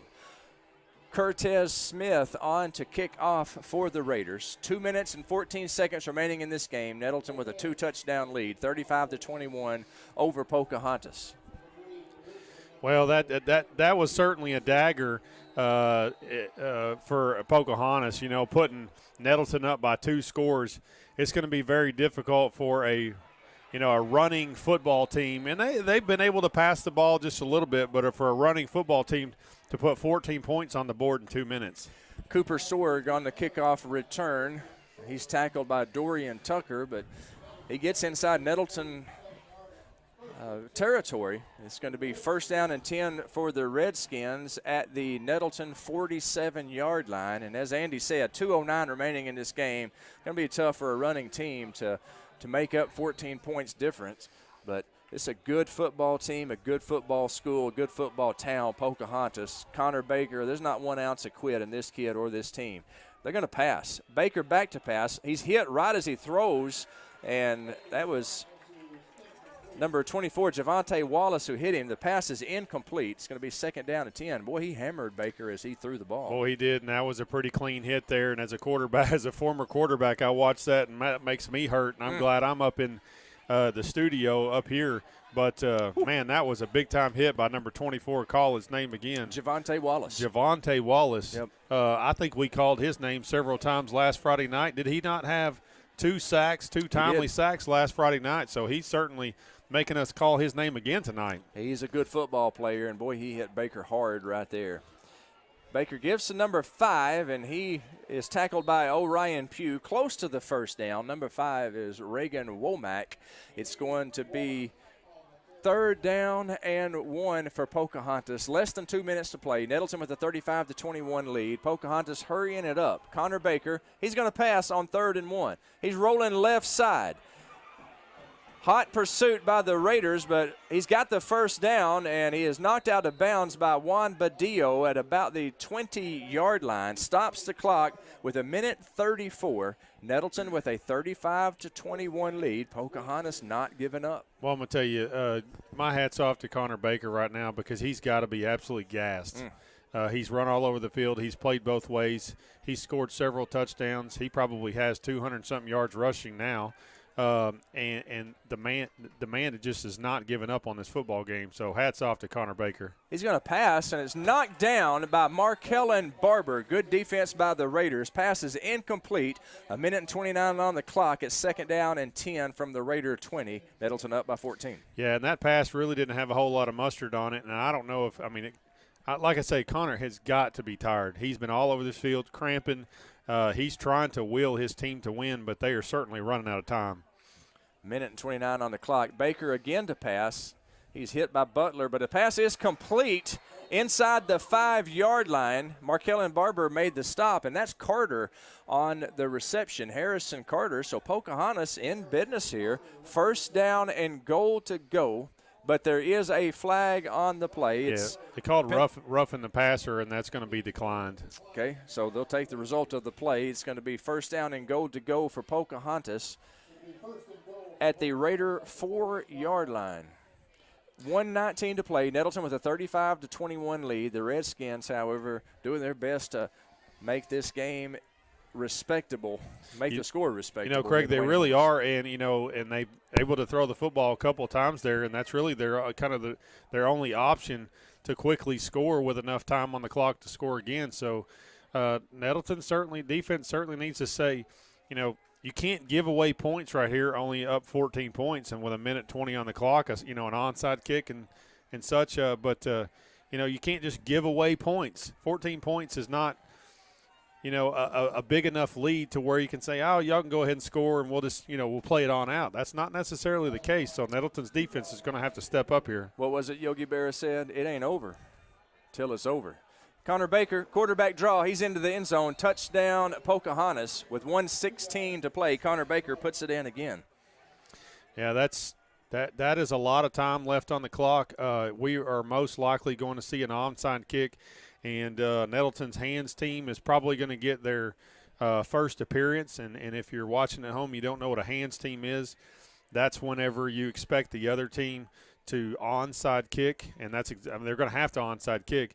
And so what you do is you find, the best set of hands on your team, and you put them on the front row here to get ready for this kickoff.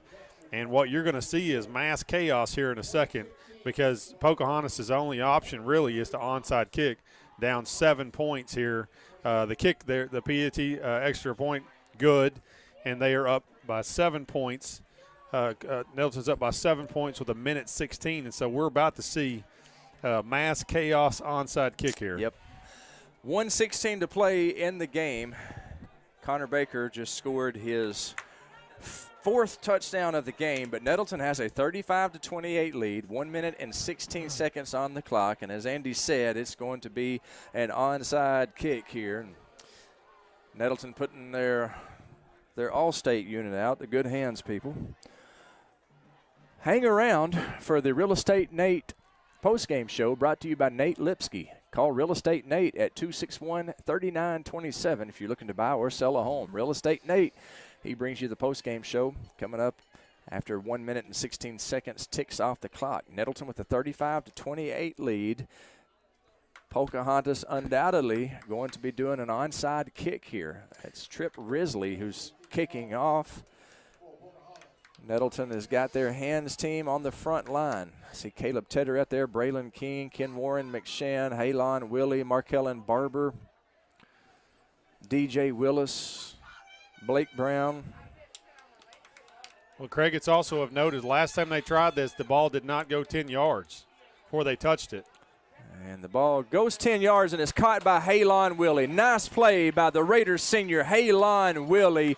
And that should seal the Raider win, folks. Great job by Halon. Yeah, that I'm telling you, the onside kicks are a coach's worst nightmare whenever you're on the other side of it because, you just never know what's going to happen, which way is that ball going to bounce and somebody going to get on it or whatever. But, man, just to see Halon Willie jump on that ball and secure that ball, that makes me breathe just a little easier, and you see the formation that Nettleton's lining up in. That's the victory formation with 1:14 to play in the game. Nettleton with a 35-28 lead. Boy, that's a bad snap. It rolled to the quarterback. We don't need that, Andy. No, Cameron Scarlett grabs a hold of it. No, and honestly, usually when the victory formation, you don't snap in shotgun. You get under center just to secure the football. So I think Nettleton's coaches are going to call timeout and go, whoa, wait just a minute. This is supposed to be a for sure deal here when we're down at the ball, and we can't have it rolling back behind you there.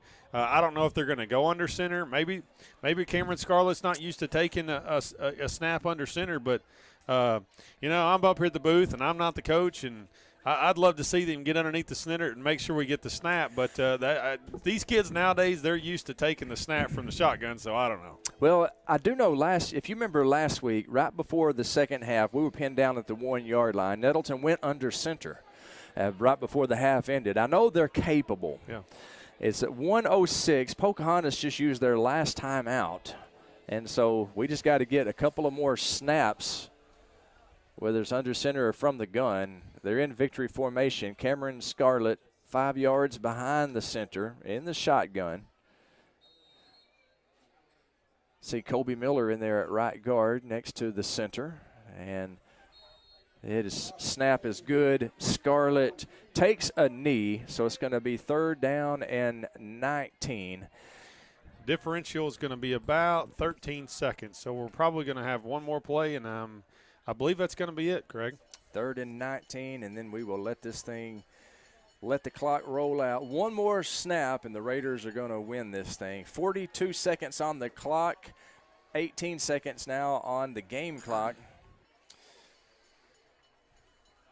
Cameron Scarlett 5 yards back in the shotgun. He takes the knee, 30 seconds on the clock, and that will do it, folks. The clock will roll down to 0 without Nettleton having to snap it again. Nettleton will advance to 3-0 on the season. Pocahontas will fall to 2-1 on the season. We will have the Nate Lipsky Real Estate Nate postgame show coming up shortly as the clock is at 9 seconds.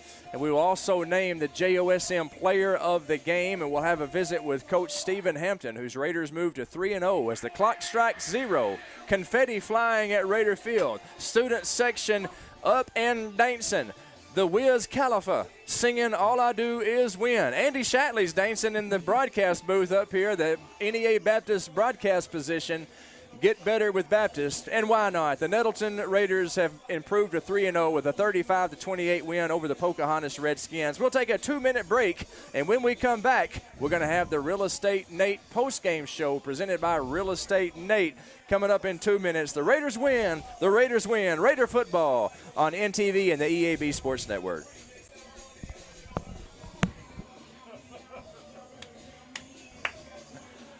Woo! Fargo strut. Can they blow somebody out, please? Exactly. Why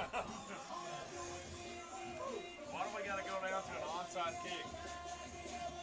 I mean, that's 2 hard-fought wins back-to-back weeks.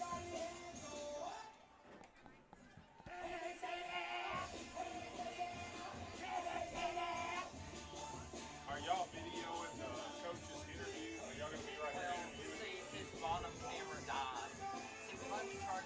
I thought y'all used an iPhone one time. No, well, I've been using it. I was thinking somebody videoed the coach's interview with an iPhone. Oh, yeah. Last night, I think we did it on his phone. Okay, I didn't know if you could. Are you gonna video the interview with Hampton? That'd be good, yeah. If we could. Where's the camera at? The down camera, do you know? The one he's using up there, down there. The one down there. It died.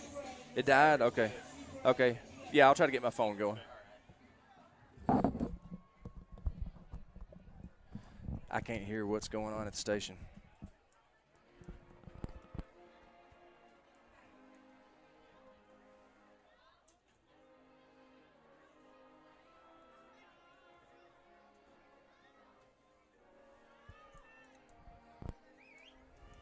All right. Nettleton scored twice.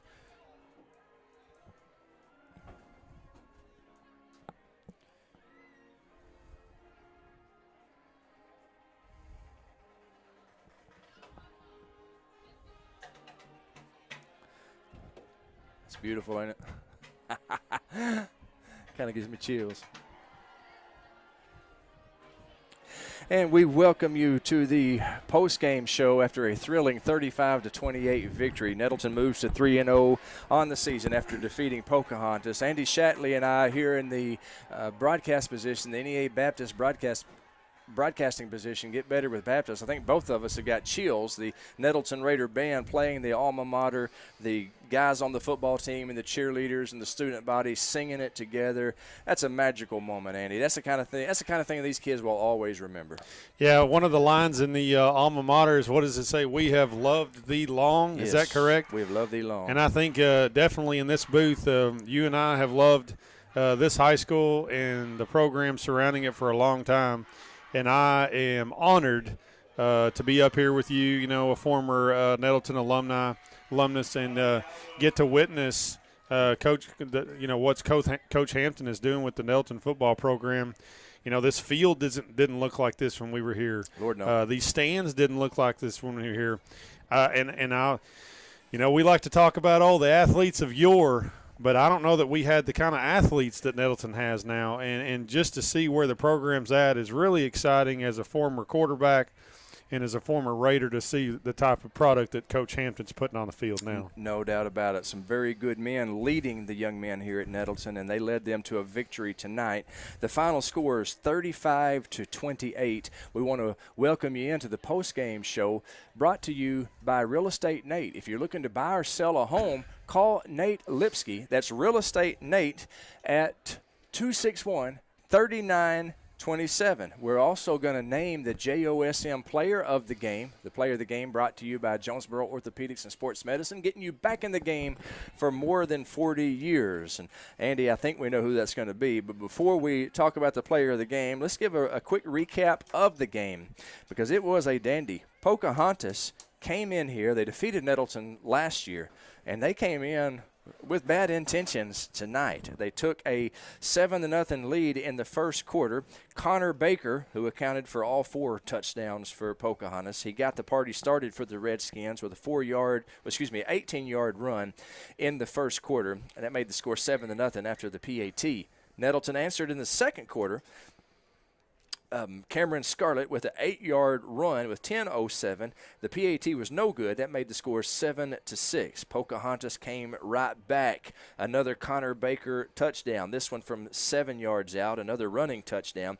2:57 remaining in the second quarter. That made the score 14-6. But the Raiders did not quit.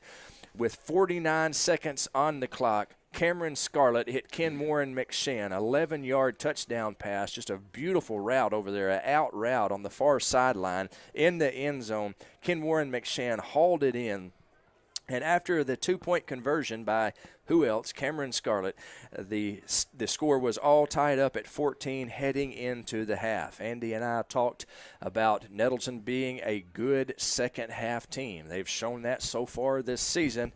They showed it tonight. In the third quarter, Nettleton scored first.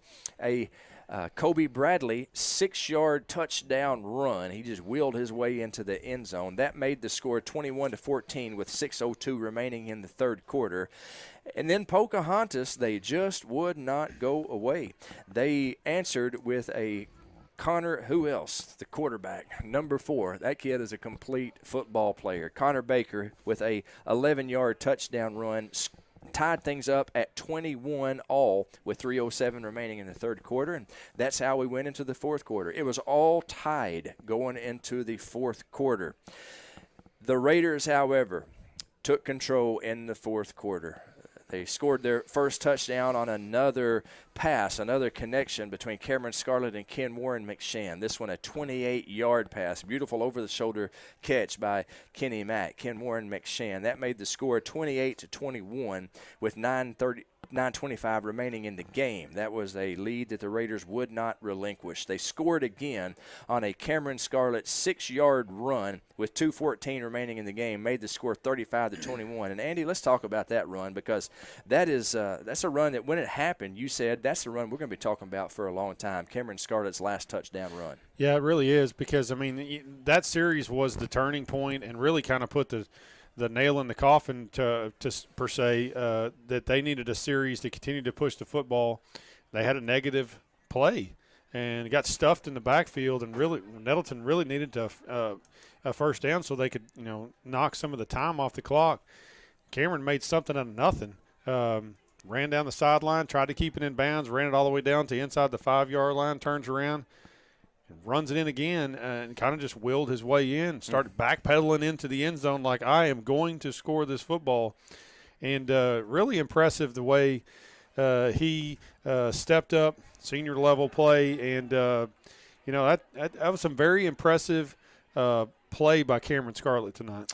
No doubt, and we do want to say very impressive performance by our opponents tonight, the Pocahontas Redskins. They were down 35-21 with 2:14 remaining. They didn't quit. They opened up their offense, and they passed the ball very effectively on that final drive. They punched it into the end zone. It's their quarterback, of course, Connor Baker, scored his 4th touchdown of the game, and I wrote down it's from 4 yards out. That may be mistaken. I'm going to have to go back and look. But in any event, he run the ball in with 1:16 remaining in the game. That made it 35-28. Pocahontas would not go away. They tried an onside kick, and they came close to recovering it. But Raiders senior, number 11, Halon Willie, came up with the game-saving play as he scooped up the onside kick, fell down, giving the Raiders the ball with just over a minute to play in the game. And you got to say hats off to Halon Willie. That was a big-time play, special teams by Halon. Yeah, and I'll echo what you talked about in Pocahontas. Pocahontas put an outstanding product on the field tonight. Not only played probably about as good as they can play against a very talented Nettleton football team, but hung with them to the very end, and to see them continue to fight. They're down 14 points with a couple minutes to go. I think they felt like they were still in the ball game. No doubt.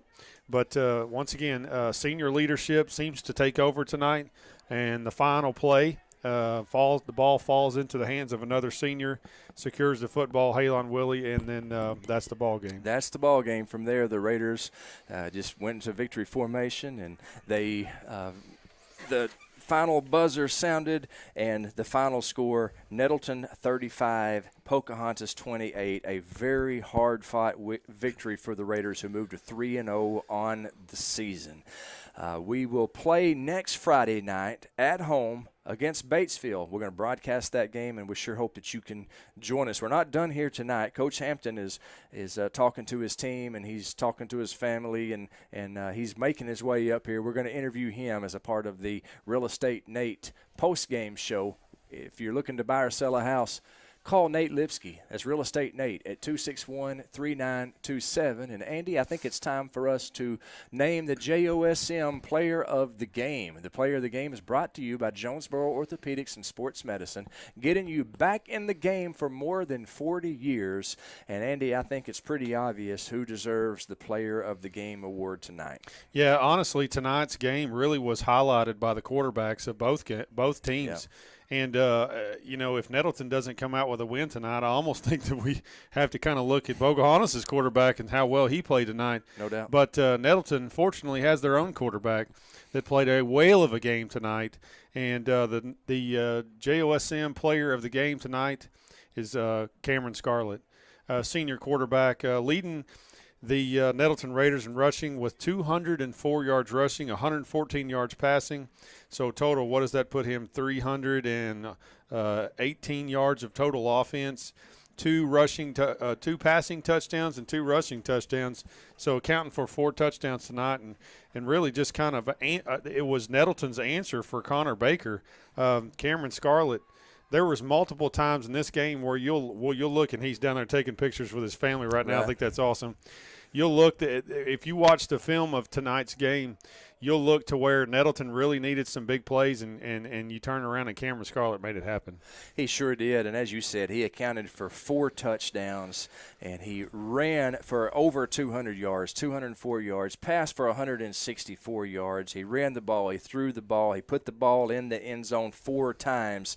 Your JOSM player of the game is Cameron Scarlett. We are joined in the broadcast booth now by Coach Stephen Hampton, and I'm going to give him my headset and turn the interview over to Andy Shatley. Coach Hampton, thank you so much for joining us. Congratulations on another hard-fought win. Coach, welcome to the booth tonight. Another interesting game. We're certainly making them all close now, which we'll take those, but I would love to give you an opportunity to kind of talk about the resiliency of your team. Once again, last Friday night, we saw your team come out completely different personality in the second half, and we kind of saw the same thing here tonight. Right, yeah. Our kids were resilient. We felt fortunate to be even at half. First of all, my hat goes off. Me and Coach Beatty were good friends, and, you know, they did an awesome job. They had a great game plan. Obviously, their game plan, they came out in a formation that we haven't seen. That little kind of gun power I set, and their objective was to kind of slow the game down, keep the ball away from us, grind it, and they did it. They did an awesome job in the first half, keeping it away from us. You know, keeping our offense sitting on the sideline, and you know, we just talked about it at half. We had chances to get stops, and we missed tackles. You know, and kept them on the field. You know, and that you know, it's hard for your offense to get into sync when they're sitting over there for long periods of time. And we just felt like, you know, we get the ball at half. If we can go down and score and get them out of that their comfort zone where they feel like they can just grind it, you know, we're going to be in the driver's seat again. And that kind of happened. And then they switched back to their other offense, you know, and it just kind of threw us, you know, kind of for a loop, you know, for a minute. But never going to apologize for a win. You know, our kids found a way to win. They did enough to win. But I told them, you know, down there on the field that we need to be better. We start conference play. We need to be better, and we're going to be better.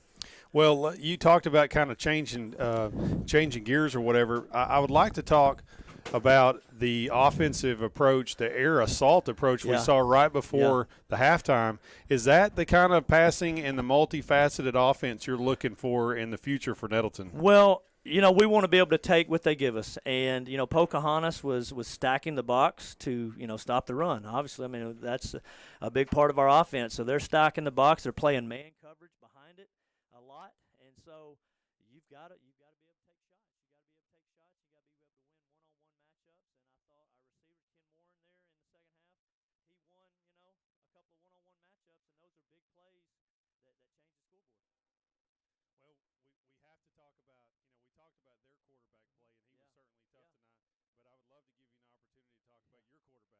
Yeah, Cameron Scarlett, he is a competitor. He's tough. He's hard-nosed. You know, he has a great competitive spirit. He's a leader on the field. You know, and I can't say enough about him. There's a reason why these kids chose him as one of, you know, our team captains. You know, he leads by example, and he gets after it. He's a good kid, and I'm glad he's on our side. Well, we named him our player of the night tonight, and he accounted for over 300 yards total offense and two rushing touchdowns and 2 passing touchdowns. I know that we had talked with you before in the past about, you know, your offense you would love to be a little bit more balanced with the passing game and the running game. And, man, I kind of saw that come together tonight. Yeah, we would like to be balanced, like I said, but you know, it comes down to taking what they give us. A lot of times we'll go and check with me, and you know, they're going to give us man coverage. We got to be willing to take shots, and you know, we did that. And then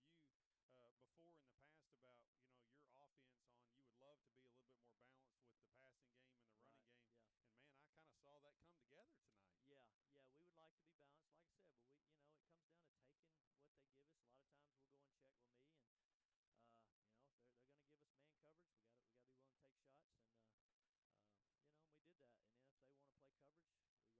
that tonight. Moses Williams was out tonight, you know, with a little ankle injury, so Garrett Campbell played again, and you know, we didn't miss a beat running the football. Well, let's talk about the task that your defensive coordinator had tonight, Coach Alan Johnson. What I kind of saw from up here was a cat and mouse game. You saw formation on offense, and we ran kind of like a man free with 8 or 9 in the box, and were pretty successful. And then they changed personnel groupings and kind of spread you out, and then that really created some problems of kind of going back and forth there. So that was a tough game for your defensive coordinator tonight. It was. He earned his paycheck. But, you know, they came out in the offense that we had planned for, and, you know, we stopped them first, you know, series, you know. And I think it was obvious to them that they're going to have to go to plan B, and they did. And we had to adjust, you know. And he's over there working on the sideline every series, you know, trying to, you know, get our guys, because we hadn't seen it, you know, and trying to get them to play the correct techniques, you know, getting guys to fit where they're supposed to fit, you know, and just kept working. And then they flip back, you know, and then you kind of lose, you know. We weren't making the correct checks at times. So that kind of hurt us a little bit, but yeah, it was a definitely cat and mouse, and he earned every bit tonight. Well, another exciting win for Nettleton. You were 3-0, Coach, and you certainly have to feel good about the product that you've seen on the field and the execution that you've seen, and the intensity in which your teams are playing. Yeah, we are definitely pleased, you know, and we're 3-0, and we kind of break it down into 3 seasons. You know, we just finished season 1, the non-conference, and we were 3-0, and we feel good about that. But we're about to start season 2, and what we do in that season determines whether we get season 3 or not. You know, and we got to be ready for the Batesville Pioneers. They come here, and we got to come out ready to play. You know, we got to come out ready to play from the jump. You know, and I'd love to see us be a 4-quarter team, play 4 quarters. All out, and I think if we do that, we're going you know, have a good chance to go a long way. Well, once again, this was another great environment and atmosphere here at Raider Field. Yeah. Great fans, great student support. So I'd like to give you another chance to talk about and brag about how cool of an experience this is at Raider Field. It is, and it just, you know, when you're in close ball games like this, and you got a student section that's there chanting and rooting you on, fans there rooting you on. A lot of times that's the difference. That is the difference. It gives those guys the motivation. They hear it. They feel it. It adds energy. You know that. I mean, being an ex-athlete, you know, it just there's no substitute for that adrenaline that it builds in you. And a lot of times that's the difference, that 12th man. And we hope, you know, we keep winning. More people are going to show up. More people are going to want to be in that black hole, you know. And so that's what we're hoping for. Just keep building it. Well, we'll give you a chance to kind of summarize tonight's game, and you've already kind of mentioned who we've got next week. So this was a great Raider win, and what are your takeaways from tonight? Well, we did enough. We made enough plays to win, you know. And there's a lot to be said about that, you know. You find a way to win. Yeah, we made a lot of mistakes, but we made a lot of plays too. Mm-hmm. And that's a good thing. Now we've got to make sure we get our bumps and bruises taken care of, get our mind right. And like I told them, it starts on Monday. We can't wait till Friday, next Friday. It starts preparations on Monday, and you win the game Monday through Thursday. You know. Well, congratulations from the booth up here. It was a very exciting game to watch from high in the sky. Congratulations on your 3rd win in the season, and like I say, go Raiders. From the Raider alumni up here in the booth, we say go Raiders, and congratulations, and best of luck to next week. Well, thank you. We look forward to being right back here next week. You know, and Bates will be coming to town with their, you know, entourage and all that, but we'll be ready for them. Good deal. Right. Yes, congratulations. Sir. Yes, sir. Thank y'all. Thank you so much, Coach Stephen Hampton. And, man, what a great night at Raider Field. And we will wrap things up by telling you that we want you to join us next Friday night. We'll take on Batesville right here, 6:30 pregame, 7 o'clock kickoff. And don't forget, my buddy Will Oswald, he's over on 95.3 right now, 96.9 The Ticket, for the Friday Night Light, the Kavanaugh Auto Group Friday Night Light scoreboard show. He's got all the scores for you as they go final. He's talking with coaches. He's talking with broadcasters around the area. Who knows? Me and Andy may give him a call, but you can catch it on the Friday Night Light scoreboard show at 9:30, started at 9:30 on the 95.3 and 96.9 The Ticket. Let me give a few shout-outs, and then we will wrap up things from a happy Raider Field as Nettleton has defeated Pocahontas 35-28. Want to say a shout out to my tag team partner Andy Shatley, also to the man who directed the broadcast produced the broadcast back at EAB, and that is Brady Wade. big thanks to Brady Wade, great young man.